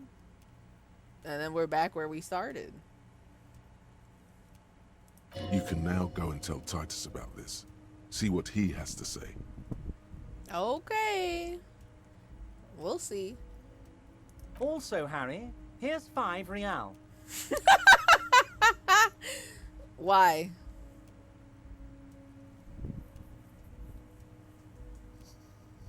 I mean, listen. Who among us doesn't love picking up money that they find on the ground for no reason? But when he gives me money, something's off. Are you paying me because I opened the door and I really lied? I big lied. So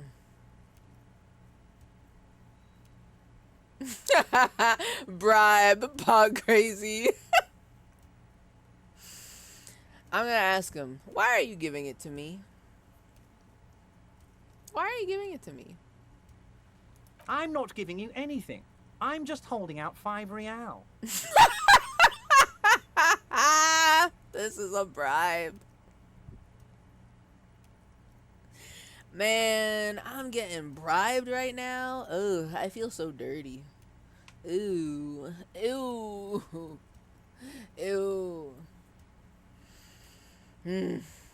I'm not giving you anything. I'm just holding out 5 real right here for the taking. If it would be wild if this 5 real was just not in my hands anymore. Continue. Needless to say, this is another move. Don't take it. This feels so nasty. Like, it's especially nasty too, cause he knows our ass is broke. He knows this. I'm pretty sure like everyone in this whole town is broke as hell. But he knows us specifically. We don't have a place to stay if we don't pay for our room at the end of the night. At the end of the day. And it is getting late. You know. It's like what? 5:40? About to be 5:40? It's getting to be evening time. And I did not cash. I don't know if I can cash the. I can cash the check. I did not cash the check yet. But they're gonna like. I'm probably gonna have to cash the check, pay Gart for the room, and there's gonna be moments where he's gonna keep giving money to me, bribing me with money, knowing that I'm down bad. No money. Only 87 cents. You know. Make it $10. Now, okay, wait a minute. If this was 25 real, I'd be like, oh, sick. I got 2 days rent. Let's fucking go. But it's 5. I mean,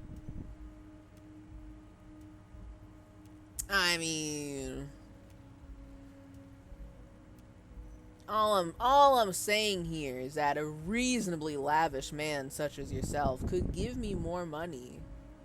I mean, if we're gonna be besties and all, I feel like you and I, you know, you could definitely pay for my room tonight and tomorrow and the next day and the next day and the next day and the next day.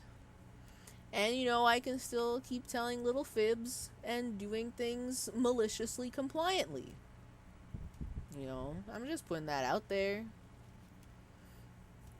I don't want to take it because something feels dirty about this one. Like, more so than the check that I got for, you know, dying in the chair multiple times.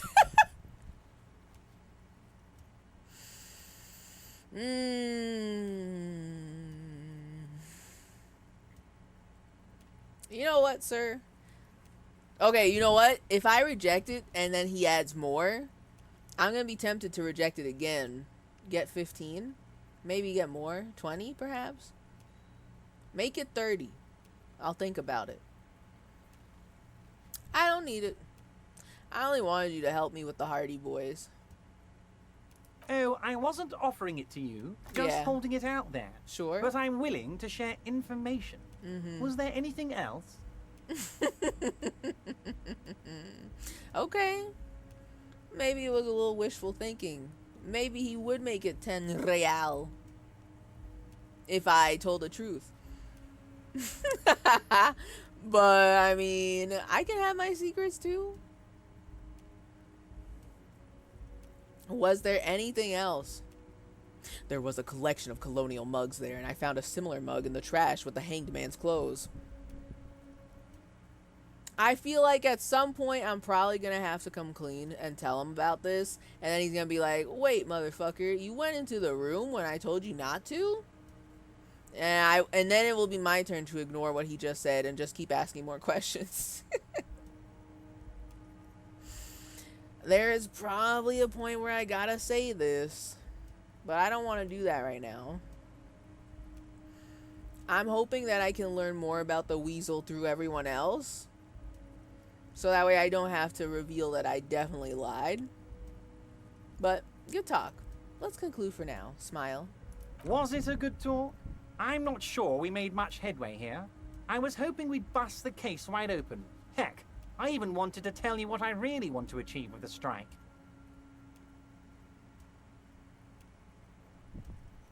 He leans back, suddenly worried. I'm not sure we made such headway here. I was hoping we'd bust the case wide open. I even wanted to tell you what I really want to achieve with the strike. That's very weird to say. Okay. Well, now that he's saying this, I'm now thinking he 100% expected me to walk into the room and snoop around and then confess that I did do this against his wishes. That's interesting. That's interesting. And the more we talk about all this, the more I'm kind of like, is this weasel one of the other mercenaries? He said, what was it, that there were 2 others? They sent 3 in total? I can't remember. But one of them's dead. And I have not heard a peep about the others. Okay. Okay. I'm gonna continue. I don't know what happened, Harry. I wanted you to feel like Mr. Martinez. And of course, I also wanted you to find your gun. But it's like I can't completely trust you. Yet. It's like I can't completely trust you. Bro, what? That's what I'm saying about you, man. I don't know what happened, Harry. I wanted you to feel like Mr. Martinez. What a weird man. Okay, so I think he knows that I'm lying. Potentially. I also wanted you to find your gun. Great sadness comes over him. But it's like I can't completely trust you. Yet. Yet? Yes, Harry. It's like I can't fully trust you if you're not a man of the left. I want to, but I just can't. Please explain. What do you mean you can't trust me? I'm just curious.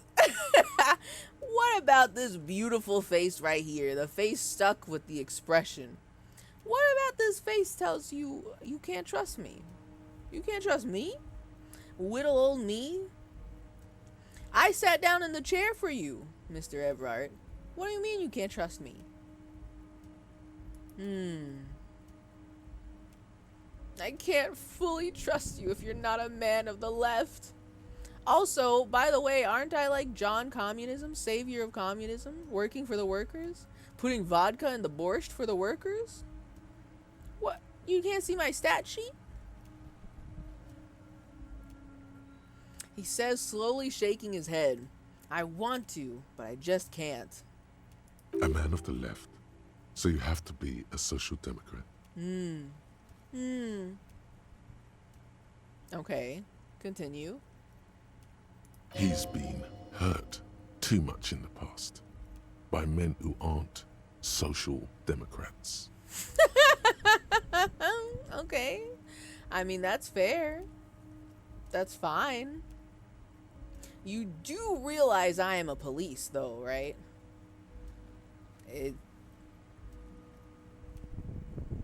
Does he know this?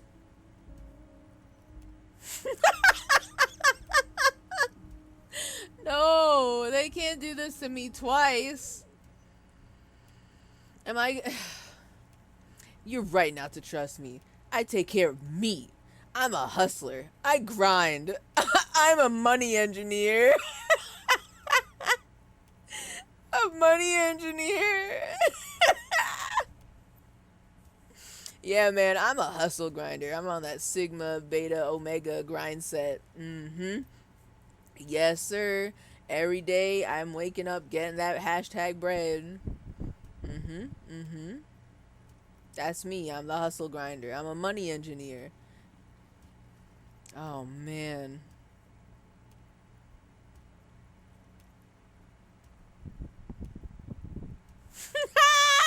Ew. Okay, these are very interesting. Very interesting responses. I'm so mad that they brought up the hustle grinder. I think that is so funny.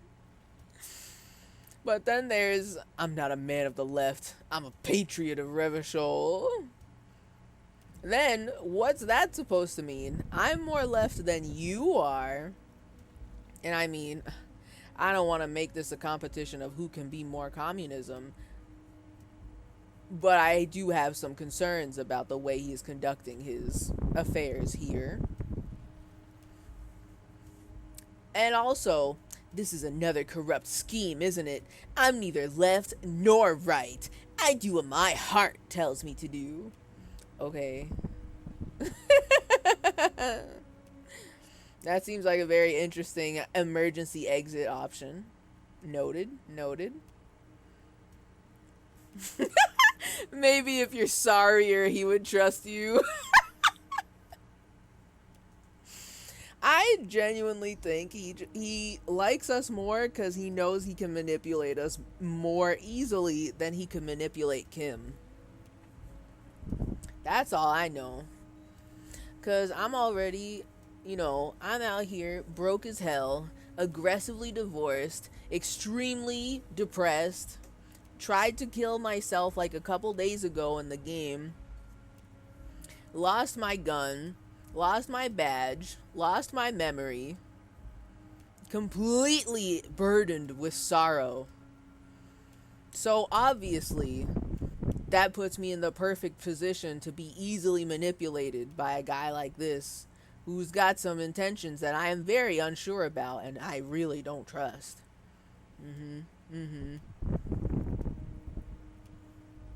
as far as I know, Kim's not like that, so obviously he is resistant to this.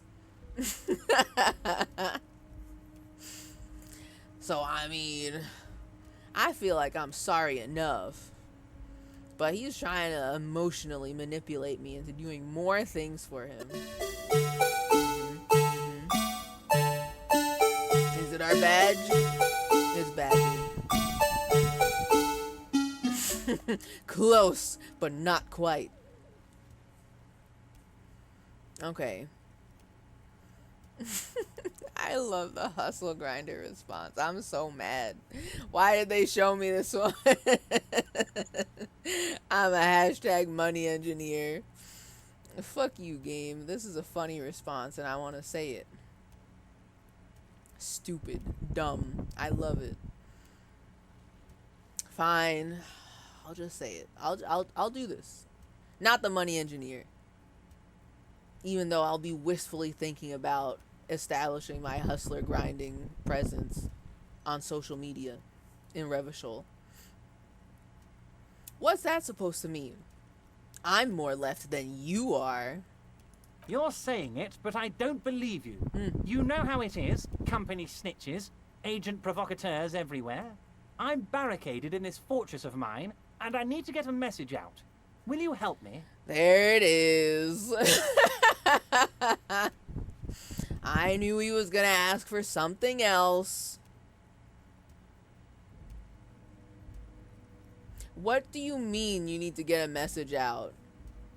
Are you gonna send me back to the apartment and then tell me to smash the mugs? Which is fine. I would have smashed the mugs on my own just to cause a little bit of trouble.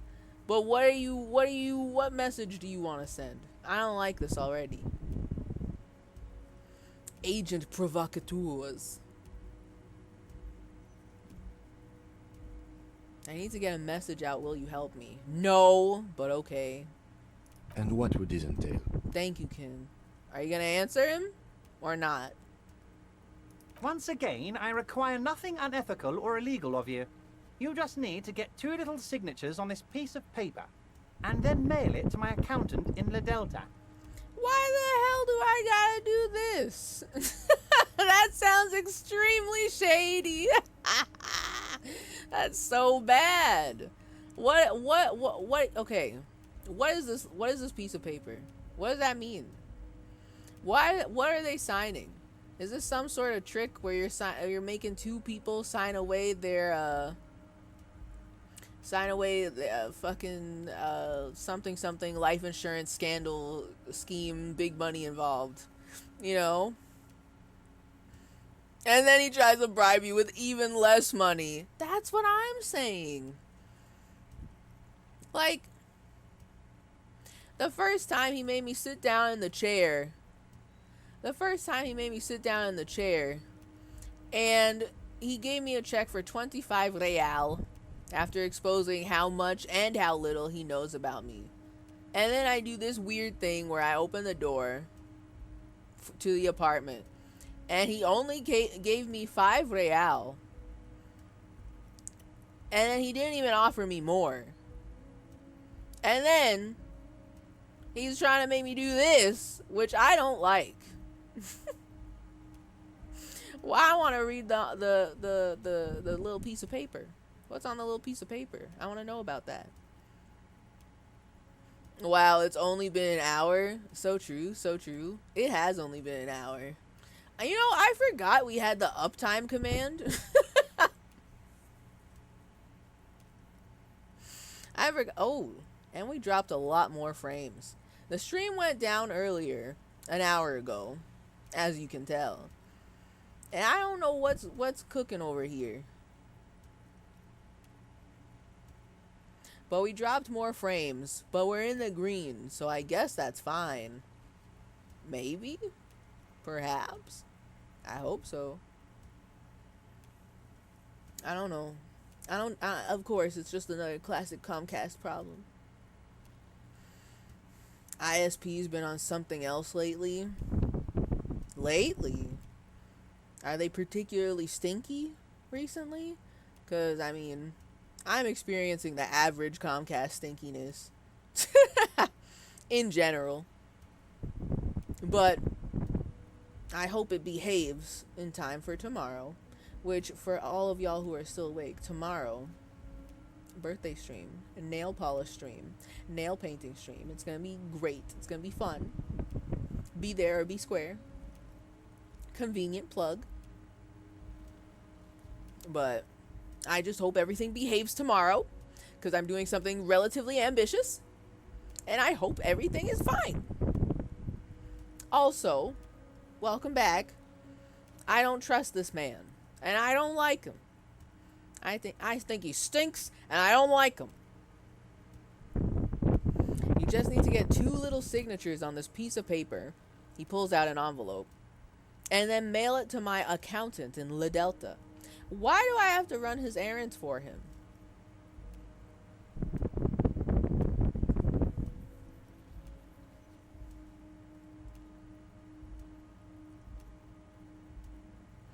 Okay, I want to ask, what are the signatures for? And then ask him, Kim, what do you think of this? What are the signatures for? I'm glad you asked, Harry. The Union is going to build a modern youth centre in Martinez. It will be righteous. We're gonna get those teenagers off drugs and on roller skates.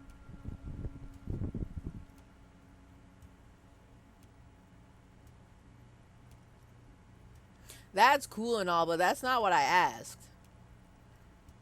Why? What are the signatures for? What is this piece of paper that somebody has to sign? What is this all about? And also, where would you build this? What the fuck? I want to go roller skating. I can't roller skate in real life, but Harry can roller skate. I believe in Harry Henry. I bet you he could roller skate disco, you know? Continue. There's a nameless little street on the coast with some old houses around it. Most people have already signed. I just need 2 more signatures to get this mission off the ground, Harry. A nameless little street on the coast with some old houses around it. Most people have already signed. Like, in the sense of you're going to demolish their houses to build your roller rink? Yeah. Now I've got more questions. What will happen to the current occupants? They are just going to have to deal with the construction noise for 6 months, and then they'll be living like kings.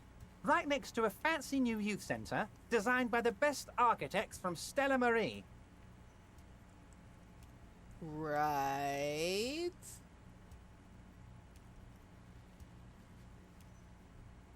Nameless little street on the coast with some old houses around it. Yes, but, like, where is this building gonna go? Can I see the plans? Actually, can you show me on the map? Pull up that Google Maps on your typewriter right there. Tell me can you show me where you want to build this? Because I'm kind of like, what does the paper say?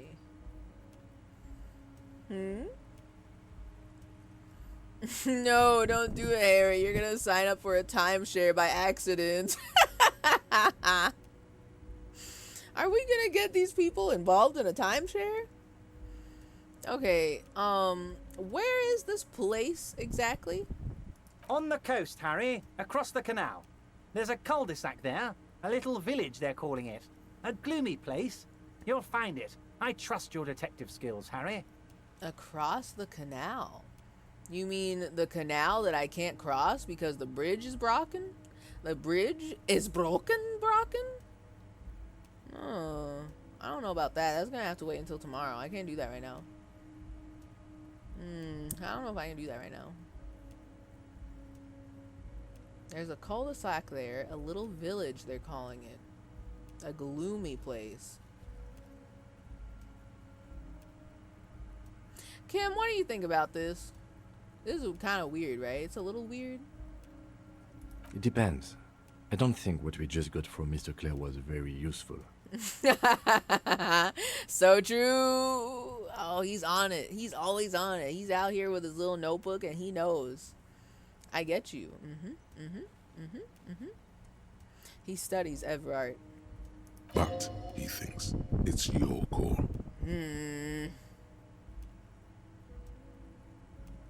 I don't like it.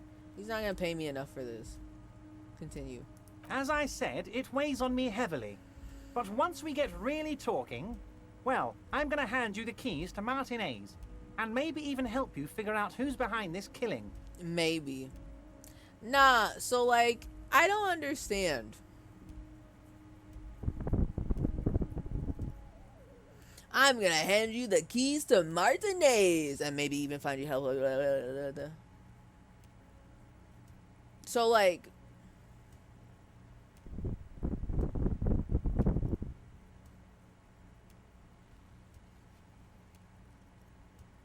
he just wants us to do stuff for him. And I believe, my theory is that it's because we're police and everyone can easily tell that we're police, that these things he wants done will be done quicker, or people will listen to us maybe better, even though I'm pretty sure nobody in this town gives a shit about what the police has to say, or at least they act like it.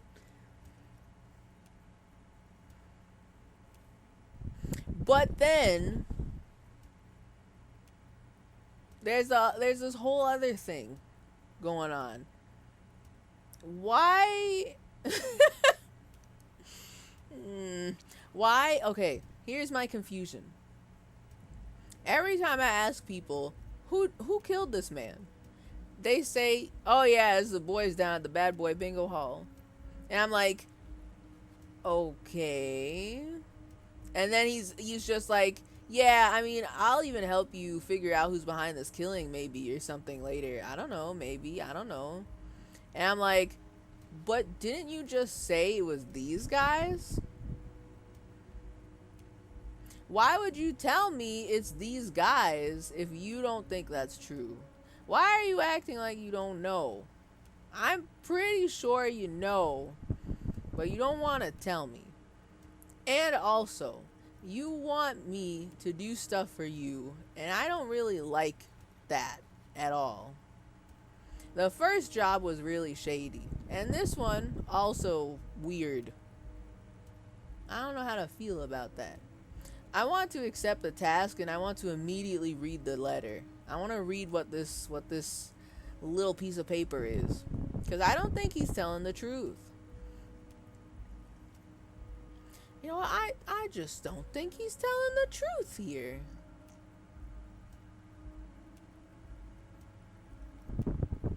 They're just gonna have to deal with the construction noise for 6 months, and then they'll be living like kings, right next to a fancy new youth center, designed by the best architects from Stella Marie.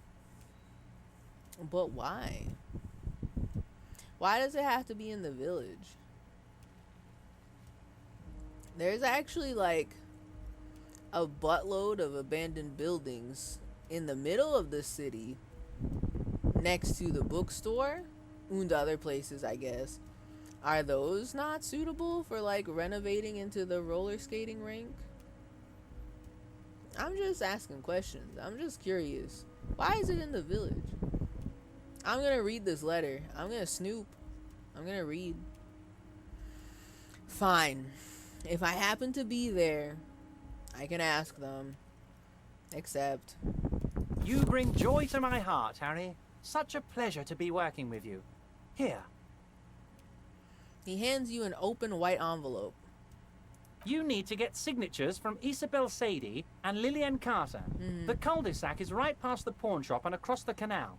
I hear there is some trouble with the water lock, but they should fix it by Wednesday morning. Sure. Once you have the signatures, mail this to 13022 La Rocca in La Delta. Then I'll know you're a solid socialist. I want to know what the paper says. You just don't get it, Harry. It's Banksy. The people love Banksy, Harry. It's all the rage with the youths and the workers.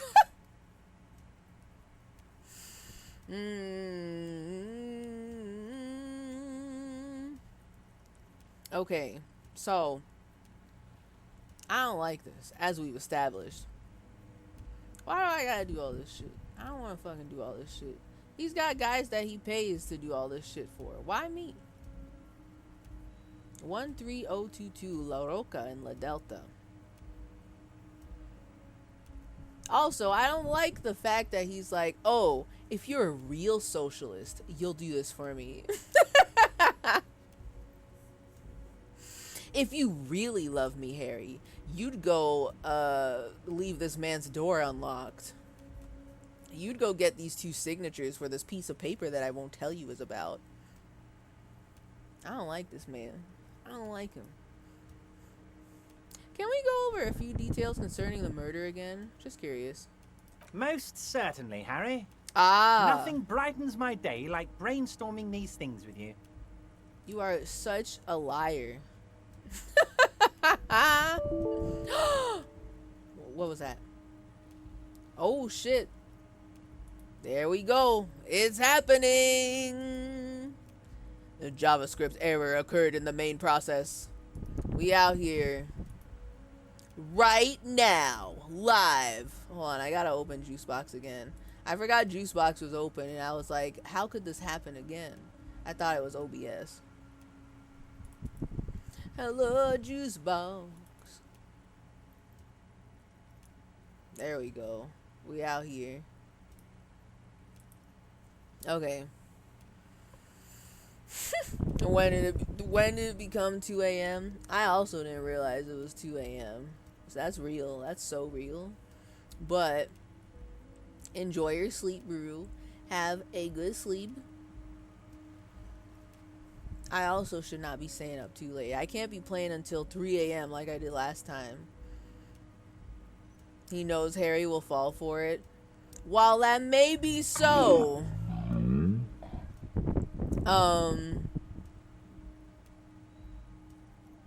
Milky, milky, milky, milky, milky, milky, milky, milky. Give milk, milky, milky, milky. Arbiter, milky. So true, so true. You were so right. When Pee-Pee said that one time, I felt that. That was real. I forgot what I was gonna say. It's over. The thought that I had in my head is gone. So, but yeah, have a good sleep, have a good rest. I just was curious what I could say here. I don't want to admit this yet. I'll do that later. Let's change the subject. By all means, Harry. What's on your mind? So, now I remember about the thing that I made shadier. I added more vodka to the borscht. He didn't know what I was talking about. But I did it anyway. I did it, Everard. I made it even shadier. What? The big man looks at you, surprised. The brew, the shady brew, you know. Oh, how could I forget your little side project? Well done, Harry. Well done. Don't even tell me what it was. But good job. I love it when workers take the initiative like this. That's the only... I did not make any further elaborations. That's the only thing I'll confess to him. That's fine. That's fine. Everard, I'm going to leave now. I don't like you. Keep that in mind, motherfucker. Oh boy, I don't know how to use a keyboard right now. My judgment, heavy.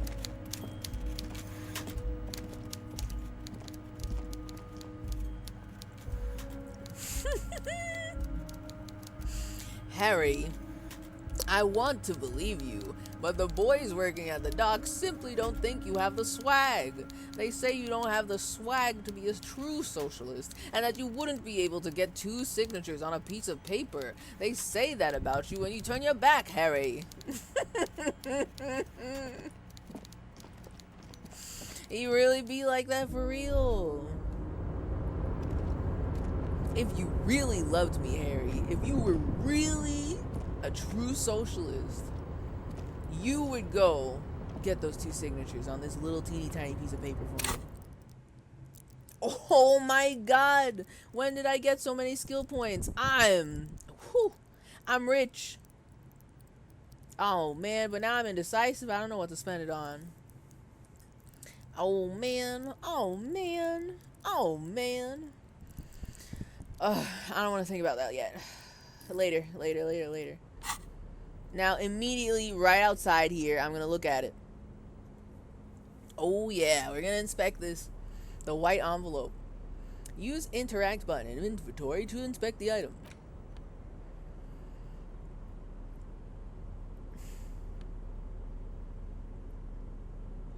This is so vague still.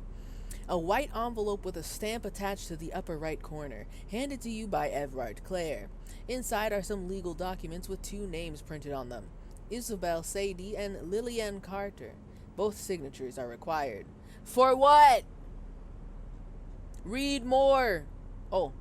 You take the legal documents out of the envelope.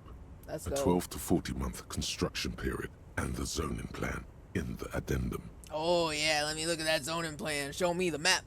Show me the map. Show me the map. I love when Everard says Harry. He says it in such a specific way. Harry. If you really loved me, Harry, you would prove to me that you were a true socialist. We're besties, right? If you were my best friend, you would go and get these 2 signatures from me, Harry. Think of all the checks you can reset. That is true. Oh man, that's true. Fuck. Shit. I'll have to invest. I'll have to weigh it heavily after I snoop into these envelopes, because I just want to know what this is about. Okay, you take the legal documents out of the envelope, a 12 to 40 month construction period, and the zoning plan in the addendum. Okay. Ooh, I can try to find a loophole in the deal. That's very delicious. I'll be thinking about that. Look at the zoning plan.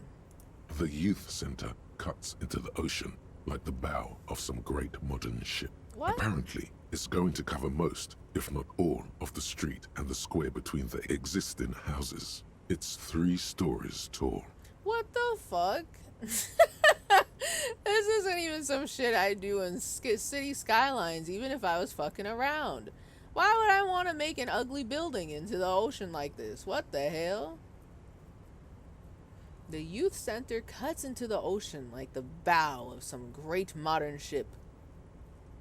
It's going to cover most, if not all, of the street and the square between the existing houses. It's 3 stories tall. The square between the existing houses? Now, he did describe it as a cul-de-sac. Is this place literally going to take up the cul-de-sac and go into the ocean? It's that big. 3-story youth center. I don't think it's a youth center. I guess you're not a real socialist. Harry, if you were a real socialist, you'd come down to the roller skating rink with me at the youth center that we're building. Harry.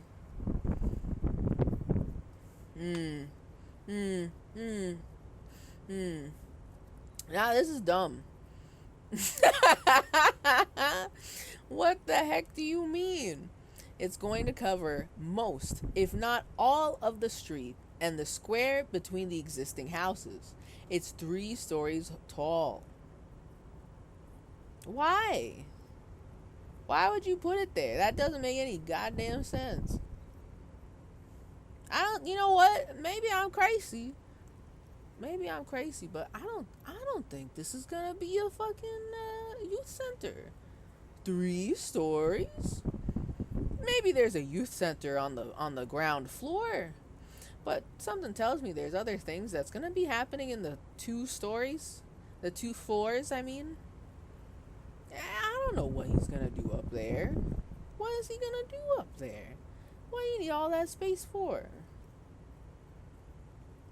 What's he doing there? And why is it gotta be over there? And why is it not in the middle of the city where every child can go to and hang out? If all the youths are on drugs, hanging out in the middle of the city, why is they not building it there? Make it easier for all of the kids to get to. What are they doing?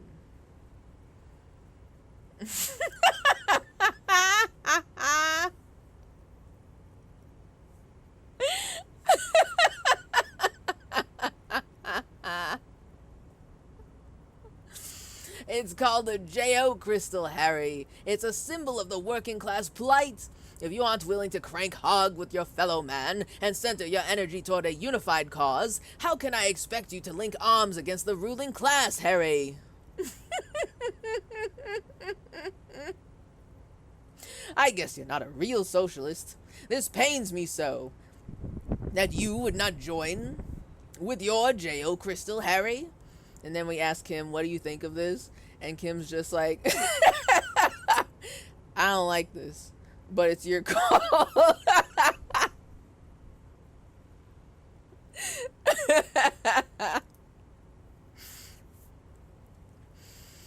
God, okay. Prove it, Harry. Whip it out. God. Okay, tell me more about this ugly building that is not a youth center. It's going to be awfully close to the already existing buildings. Yup. Almost wall to wall, practically integrating them into the youth center. That's what I was gonna say. He's definitely going to build over these people's houses. And I suppose that the people who have signed have been paid a lot of money to just move somewhere else. Right? Because ain't no way you can live peacefully in your destroyed neighborhood that was a nice little village where you had a nice view of the ocean, and then there's a giant ugly building in the middle of your view. Can barely drive down the damn street to park in your garage, if you have one. Okay. Continue. This is either an ominous or cool architectural choice. Hard to say. Hard to say. I think it's pretty easy to say. I mean, ooh. High, 72%. +1. Center's very close to the houses. +1. Ominous shape. So okay, we're more motivated. We've got more of a chance to find a loophole in the deal because we saw how ugly and ominous it looks. So true, so true. I mean, listen, I was already at 72% before we even looked at the plans. I was like, yeah, let's try to find a loophole immediately. You know? Kim, what do you think about this? I'm no property lawyer, but it looks fine. Kim! I like the print size. They're not selling or leasing anything. It's not a perfect solution, but... Kim! It's weird! Kim, it's weird. Kim. But it looks fine, the lieutenant replies, flipping through the documents. I like the print size. They're not selling or leasing anything. It's not a perfect solution, but he shrugs. Kim! It's weird. I wouldn't even make a building this ugly in City Skylines. I've got years in the City Skylines mines. I would never do this. So we gotta do something shadier. We gotta find a loophole. I feel like Kim's not giving me his honest opinion here.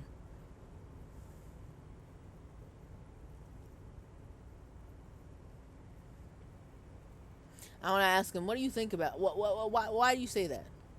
It feels very like, I don't know, man. I feel like he's not looking at the zoning plans. It looks like shit, Kim. It looks like shit. It's stupid. It's dumb. But okay.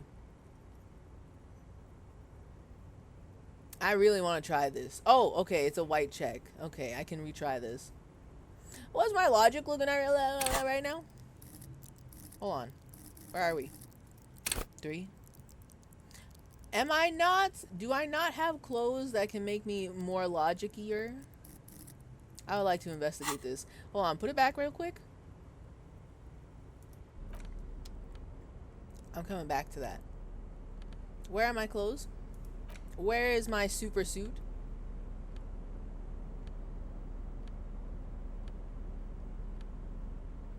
Oh, that shirt we stole is coming in clutch. The shirt that has no cum stains, no piss stains on it. We're in, baby. Anything else?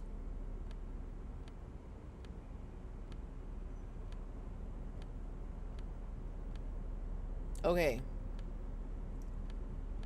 Now, hold on a second. Oh, but I love my endurance. Okay, wait. I don't need physical instrument right now, right? Yeah.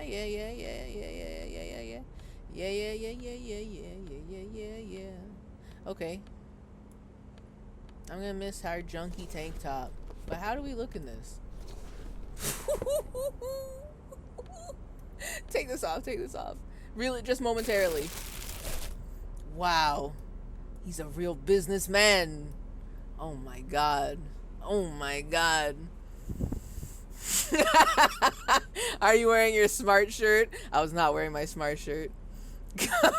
Come free, clear mind, no piss. We're in business, baby. We're a genius now. Put this back on. I feel comfortable with my raincoat on. Please. Thank you so much.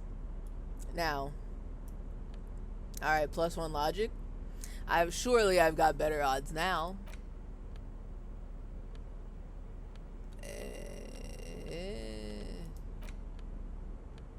Okay, here. Interact again, please. You take the legal documents out of the envelope. A 12 to 40 month construction period and the zoning plan in the addendum. Ah, yes, me. With my 83% chance. I can definitely find a loophole here. My 4 logic. +1, center is very close to houses. +1, ominous shape. We went from like 72 to 83, and I feel, while I don't believe I'll pass this, I feel confident. I don't think I'll pass. But I'm gonna give it a damn try. This zoning plan's ugly. Let's give it a try. There is no loophole. The simple truth is, the current residents are going to lose their street access. and for the next 12 to 40 months, their lives will be dominated by constant construction noise right next door.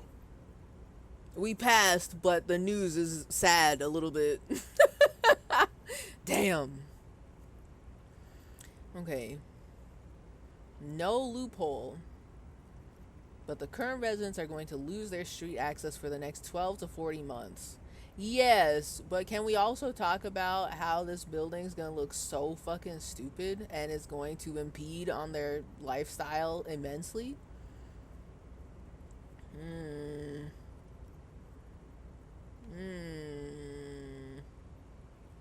Wait, what are the ramifications of this?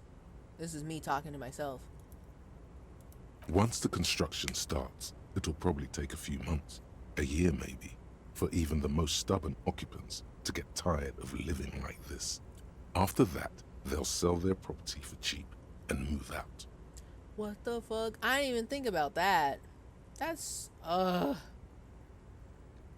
also possible. Instead of just, instead of trying to buy out the current residents, they'll just annoy the hell out of them until they leave. That's fucking stupid. That's fucking dumb. That's dumb. I don't like it.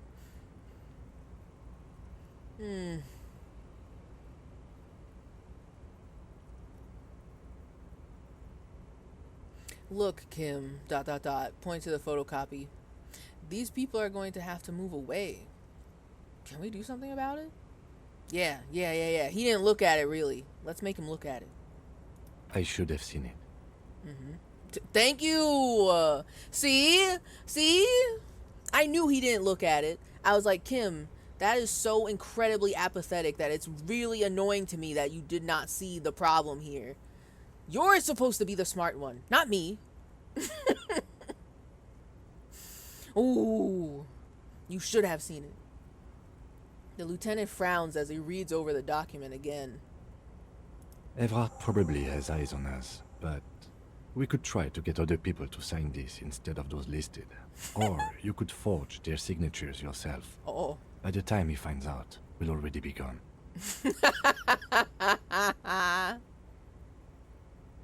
That's devious. Thank you, Kim. I like that. Forge their signatures yourself. But, like, okay. I like the idea of having two completely other people who don't live there sign this, which means that they can't start anything there. Because they don't have everyone's approval to start anything there. So they're just minding their own damn business the whole time. I feel like if we try to forge the signatures, they'll just be like, oh, well, see, they signed it. Their name's right there. But if we had, like, fucking Gart just sign Gart on there, they can't do that. That's not, what's her name and the other what's her name. You know, that's not legally, you can't legally do that. Okay. Continue. However, we'll need access to the coast before we do anything. Evrard won't believe you got villager signatures if you can't even get to the village. Fair. You can try a forgery as soon as we can cross the waterlock. He shrugs. You can try a forgery as soon as we cross the waterlock. Excellent. Thank you so much, sweetheart. You've done so much good work. Thank you for your ideas. Put the documents back in the envelope. Yes. We are killing it today. We're causing trouble. We're gonna do forgery. We're lying. We're spreading misinfo. Hot dog. We're really cooking here. Okay, thank God the camera fixed itself because that was really awkward. I just want to say hi to him. Can I say hi? Oh, hey, mister. I knew you'd be back to talk with old Leo here. Yes, I did. It's like Lady Lariche said when she opened a bathhouse in the basement of my apartment building. They can only get so far before they're aching to get back. And lots of folk really did keep coming back. Leo, if you're going to tell me the same story every time, I might have to ask you to keep the greeting shorter. I want new tea about your neighbors, please. I don't want the same Lady Lariche's bathhouse. I just wanted to say hi. No trouble at all, mister. No trouble at all. It's like that old saying goes, wisdom withers if not shared. And old Leo is always up for sharing. I'm off, bye. Got 2 signatures, just like you said. Smile. Harry could sign it twice. Wait, that's a very good point. Because, I mean, if it's... In my head, I hear forgery, and I'm like, oh, he's trying to make it look like they signed it for real. But Harry could also just literally write Harry Dubois. And that's it. God, I hope he chooses to do that instead. And then when his accountant gets it, he's like, who the fuck is Harry Dubois? He doesn't live here. Oh, yes. I'm starting trouble today. Yeehaw. Wait, what am I doing? Okay, hold on. 2 a.m. Get 2 signatures for Everard. Isabel and Lillian in the nameless fishing village down the coast to sign Everard's document. Alright. Once the signatures are secured, mail the document to Everard's accountant using the mailbox on the plaza in front of the Whirling. Part of me is wondering, hey man, what if we just send it to the wrong address? Like, we fuck up the address? But at some point, Everard's gonna, like, call his accountant, and the accountant's gonna be like, I didn't get anything.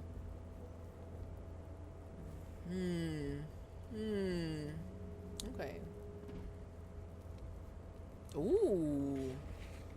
I can either find someone to sign the document instead of the intended signees, or forge the signatures but somewhere private where you feel safe enough to sleep. Okay.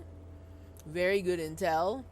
Vague enough for me to be like, ah, yes, if you don't pay for your room, just anywhere where you feel comfortable enough to sleep. Good talk. Good intel, good intel. Alright, so I thought there was something else. They told me to go back and talk to the boys at the Bad Boy Bingo Hall and shit. Oh, I guess he doesn't know anything about the tattoos. Well, shit. Alright. Why is that spaced out like that? Okay, just a wee little bit of aesthetic spacing for a moment. That's fine. I just wanted to look. Alright. So,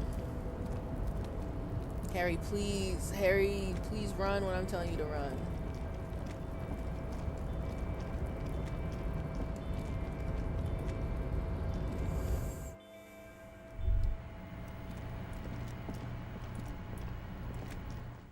Alright, so... Ooh, wait, okay.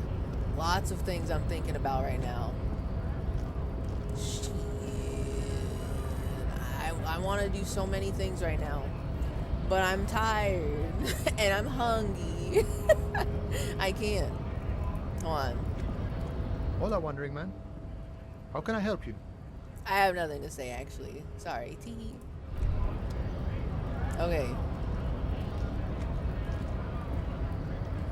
I want to talk to Big Man Tiny Shirt because we think there's something suspicious about him. And also, I need to find another person who can talk to me about the tattoos. Joyce knows about the tattoos, but she won't fucking say anything until I find those drugs or whatever. I wonder if Tiny Man Big Shirt knows anything about that. Probably not, but what if?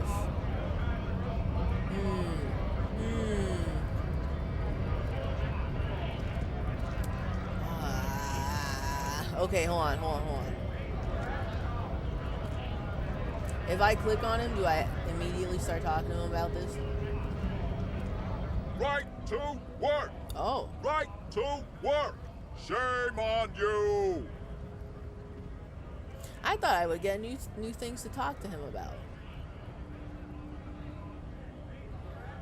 All of these I've asked him already. Where exactly are you from? Where exactly are you from is an interesting question, and I wonder if I have new shit to say in that one. Don't worry, I'll be back.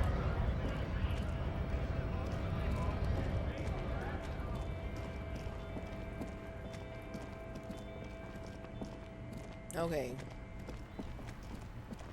Actually, I haven't talked to racist number 1 over here in a moment. And I am curious about something. About the tattoos. He won't talk to me. Looking for something, Runt? Come to tell me to fuck off again? Oh, shit. Wait, you guys. I forgot about La Puta Madre. Yo. Okay, wait. I need Half-Light for that. What the fuck?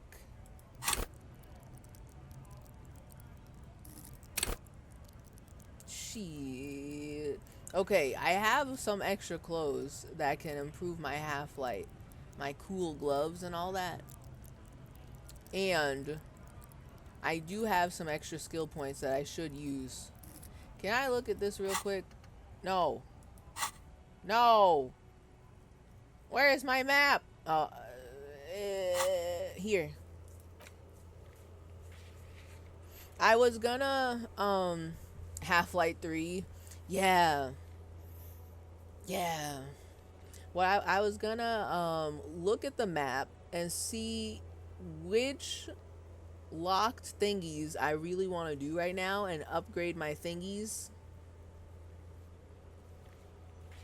Right? Accordingly. I'm thinking.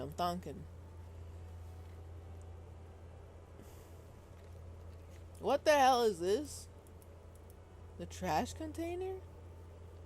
They don't tell me what these things are. I have to go to them, huh? Authority. Conceptualization? What the fuck?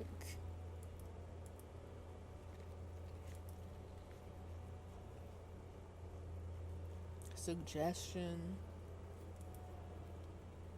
I can't do the policeman cloak right now, can I? I got the cloak the normal way. So why is this still here? That's weird. That's weird, right?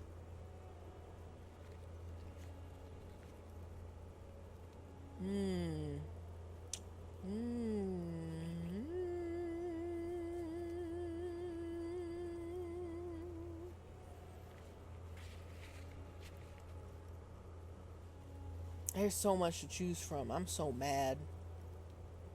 Fuck.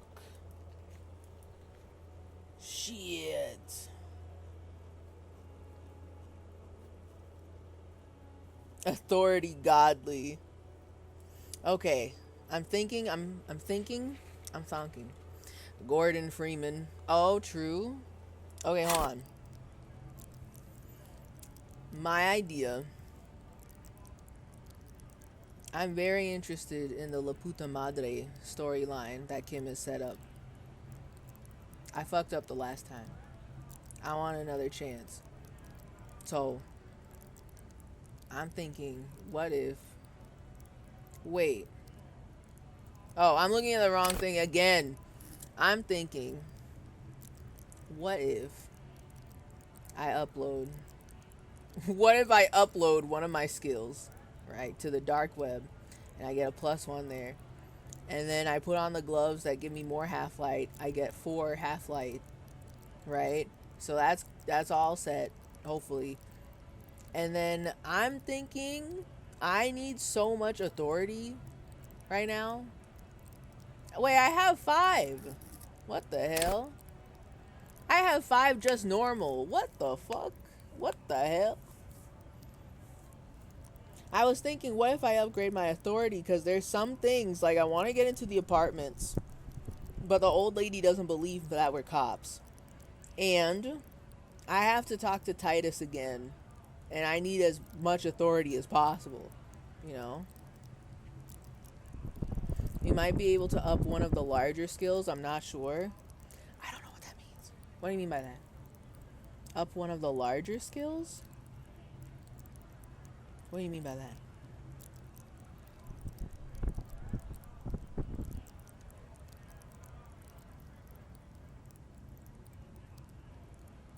Do you mean these plus signs here? Do they do anything? I don't know what that means, the plus signs. Oh. No, I don't get it. No, wait a minute. Is my maximum... What the hell? Okay, wait, what the fuck? Wait a minute. I'm looking at the 2 little diamonds, right? Is that as much? Is that the highest I can raise the skill for all of them here? Is that the cap?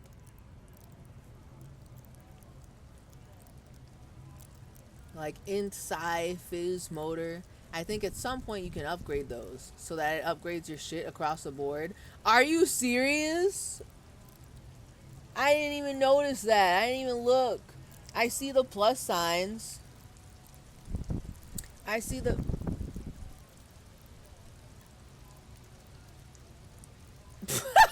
This command is ancient. That's wild. Oh man. Oh god. I both do and don't forget. I remember that was when my chat got a wicked sick kill. That was awesome. But true, it is officially my birthday. That's true, that's real. And also, happy birthday, Audrey. Preemptively, or wait, no, it would be preemptively. Happy birthday to all the Virgos in chat right now. We're all celebrating our birthday live, real, collectively, as one hive mind. It's not your birthday yet for me. Well, then, you gotta catch up. You're falling behind, Chief. I refuse to acknowledge. Well, you gotta catch up. You're falling behind in the manga, bro. You gotta catch up. Gotta catch up, dog. Okay. But thank you, Ewo. Thank you for the happy birthdays. And thank you, Audrey, for the happy birthday in return. The happy birthday exchange. The official happy birthday exchange. Oh. The birthday is here. It's happening. This is so unofficial right now. You're just behind the times, man. It is actually extremely official due to the nature of my official being born happened in East Coast time, so it's official. Y'all just gotta catch up to the manga. Sorry. It's not my fault. But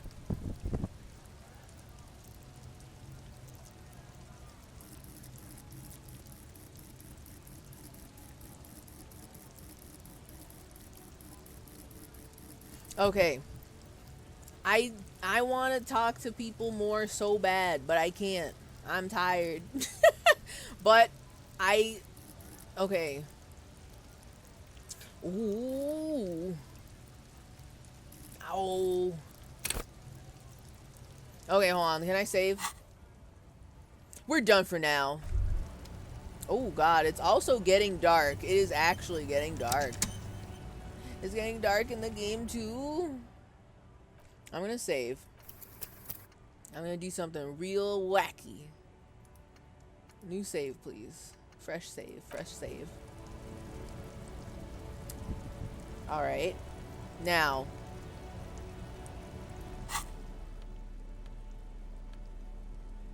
I didn't make this up, right? Oh. Which one gives me the thing?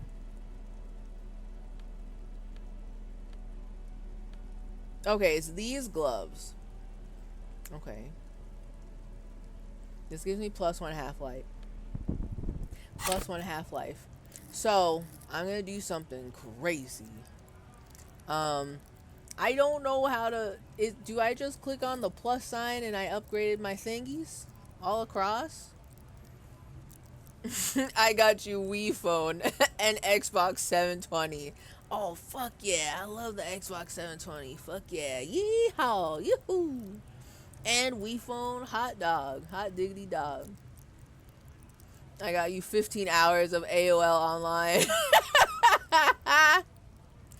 Okay, but does it come in the like little like metal kind of aluminum tin square with rounded corners box that has the CD in it that's got the wee little yellow guy who's like running because he's running to charge up your internet and get you connected to the intergalactic superhighway? It's on CD-ROMs. But does it come in the case? This is very important.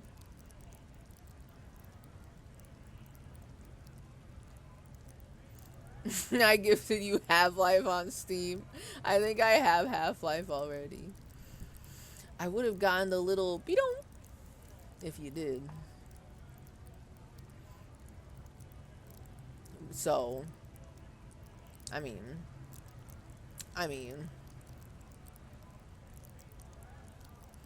No, it comes in one of those CD carriers you'd find in a car.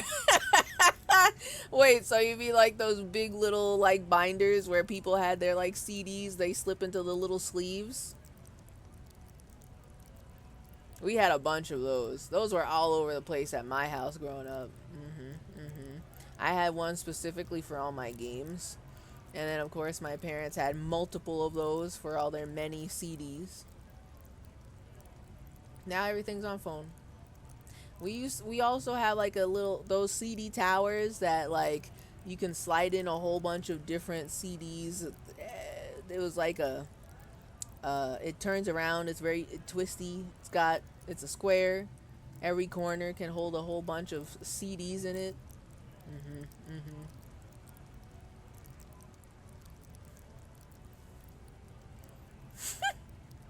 Last gift, I threw a peanut really hard and hopefully it reaches your doorstep. I kind of made an estimation. Pee-pee. I mean, I don't want to sound ungrateful or nothing, but I don't like peanuts.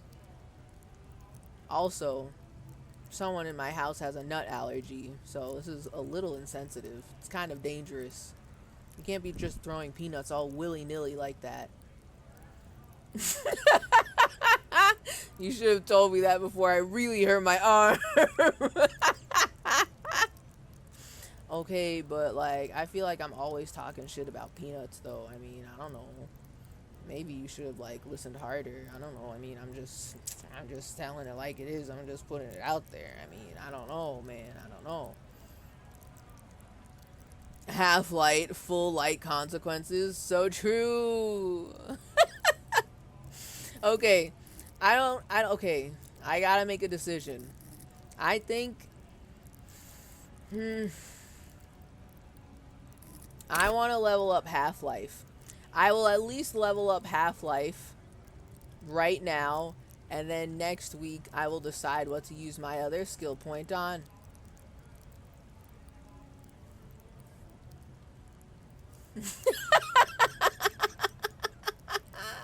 No, you say you think bananas shouldn't exist and avocados are God's mistake.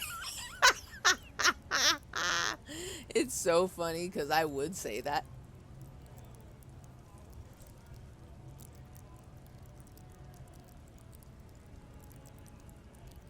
Hold on. Whew, I just got the biggest jump scare of my life. What the fuck?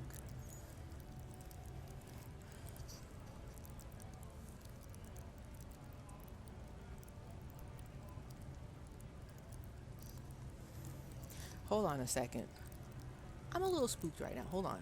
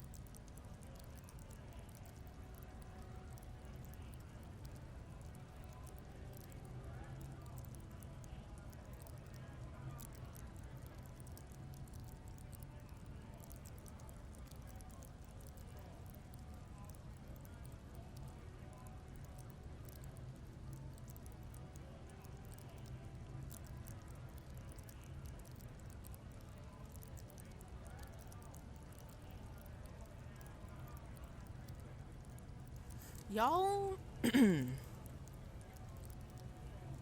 hold on.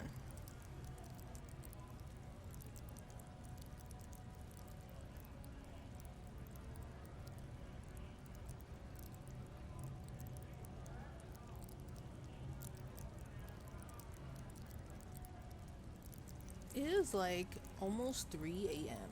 Right. And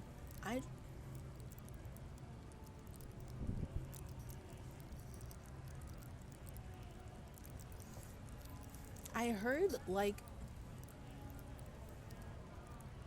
it sounded like somebody was talking really loud.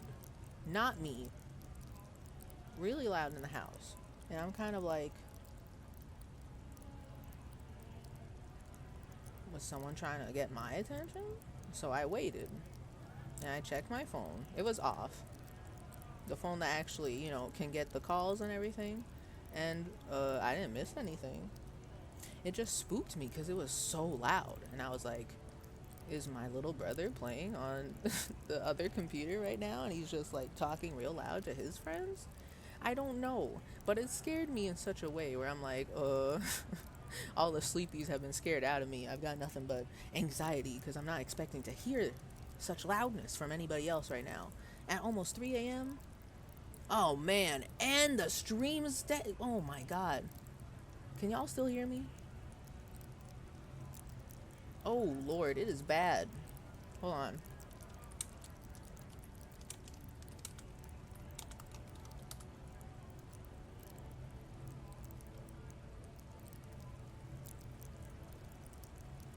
You're cutting in and out. I don't like that. That's spooky. Yeah, I'm dropping crazy frames right now. So,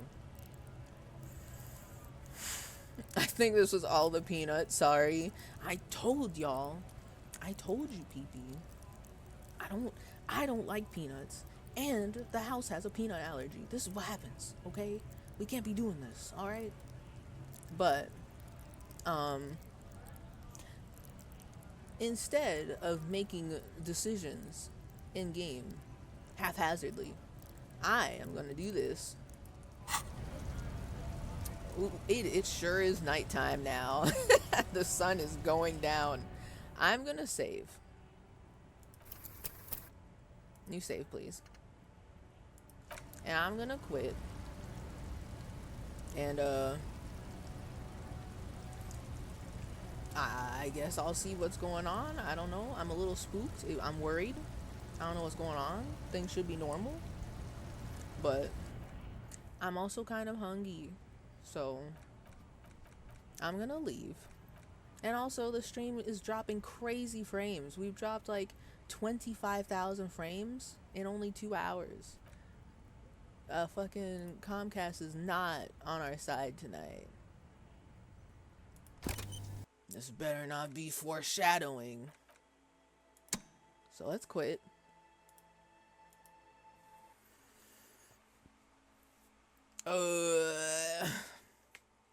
Alright, we out here. We're in sleepy time hours. It's bedtime. I'm tired. I wanna sleep and have some snacks. So okay. Alright. How do I do this? Stream ending. Let's go. And yes, for the peoples who are awake right now, the still awakers out here, thriving, surviving. Tomorrow, real. We are out here in the birthday zone, painting our nails. So bring your nail polish, bring your snacks, your drinks, your silly vibes, and perhaps even your lust for fighting. Maybe, perhaps. That is all I will say.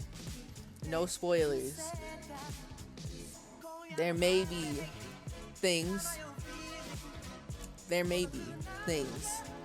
But That's for me to know and for y'all to find out tomorrow evening. Hold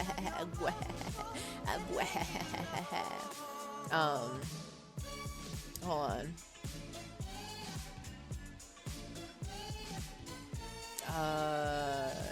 Shit. Hold on. Hold on.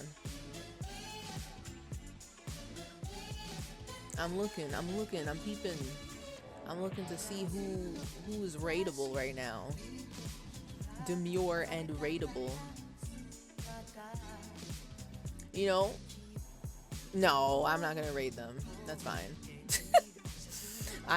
Oh my god, actually, wait. Are they here? So I know we all hate the Twitter mobile app. I don't like what they did to the homepage. It makes it feel like TikTok, and the videos are too tiny on my phone. I don't know why they don't just crop in to make it fill up more of the screen. I get it. And also I get to peep into a bunch of live channels when I scroll, right? But I fell into a very interesting pattern of suggested creators, suggested streamers.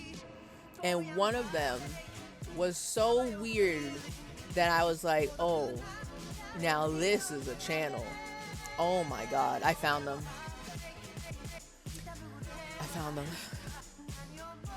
I'm bringing viruses and an AI chatbot trained on Everard Clare. Oh. This fills me with so much pain. The viruses we can keep, but the AI chatbot, I'm not strong enough for that, PP. Oh, I'm not strong enough for that. Y'all, I would like to introduce you to a new weird freak channel that is 24/7. And I think it is interesting in the most bizarre way. I think it's conceptually funny, but I don't know if the video stream itself is funny. I don't know why Twitch suggested this channel to me when I was scrolling through on mobile. But, hold on, let me see if they're rateable first. There's this channel called Fail Army, which it says Fail Army Live, celebrating failure 24/7, hashtag Fail Army, hashtag FA Live. I don't know what Fail Army is, but from what I see on the stream, it's literally just videos of those hashtag fail moments. And I feel like I took a trip back to like 2010, 2009, where people are just sharing all these like video fails. And it's literally just this. The name Fail Army doesn't ring any bells, but I know exactly the kind of comment. It's an old content farm? Is it really? Is it like ancient, like vintage 2009 internet content farm? Or are they new? Because if they're new, I don't care. But if they're old, I need to show y'all how bizarre it is. It feels like watching America's Funniest Home Videos specifically strictly for the internet and there's no host. They are old. Branding is late 2000s. Oh, that's perfect. Excellent. But, okay, good night, everyone. I'll see you back tomorrow for the birthday stream. Hopefully everything goes well. Enjoy the Fail Army. Have a good sleep.